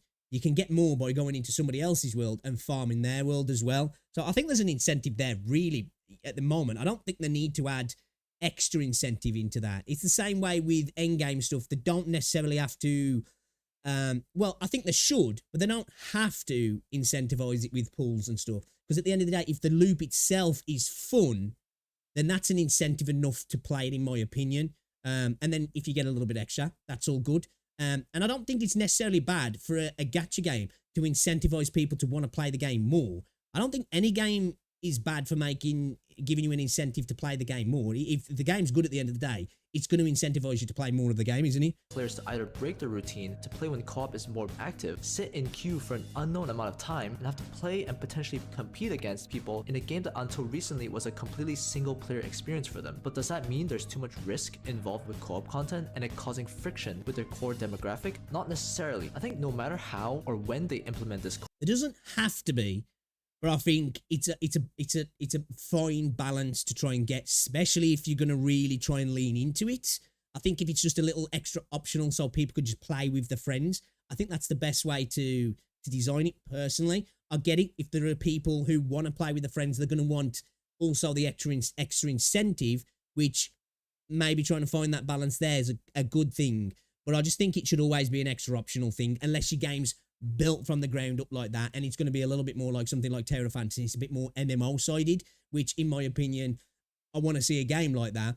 But I think for something like this, I think you've got to find that balance. The single-player experience is kind of the main point of the game, and I think most people, how they want to play gacha games, kind of just fits playing it in a single-player instance, in my opinion. Co-op content, it will always have concerns over potential FOMO, but what they can influence is the context and the presentation surrounding it. That's why I say Wuthering Waves shouldn't build on its co-op content right now. One of the biggest factors that will influence how people perceive this brand new co-op content is the timing of its release. What do I mean by this? Let's take Honkai Star Rail's recent Origami Bird Clash event, for example. Up until this patch, we've had virtually no content that allows us to interact with other players, and yet this Candy Crush-like game mode was pretty positively received. But why? I think there's a couple of reasons. The first is that it was accompanying a much bigger content expansion in the Divergent universe, as well as a permanent new endgame mode in the Apocalyptic Shadow, meaning that the gameplay loop and rewards tied to this PvP event feel more like a neat add-on to the overall content package than a core. That's exactly how it should be as well. Star Rail have done a lot of those sort of elements the best so far, and I definitely think we should take from that. And I think as well, Star Rail have just done a really good job of adding in unique little events and ways to play the game that aren't just the typical I'm going into combat and doing the normal turn-based thing. You know, there's lots of little ways to play the game, which is definitely one thing that WuWa needs to do as well, because at the moment, beyond combat and a few puzzles, there isn't really a different way to interact with the game, and I hope to see more of that in the game as well. That's just like a little instanced game mode that's got nothing to do with the way the game typically plays. Focus of it. The second is the reward structure. HoYoverse has deliberately designed the reward levels to where you can pretty much get all the rewards from the PvP section in 2 to 3 games, or just under 30 minutes, and anything beyond that gives minimal rewards and is pretty much just you playing because you enjoy the gameplay. Meaning that if you're not particularly keen on competing against other players or interacting with randoms, it requires little time investment to get in and get out with what you need. The third and final thing is the timing and placement of this event in the game's lifespan. As I said before, it took a bit over a year for HSR to release its first co-op or PvP content, but between that time, it's developed a very consistent pattern of event content and rewards. By this point in the game, it does. People can pretty much predict what sort of content will be getting in the future patches, as in one flagship event, one combat event, one double drops event, something like that. And from that, they can also predict how many rewards they can get per patch. These things all reduce the FOMO tied to co-op events because it tells us that they can inherently serve as neat add-ons to the bigger, more important content in the update, and they're likely one-off things that won't be frequently revisited. So what can Wuthering Waves emulate from HSR? They don't necessarily have to make their own version of Candy Crush. What I think they can really take away is to build up a much more consistent and solid pattern of content updates and rewards. So I think as well, that's something that's going to come. Because I definitely do think we come with a little bit of a biased opinion into Wuthering Waves as well. These games have been out for over a year now, so they've been able to get this sort of stuff off on the go.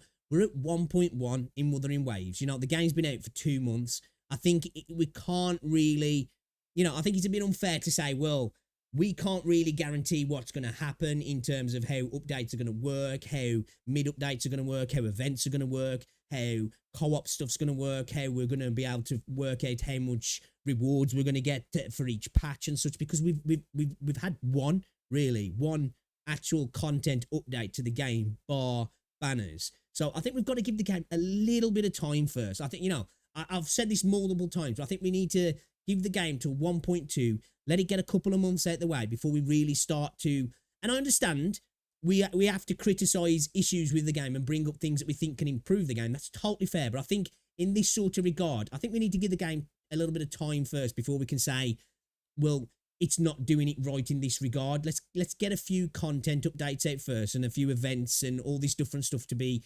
adjusted and rolled out before we really decide what's going on. One thing I will say, which I think needs to happen pretty soon, and we can see that it's not going to happen just yet, is the getting a support role that's like Verena in terms of, again, a support, sustain, healer that works differently and can work across multiple teams really well as well. And it seems like, looking at the characters that are coming, we might be getting to like 1.3, potentially beyond that, and we don't have another character like that, which I think the game desperately needs at the moment, because the Verena meta is just too heavy at the moment. because she's just so good at doing what she does across every team. You know, Boiji can do what she does, but just, well, not do what she does, but she's kind of similar, but she just can't do it anywhere near as good or do it as well.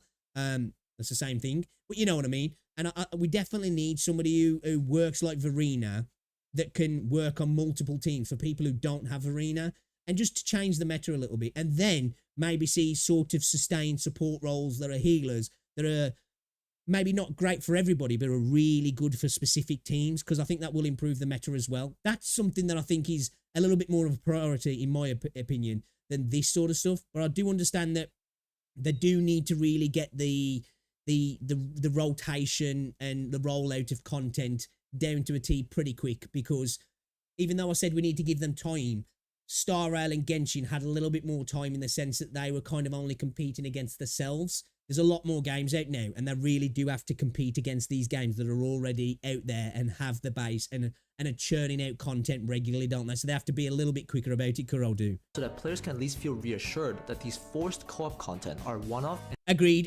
Genshin, people forget, they look back with a little bit of nostalgia that Genshin was perfect on launch and it wasn't. And yeah, support characters are key. I think that at the moment, the meta's going a little bit too heavy on the DPS side of things, which are all, you know, they look great, they're flashy, it's always good to get big numbers, but support characters are way more important, because that can bring a little bit more variety, and they can be valuable across multiple different teams, and they can add a lot more of a wider pool to the meta, can't they? Where a DPS really doesn't, and usually will work specifically with one particular support, and then, you know, that's kind of it, where a support can work with multiple different characters, which I'd like to see more of that as well. And not just sub DPS supports, actual like full on proper supports, like nice add-ons to the bigger content updates. It would feel a lot weirder if they released a brand new co-op mode in version 1.2 than in version 2.0, because at that point in the game's lifespan, there'd be too much uncertainty if the rewards tied to the forced co-op modes are substantial relative to how much we get per patch, and whether this will be a continuous direction of content that the game will want to pursue in their later updates. That's why I think we should give Kuro at least half a year to build up a rhythm and pattern of updates.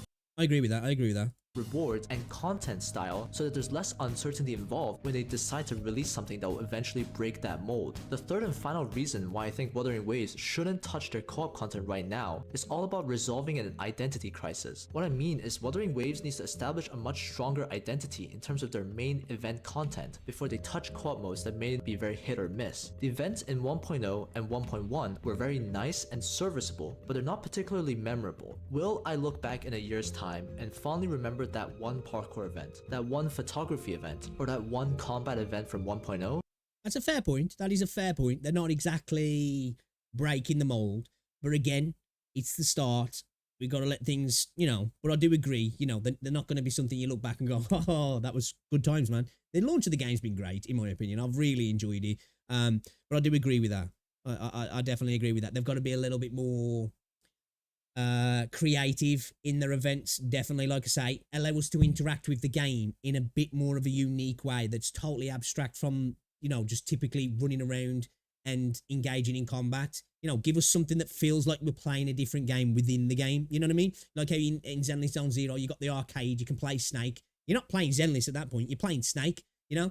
And in some of the events that we've had with Star Rail, you know, you're not playing Star Rail's combat loop there. You're playing something totally different. And that's what this definitely needs, in my opinion. And I do agree that, you know, we need to let the game really get into its stride first as well. Probably not. But I also don't think once we get to that point, the next priority is co-op. I think the next priority is getting a good endgame loop.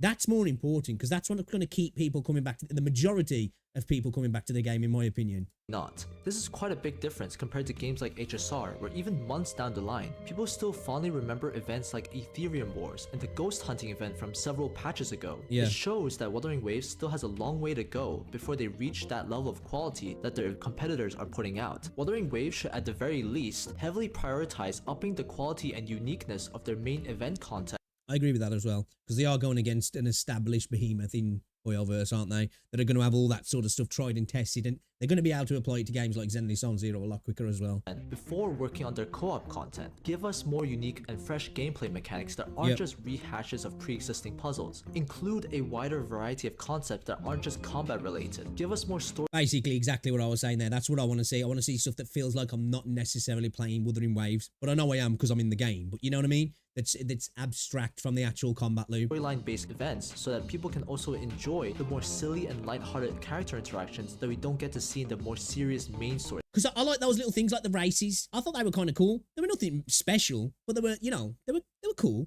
I want to see stuff like that that pulls away from that, though, you know, that feels like that. I agree. Some nice, light-hearted, cool little events like that. That, you know, they're almost like they've got that party vibe to them. I'm definitely down for that. Quests. The point is, would you rather have to choose between a forced co-op event and a photography event, or between a forced co-op event and an exciting new Gulpuff racing sim? Earlier I said we want to minimize FOMO by making the co-op feel as much like an add-on to other new content. So what Wuthering Waves needs to do is to really establish the identity and quality of that other content, so that people don't feel so bad for skipping that forced co-op stuff, because at least they'd be reassured that the patch will still have a lot of high quality event content that's fresh and probably more fun for them.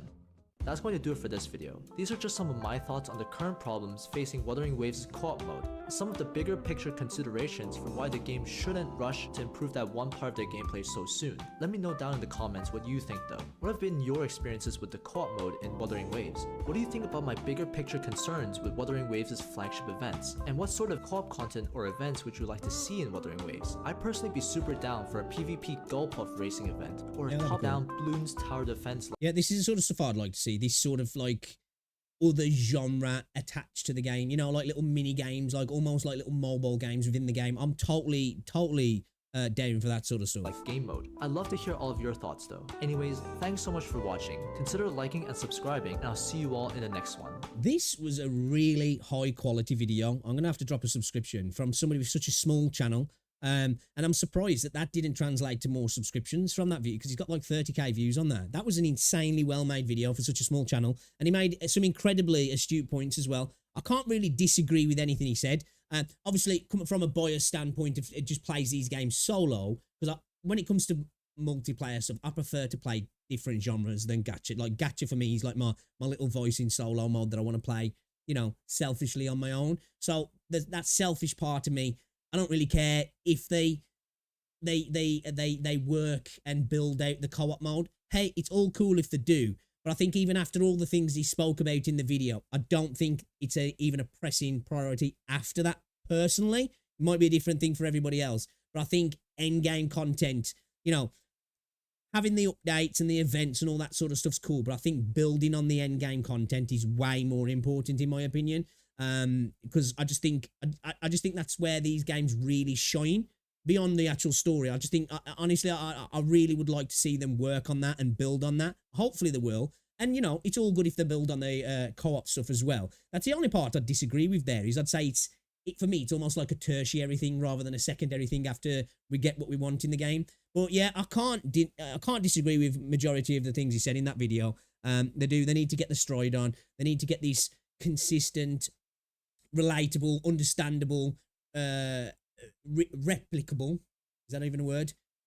Content update schedule kind of set, but that's going to take a while for us to get there. And, you know, events, cool events. This is what I was talking about, these small little events happening midway through patches as well to bring people back and keep people playing, because we do have quite a bit to wait in between, and it can get a little bit boring in between, I suppose, for most people. So yeah, great video. This Wuthering Waves feature is being wasted. Great video, actually. Should definitely check out Golf, I want to say it's pronounced. But yeah, it was a good video, that was, actually. Really good video for such a small channel. Yo, chat. I am going to call it, though. It is 11:30, and I haven't even played any video games tonight. I'm telling you, I'm turning into Asmongold. I've stopped playing video games. The last few streams, I've streamed for like 4 or 5 hours and played a game for about an hour. But I've appreciated you guys hanging out with me. I've had a blast. I could do with more story now that I've beaten the dream. Just feel like I've beaten the game and the shine has worn off a bit. Yeah, a story is definitely important. Definitely. But yeah, Thank you very much, everybody. I do appreciate you. I am going to go get some sleep. I've got to be up early in the morning. I'm going to try and squeeze out a stream tomorrow if I can in the daytime, but I've got physio at 3:30, so I don't know if I'll be able to.